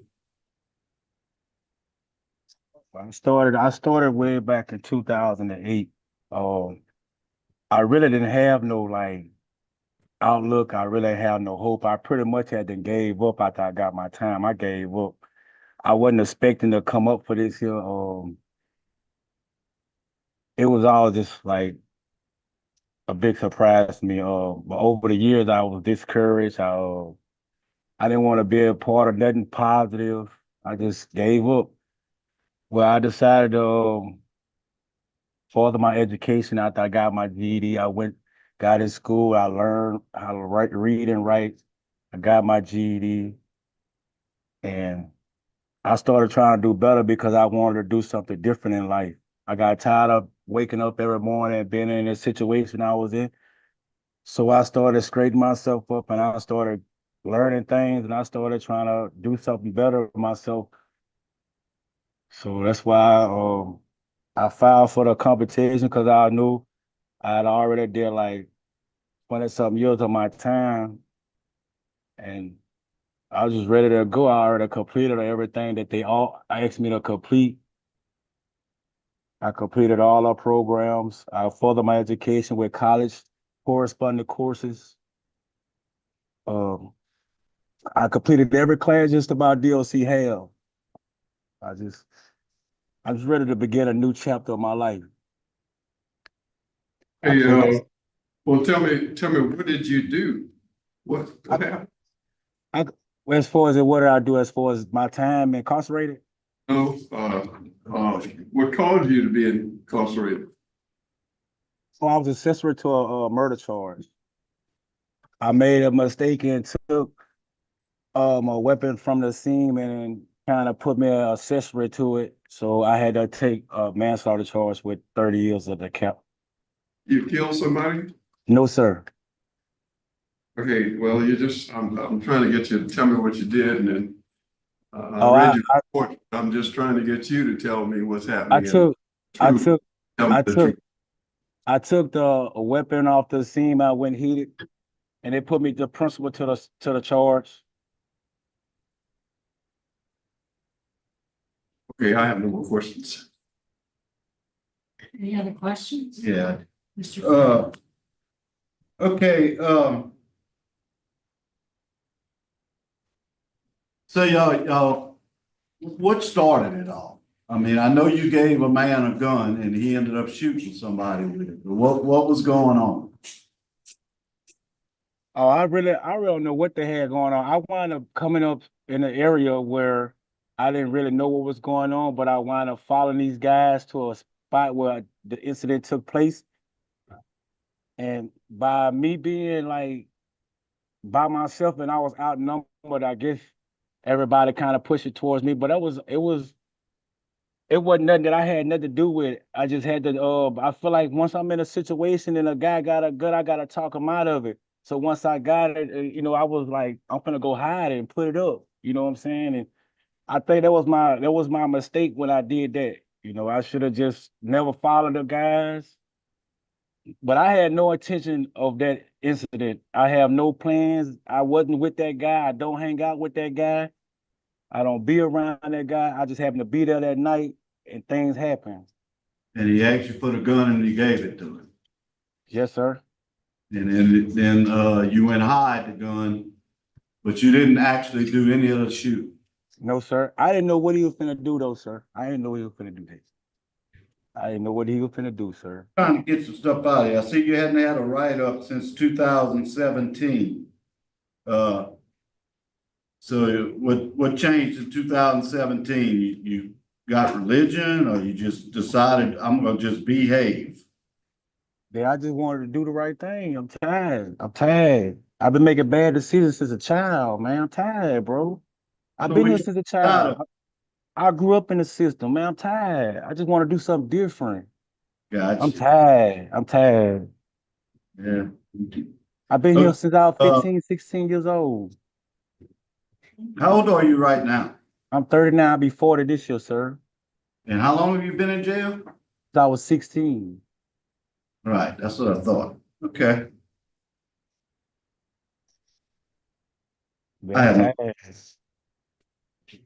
23 years, you say? Is that right? Yes, ma'am. Yes, ma'am. Yeah, I got 23 of 30. Yeah. What are some of the classes I saw you took quite a few? What are some of them that impact you the most? Oh, I think it was the 21 Irrefutable Laws of Leadership by John C. Maxwell. I kind of got into that class and I kind of felt like it was kind of like gravitated, like it was pulling toward me because like over the years I found myself being more like a motivational speaker, trying to encourage everybody else to continue doing the right thing. And that class was more important to me because it taught me how to not just be a leader in words, but set example in my deeds. So that class really taught me a lot. I think that's one of my favorite classes. I actually got that book. I had my mom them to order that book, and I actually read that book every day. And it just really pretty much just teaches me how to be more of a leader to the people that's around me in my community and in the environment I'm in. So what do you plan to do if released? Where do you plan to do and where do you plan to go? I'm planning to stand right here in Collinston. I'm gonna work at Butcher Bayou, working with butchering deers and processing meat and packaging. I'm gonna work there. I'm gonna stay at my mom for right now. I'm gonna see like I've been gone, man. I don't know what I'm finna step into, bro. I don't, I've been gone. I grew up in here. I left as a child, so I'm trying to figure out what I'm finna step into, But I have plans. I want to go back and be a substitute teacher for the schools that I kind of like was like a troublemaker in. I want to be a substitute teacher. I want to go back and kind of help guys get their education because I grew up. I didn't have an education. I come to prison. I didn't know how to read nor write, but I got my education, and that's what I did. I went back and was a tutor for like 9 years, and that's what I did. That's how I gave back. I became a tutor, and I helped other guys get their high sets in. Yeah, I have more questions. Good for you. How long you been there in Morehouse? About a year now, almost about a year now. What do you do there? I work at Bayou Butcher. Oh, so are you in work release? Yeah. Yes, ma'am. Oh, okay. Good. Where'd you get your high set? I took the GED test at Allen Correctional Center, 2009. Okay. Well, good. I'm glad you did that. Are there any other questions? Not for me. All right, I think we're ready to vote. Mr. Tillis? Let me see. Here, my vote is going to be DTC to 99 years. He's served for 30 years. What Already. Okay. Then my vote is to grant.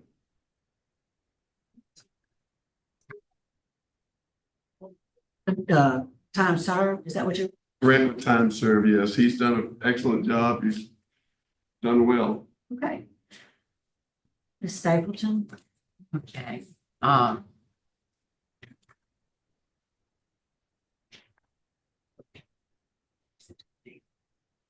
Yes, please. Mr. Grant. Okay, my vote is to grant, and I vote to commute your sentence to 25 years with immediate parole eligibility. I concur, commute to 25 years with immediate parole eligibility. Ms. Thacker. And I agree to commute your sentence to 25 years with immediate parole eligibility. Thank you. You understand what that means? Yes, ma'am, I understand what that means. Okay, so you've received 4 favorable votes to commute your sentence to 25 years with the recommendation that you be immediately parole eligible. And we understand that your mandatory release date is going to be in December of 2028 anyway, regardless. So we'll make the recommendation to the governor that your sentence be commuted to 25 years and you have immediate parole eligibility. Thank you. Good luck. Thank you.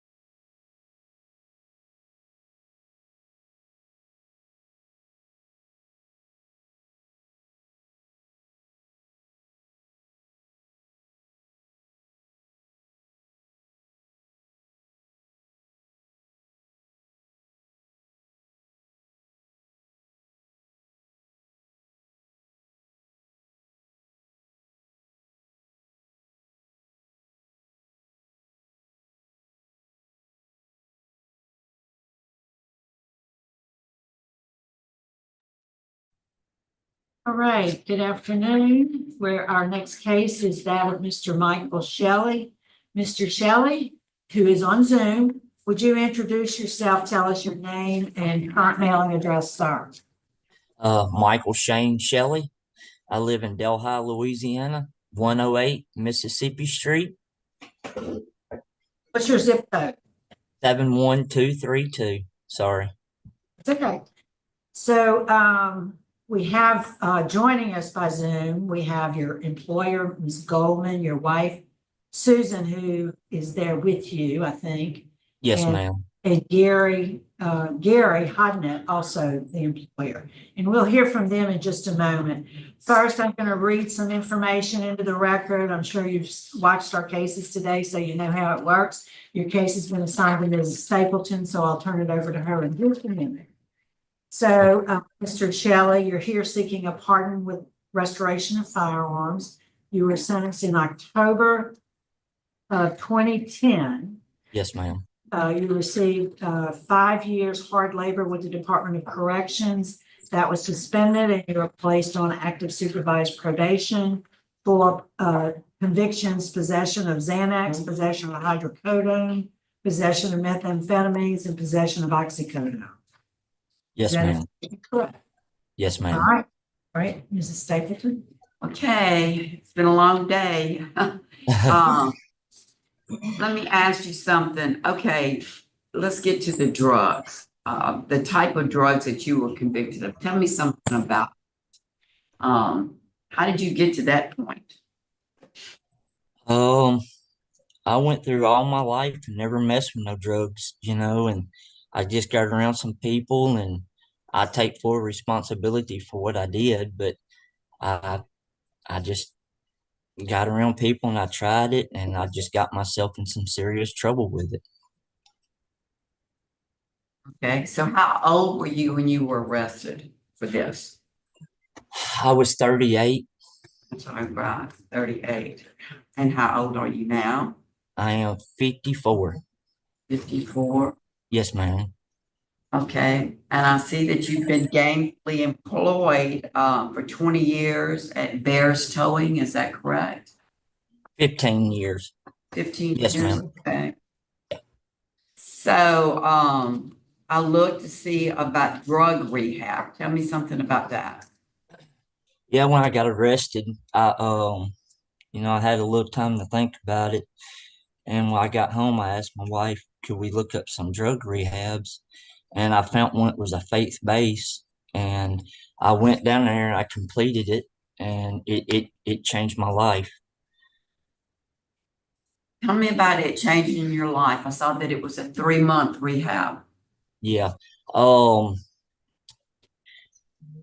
just, I gave my life to Christ, and I knew about God and stuff, but I never really, did anything like that. When I got down there, I experienced a lot of stuff that I've never thought I would experience, and it changed my life. Ever since then, I've been changed. And what do you do differently? Do you go by Mike? Michael, yes, ma'am. Michael, what do you do different? It just, it just changed everything about me. The way I act, the way I feel, just the way I do things in life, gave me a lot of peace and joy. Did you have to take any medication in order to stay off of the drugs that you were on that caused all of this? Did you have to take any medication for that? I know some people Yes. use Suboxone or different Yes, ma'am. things like that. Yes, ma'am. Suboxone. Yes, ma'am. Do you still take that, or are you off of that now? No, ma'am, I still take it. Okay. Yeah, I'm in a program. Yes, ma'am. All right. That was something I wondered about also. Yeah, I have CDLs. I drive a 18-wheeler, for my job. Michael, tell me some stuff about your community service that you do.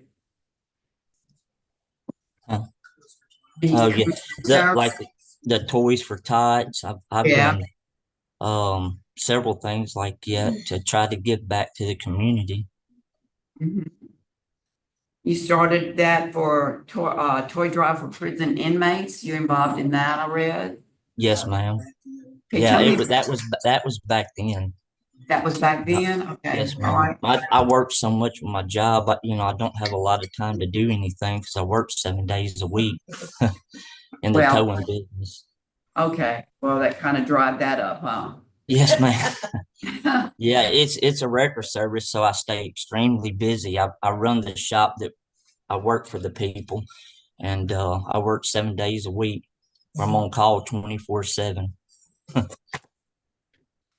No more trouble with drugs. You really have been released from even wanting drugs? No, yes, ma'am, 100%. I haven't even had a speeding ticket. I haven't done anything. 100% clean.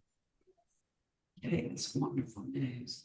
I All right. have, I have 4 boys. I've been married for 26 years. I have 5 grandbabies. Your arrest date was 16 years ago, am I correct? Yes, ma'am. Yeah. And so you got out of jail. When did you get out of jail? I was only there for like 3 days. It was on the week. Yes, ma'am. Till I could post bond. Okay. And then immediately I went to rehab. Probably no, right before I was in before my first court date. I was probably just a few weeks when I got out. I just had to get him to get me a bed is what took so long. But it was only just a few weeks is all. I went straight to rehab. Well, that sounds wonderful. Okay, anyone pass it along to my fellow board members? Are you asking for your firearms rights back? Yes, sir. Any particular reason? Well, I just my sons and my grandkids, they hunt. I'd like to be able to hunt again and do stuff with them like that. With that aggravated battery charge in 2009 with a dangerous weapon, was that a gun? Oh no, sir. It was a stick. It was dropped to a misdemeanor. It was a stick. It wasn't a gun. No, sir. It was just a stick. All right, gotcha. Yeah. I've never been in trouble with no guns or nothing. So could we hear now from Miss Susan, who's there with you? What would she want us? Yes, ma'am. Hello. Hello. I wrote a little statement. I'm speaking on behalf of my husband, Michael. We've been married 26 years. Recently celebrated 26, long time. I'm very proud of Michael. He changed his life. We went through a rough spell there for a little bit, but I couldn't ask for a better husband now, truthfully. He's a good dad. He's a good grandfather. And he works very hard to provide for us. So I hope that you guys will give him his pardon today because he deserves it. He really does. I'm sorry. That's fine. That's fine. It's good to hear from you. Yeah, Really. we waited a long time for this. I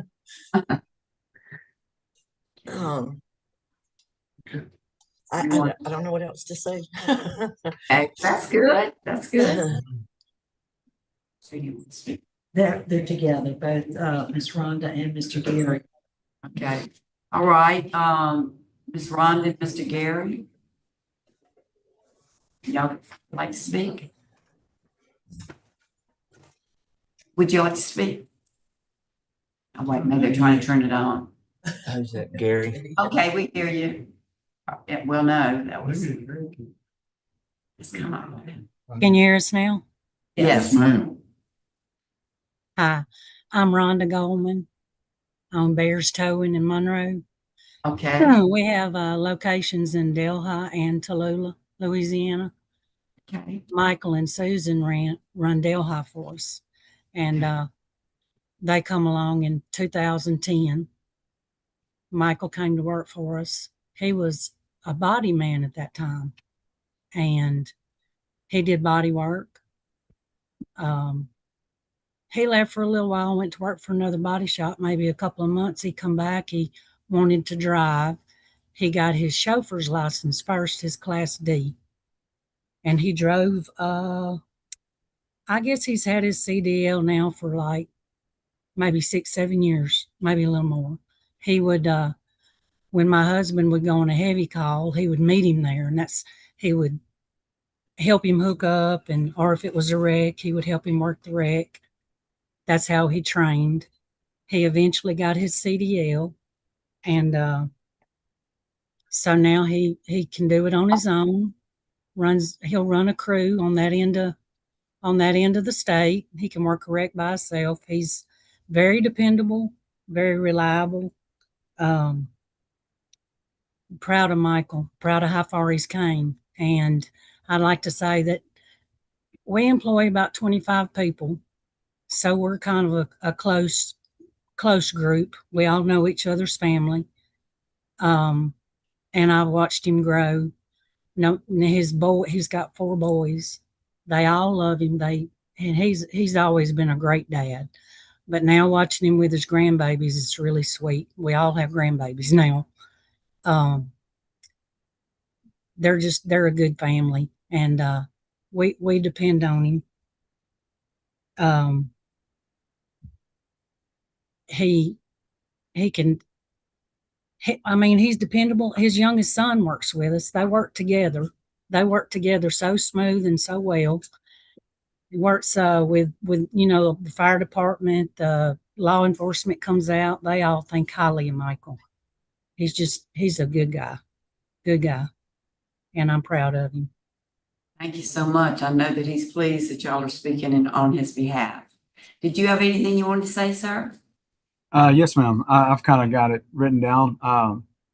So I've had the pleasure of working with Mr. Shelley for quite a few years. I've known him, like Ms. Ronna said, we're very close, and we all consider each other pretty much family. He's been valued, and he's a trusted employee here. Like she said, a little over 15 years. During the time with us, he's consistently demonstrated a strong work ethic, accountability, and a commitment to do things the right way. Like Ms. Ronna said, he has shown up numerous times, handled his responsibility, and conducts himself with professionalism and respect towards both his coworkers and the public. In our line of work, trust and dependability is very critical, and Mr. Shelley has earned both of those, has earned that trust with us. He's been entrusted with company equipment, which is not cheap. Those big tow trucks, and especially the heavy trucks, those aren't cheap. His responsibilities, and it requires integrity, sound judgment, and ability to perform under pressure. He routinely works in a high-risk roadside environment and has proven himself capable of making safe and responsible decisions in real-time situations. I've worked alongside with him daytime and nighttime, where there's been high-stress situations and where we entrust each other with our lives. And he's proven time and again that I can trust him without hesitation. He has maintained steady employment with us. He continues to provide for himself and his family. He represents himself and the community well within the community. He is also a loving husband, a devoted father, and a grandfather, and a caring son.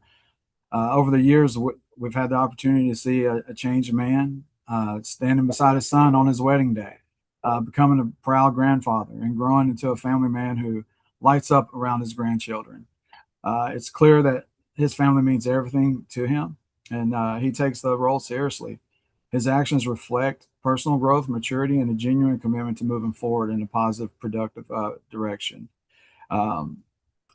Here at the company, and just in general, our feelings, we believe in second chances, but more importantly, in second chances that are earned through consistent actions, accountability, and growth. We also believe in grace, and grace that is given but not taken lightly. Mr. Shelley is someone who has embraced both through his work, his conduct, and his character, and he has shown that he has learned from his past and is committed to doing what is right moving forward. Based on my experience with him, I'm full of confidence in his character, judgment, and responsibility. I respectfully and strongly support his request that he's put in. And thank you guys for your time. Thank you both very much. We appreciate that. Thank y'all for letting us talk. Okay. All right. Any more questions? Ma'am. All right, the vote, Mrs. Stapleton. Okay, my recommendation today, Michael, is that you do get your, to the governor, it's just a recommendation, would be for a full pardon with restoration of firearms, so you can hunt with your kids and your grandkids, your family. Yes, ma'am. Thank you. You're welcome. I concur with that. Pardon with restoration of firearms. Mr. Freeman, Thank you. Concur, same thing. Thank you. Mr. Tillers. I'll grant with firearms. Thank you. Today also, is to make the recommendation to grant the pardon with restoration of firearms based on the work that you've done. Good luck. Thank you. Thank you. Thank y'all. I knew it.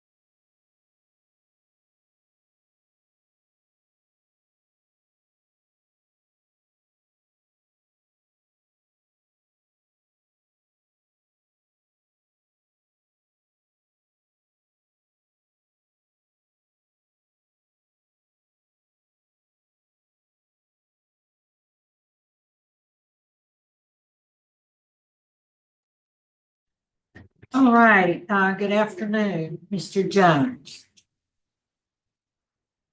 Good afternoon. Been a long day for you, huh? Yes, ma'am. Would you introduce yourself? Tell us your name and your current mailing address.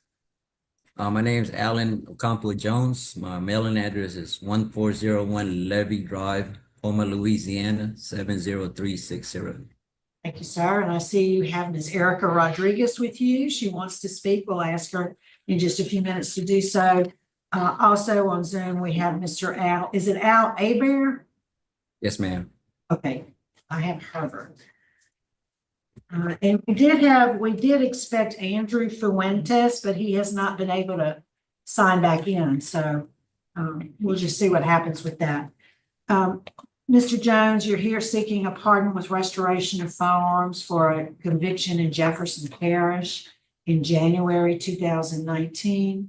And that was 2 counts of possession with intent to distribute marijuana, for Yes, which you ma'am. received a 5-year sentence. Is that information correct, sir? Yes, ma'am. And I do see where we have the DA's office in Jefferson that has also joined us, and we'll hear from him shortly too. Mr. Jones, your case has been assigned to Mrs. Stapleton. Would you answer her questions? Good afternoon, sir. Good afternoon. Will you explain, will you tell us exactly what happened that caused you to get these charges, please? Well, I forgot the date and the year, but it was late at night. Coming out the backyard, I just smoked. My son came in, then he went outside. Next thing you know, he came back in with the police behind him. I asked the police why are they behind my son. They said they was looking for my daughter, Ivy Jones. And I asked them why. They said one of the workers where she worked at, that she was gonna hurt herself. So that's why they came to the house. Right. And then they smelled the marijuana smell and they started telling us to get out the house. They had a warrant to search the house because of the smell. So we all got out the house. They searched the house. They found the safe. They found money, but the safe was not mine or the money was not mine. It belongs to my ex-wife. She had the safe code and she had the money on her. And they told me that they was watching her for a while. So I guess that's why with the warrant coming out like that fast, that they know she was selling, because she got busted before without me. So they've been watching her. So when that smell, I guess when the cops smelled the house smelling like marijuana, they called a detective. And detective came, FBI came, they cleared the house, searched the house. They made her open the safe because she's the only one that has the code. And that's how everything started with the first bust. Okay. Let me ask you, I've got a paragraph here. It says that shortly thereafter, a black Chevy truck turned into Carthage Street, driven by Alan Jones. When Alan Jones saw the police vehicle with its emergency lights on, he slammed on his brakes and began to reverse his vehicle at a high rate of speed. Detectives turned on the sirens and positioned their vehicles in front of Jones's vehicle and signaled for him to stop. He stopped. When he lowered his window, that's when the strong smell of marijuana came out of the vehicle. And then the detectives realized he had some marijuana. Does that sound familiar to you? No, ma'am, I did not reverse my truck or nothing. The second time we got busted, I was in my truck coming home from work. They was already in the house arresting my ex-wife when I was coming home from work. I seen the cops, I panicked. So I kept driving and they followed me. They pulled me over with guns out. So I got out the truck. I did have weed in the truck, had a little bit. And I did tell them I had weed in the truck. All right, so that was the second time, huh? That's the second time, yes, ma'am. Okay. All right. So after that, you said that was your wife or your ex-wife or My ex-wife, yeah. your Used to be ex-wife? wife, right. Right. And so I see where they had questioned her and she was saying that she was selling small amounts, like she said a pound and 2 pounds. Was that true or was she lying about that? She had a lot. She had like 2 big mason jar in her safe that I never seen that much weed. But they pulled that out the safe and all the cash that she had. Yeah. She had a lot of cash. I forgot how much it was, but it was in a big bag. So Right. All right. Does anyone else have any questions? I mean, well, we got Brandy. Let's see, wait, I'm sorry, I'm getting ahead of myself here. Okay, so let's see, who would like to speak next on your behalf? I mean, I can go. if y'all Okay. want. Yeah, that'd be good. Thank you. I don't know what am I supposed to say? Like, speak on him? He's That's right. He's been doing really good at bettering himself. We've been together now 6 years. And so he's a good guy. I mean, like I said, he's a hard worker. He's very dedicated when he's decided to make a change and do better. He's really good at sticking to that and seeing that through. I'm not gonna say that his past was great, so I'm not gonna try to paint a pretty picture of his past. All I can paint is from, the 6 years forward, and I can honestly say that if I have my teenage kids around him, it speaks highly because I am a mama bear, and I don't play behind my kids, and I don't share my kids just with anyone. So, and also I'm a paralegal, so that goes for any reference. I'm a law-abiding citizen who's never been stopped, ticketed, or put in jail unless I'm interviewing a client. Okay, all right, well, thank you so very much. Absolutely. I appreciate that. Mr. Abear, Yes, ma'am. what would you like to say? First of all, good afternoon, everyone. And I do appreciate being having my voice heard, which is a big deal to me, especially in positions like this. been knowing Alan for right at 5 years now. And I'm a pacer, so I apologize for y'all if y'all can see me in the video moving back and forth. I can't sit still. But anyway, been knowing him for 5 years. He's been working for my company, Bella Contractors. At Bella, we work directly for the DOD. We work in all military bases and everything else. He's been staying in our shop doing all of our maintenance and mechanic work on all of our vehicles. The whole point that I was excited about this is because if he can get his papers done and he can get this procedurally corrected, or however it's called, expunged or paroled or whatever, it would give him the ability to work for us in the military bases. We have, I believe in second chances. I believe in third chances. I'm not one of those guys who burns a bridge just because somebody did something wrong to me. Because I do believe, kind of like whoever, live in glass houses throws the first stone, right? But we, I know people, I deal with a lot of people. I have a lot of my crews that we went through this process, even for their DWIs, 10, 15 years past, because in the military, it doesn't matter when the felony occurred. A felony is a felony. They won't let you in unless you have paperwork proving that you were absolved or, repentant or whatever you want to call it. But long story short, he's a great man. Kind of just ringing the same bell as was what Erica was saying about her being around her kids. He's around my kids. We hunt and fish together now. We've become friends, started as just work acquaintances.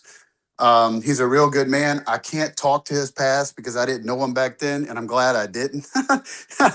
And I don't mean it in that way, but what I'm getting at is, like, I know the man he is today, and the man he is today is a person that I call friend, person I call family, and I'm very glad to have him work for me. So I'm just hoping that he's able to prove himself enough and that we're able to prove that he's changed enough to get a vote of confidence for him to continue to better himself and better his career. Because with the military work, of course, we could pay people more money and they can live a better life. So I hope I'm not rambling on. I do apologize if I rambled for too long, but if you have any questions for me, I'd be glad to ask them. Answer them. I was gonna ask this question. Is he needing a pardon for something to do with his employment? I mean, you're talking about federal and military and stuff like that. Are we talking about he needs a pardon for that? It's just generally, like, of course he needs it to better his life, but for us, we can't put him in a military base without him having a documentation with him. And that, so like right now he's working for us, but he has to stay in our facility, our yard. We can't let him go on the road to the military bases where we're working. So he's just been primarily working on our equipment, getting our equipment and goods ready to go to the military bases, if that makes sense. Okay, that's fine. Yeah, and you do realize what we do here is that we would make a recommendation and yes, ma'am. Time period. Okay, well, yes, that's what I had to ask about that. Okay, thank you very much. No problem. Thank you. Okay, I'll go to Randy now. Okay, Mr. Myers, what would you like to say? Good afternoon, Randall Myers, Assistant DA, Jefferson Parish.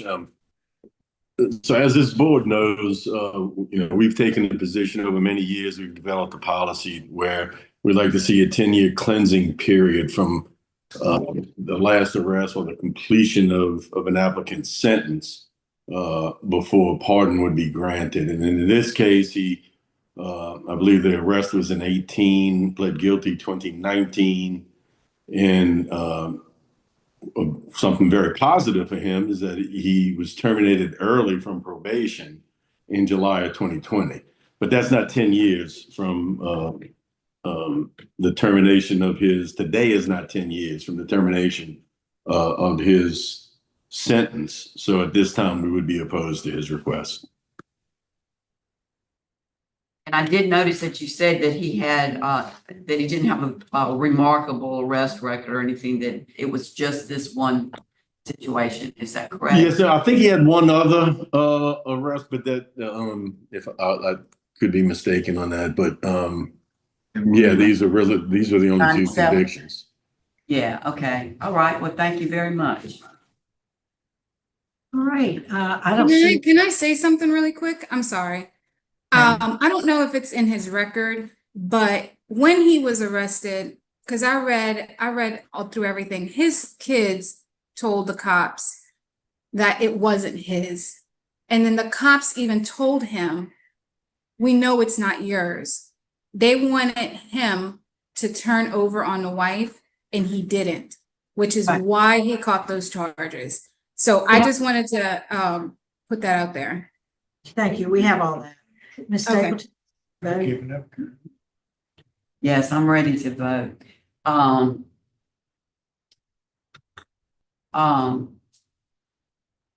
It is 6 years since, and I know that it's not many cases, but every now and then there are cases where, it hasn't been 10 years, okay, for a cleansing period. And myself personally, I don't see where there's anything else going wrong here. So I'm gonna vote for you to have a pardon without firearms. I'm gonna split it down the middle, pardon without firearms. Mr. Prater. My vote to deny it hasn't been long enough, in my estimation, since he got off parole, since he got off probation. Mr. Freeman. Yeah, my vote's to deny. It's 3 separate incidents, all dealing with marijuana and the fact I would not be doing any hunting unless I got a boat. So I kind of watch what's being said. My vote's to deny. Mr. Tillis. Votes to grant with firearms. All right, you needed. Just real quick, it was with a bow, just to let you know. Thank He's you. adamant. All right, Mr. Jones, you needed 4 favorable votes. You didn't get that this morning. You got 2 that were favorable, 2 that were not. So today your application has been denied, sir. Good luck to you.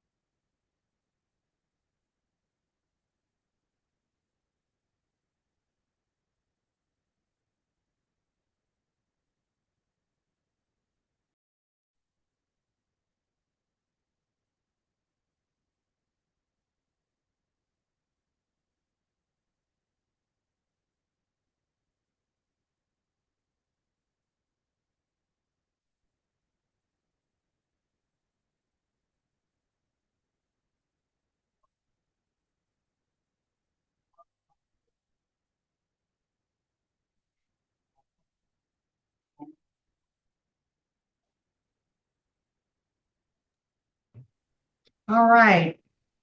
Good afternoon, Ms. Romero. Afternoon. How are y'all today? It's been a long day for us and you. I bet. So for the record, ma'am, would you introduce yourself with your name and current mailing address? Yes, my name is Tammy Romero, but it's currently Tammy Mobley. And my address is 515 Brothers Road, Lafayette, Louisiana, 70507. All right. And we have there with you, I'm assuming, is your husband, Larry Mobley? Yeah, well, he's on Zoom, and then my mom and my sister are here in person with me. My husband's at his office. Okay. So, oh, right. Okay. I do see. So with you is Melanie Billingsley and Delane? Is it Delane Cogburn. Yes. Cogburn. Okay. And we have Mr. Mobley also on Zoom.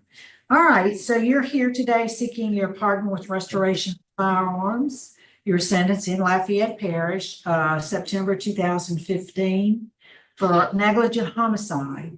You received a 1-year hard labor sentence that was suspended and you were placed on 1 year unsupervised probation. Is that correct? Ma'am. Yes, ma'am. Thank you. Your case has been assigned to Mr. Tillis. I'm going to turn it over to him. Good afternoon, Ms. Good afternoon. Lola. How are you?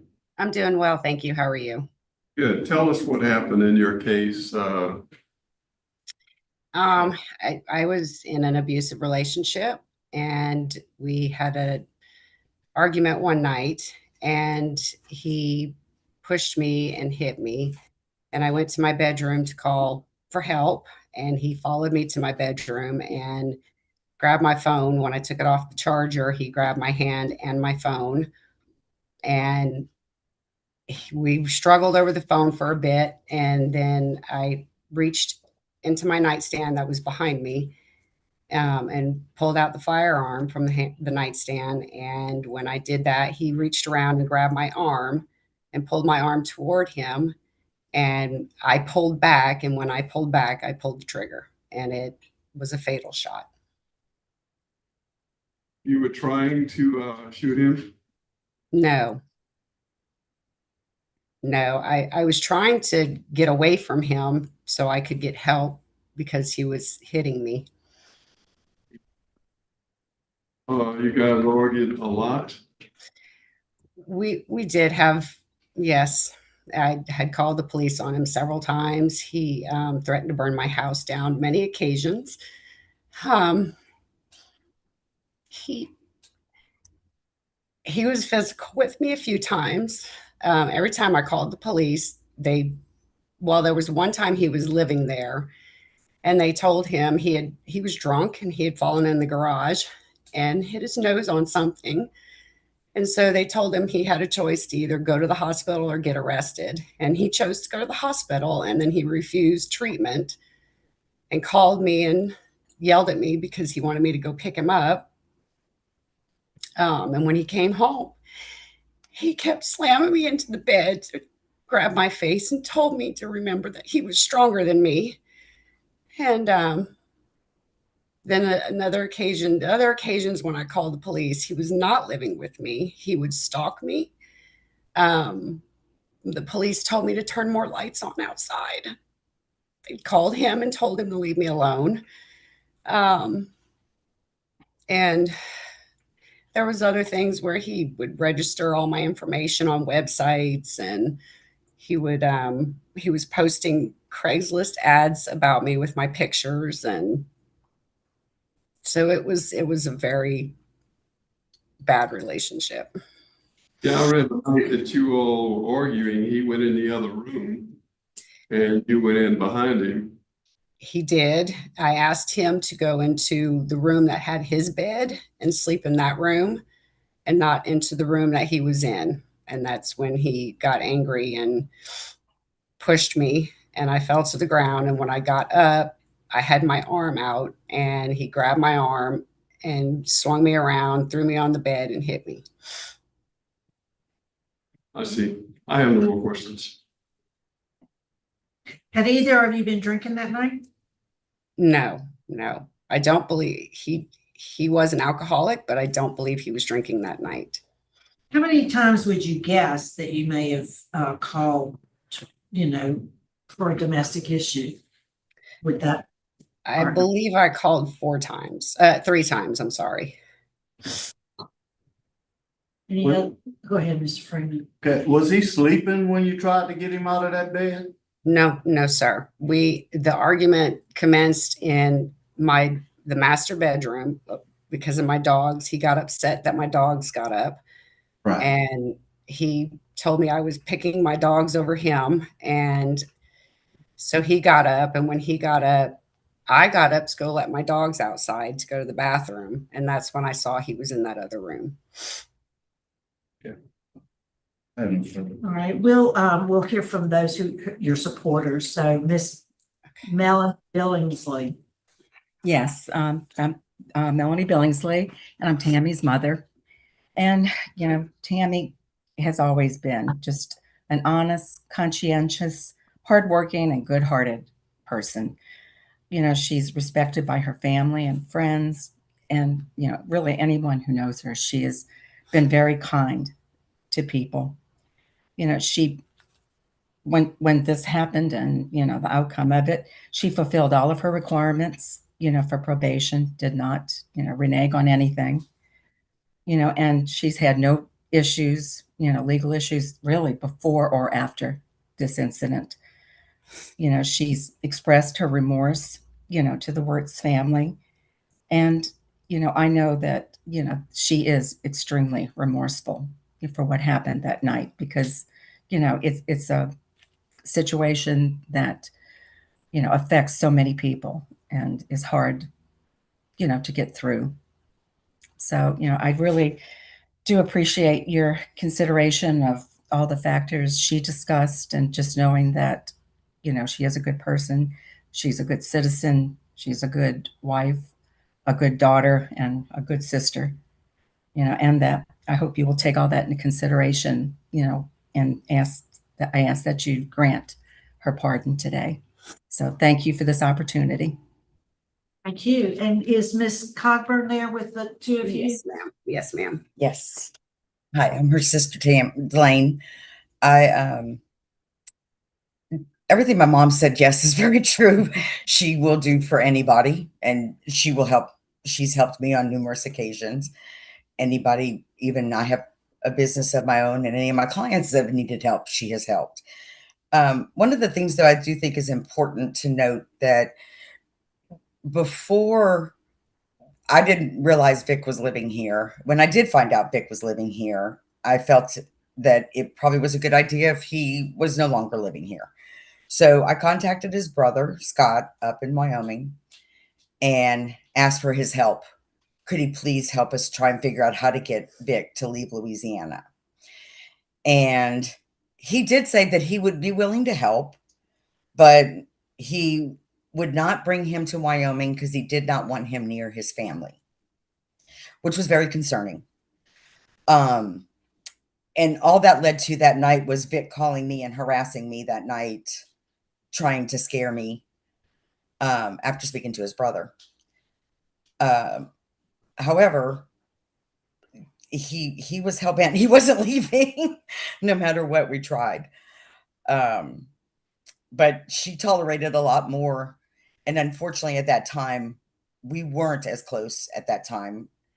I didn't realize everything she was going through with him. But I do hope that you realize that, unfortunately, in this situation, I don't think I know my sister well enough to know she would not just do what happened that night just because. Like, there was a definite fear. And, you know, hopefully you all will see that in everybody's testimony today to let you know that, you know, she has definitely, I would agree, very remorseful. And I don't know, you know, what else to say except for the fact that she went on and has lived life the way you should live life, abiding by the law and doing what you're supposed to do. But thank y'all. And Mr. Mobley, could we hear from you now, please?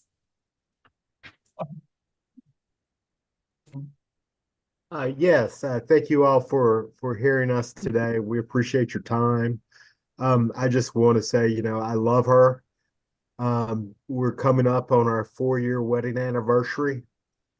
You know, we're trying to move on, and I obviously cannot speak to the facts underlying the situation, but I know my wife, and I know this is extremely unlike her for all the years that I've known her and all the years that I've been married to her.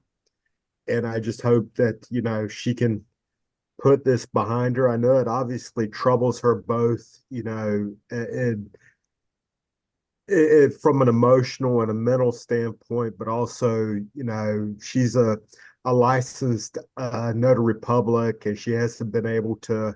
That's been reneged. I'm an attorney here in Louisiana, but she's a licensed notary public, and that's how we met. And she hasn't been able to hold that certificate. It's been on and off with the state with regards to that. And this pardon will clear that up. And then there's also, you know, us obtaining insurance for jewelry and things of that nature that's come up. And that's really how it kind of impacts also our immediate lives in that regard. All right, thank you, Mr. Mobley. We appreciate your input. Are there any other questions for Ms. Romero or Mobley, I should say? Yeah, all right. Mr. Tillis, you ready to vote? Yes. Due to strong law enforcement opposition, my vote today is to deny. Mrs. Stapleton? See, how long has it been since this happened, ma'am? 13 years. It's 2012. 2012. I'm gonna agree with Mr. Tillis due to strong law enforcement opposition of the Mr. Prater? My vote is to deny this request. Is I think it's such a serious charge as manslaughter, but you pled to the negligent homicide, but you were charged with manslaughter and victim opposition and law enforcement opposition. I think both of those with the plea bargain to a lesser charge of something that's serious. I'm not ready to sign off on it. Mr. My vote would be to grant with restoration. And Ms. Romero, my vote would be to grant the pardon without restoration of firearms because you haven't, the offense involved a firearm and improper handling. But you didn't get what you needed today. You needed 4 votes that were favorable for your application to be approved. So your application's been denied. Good luck. Thank you.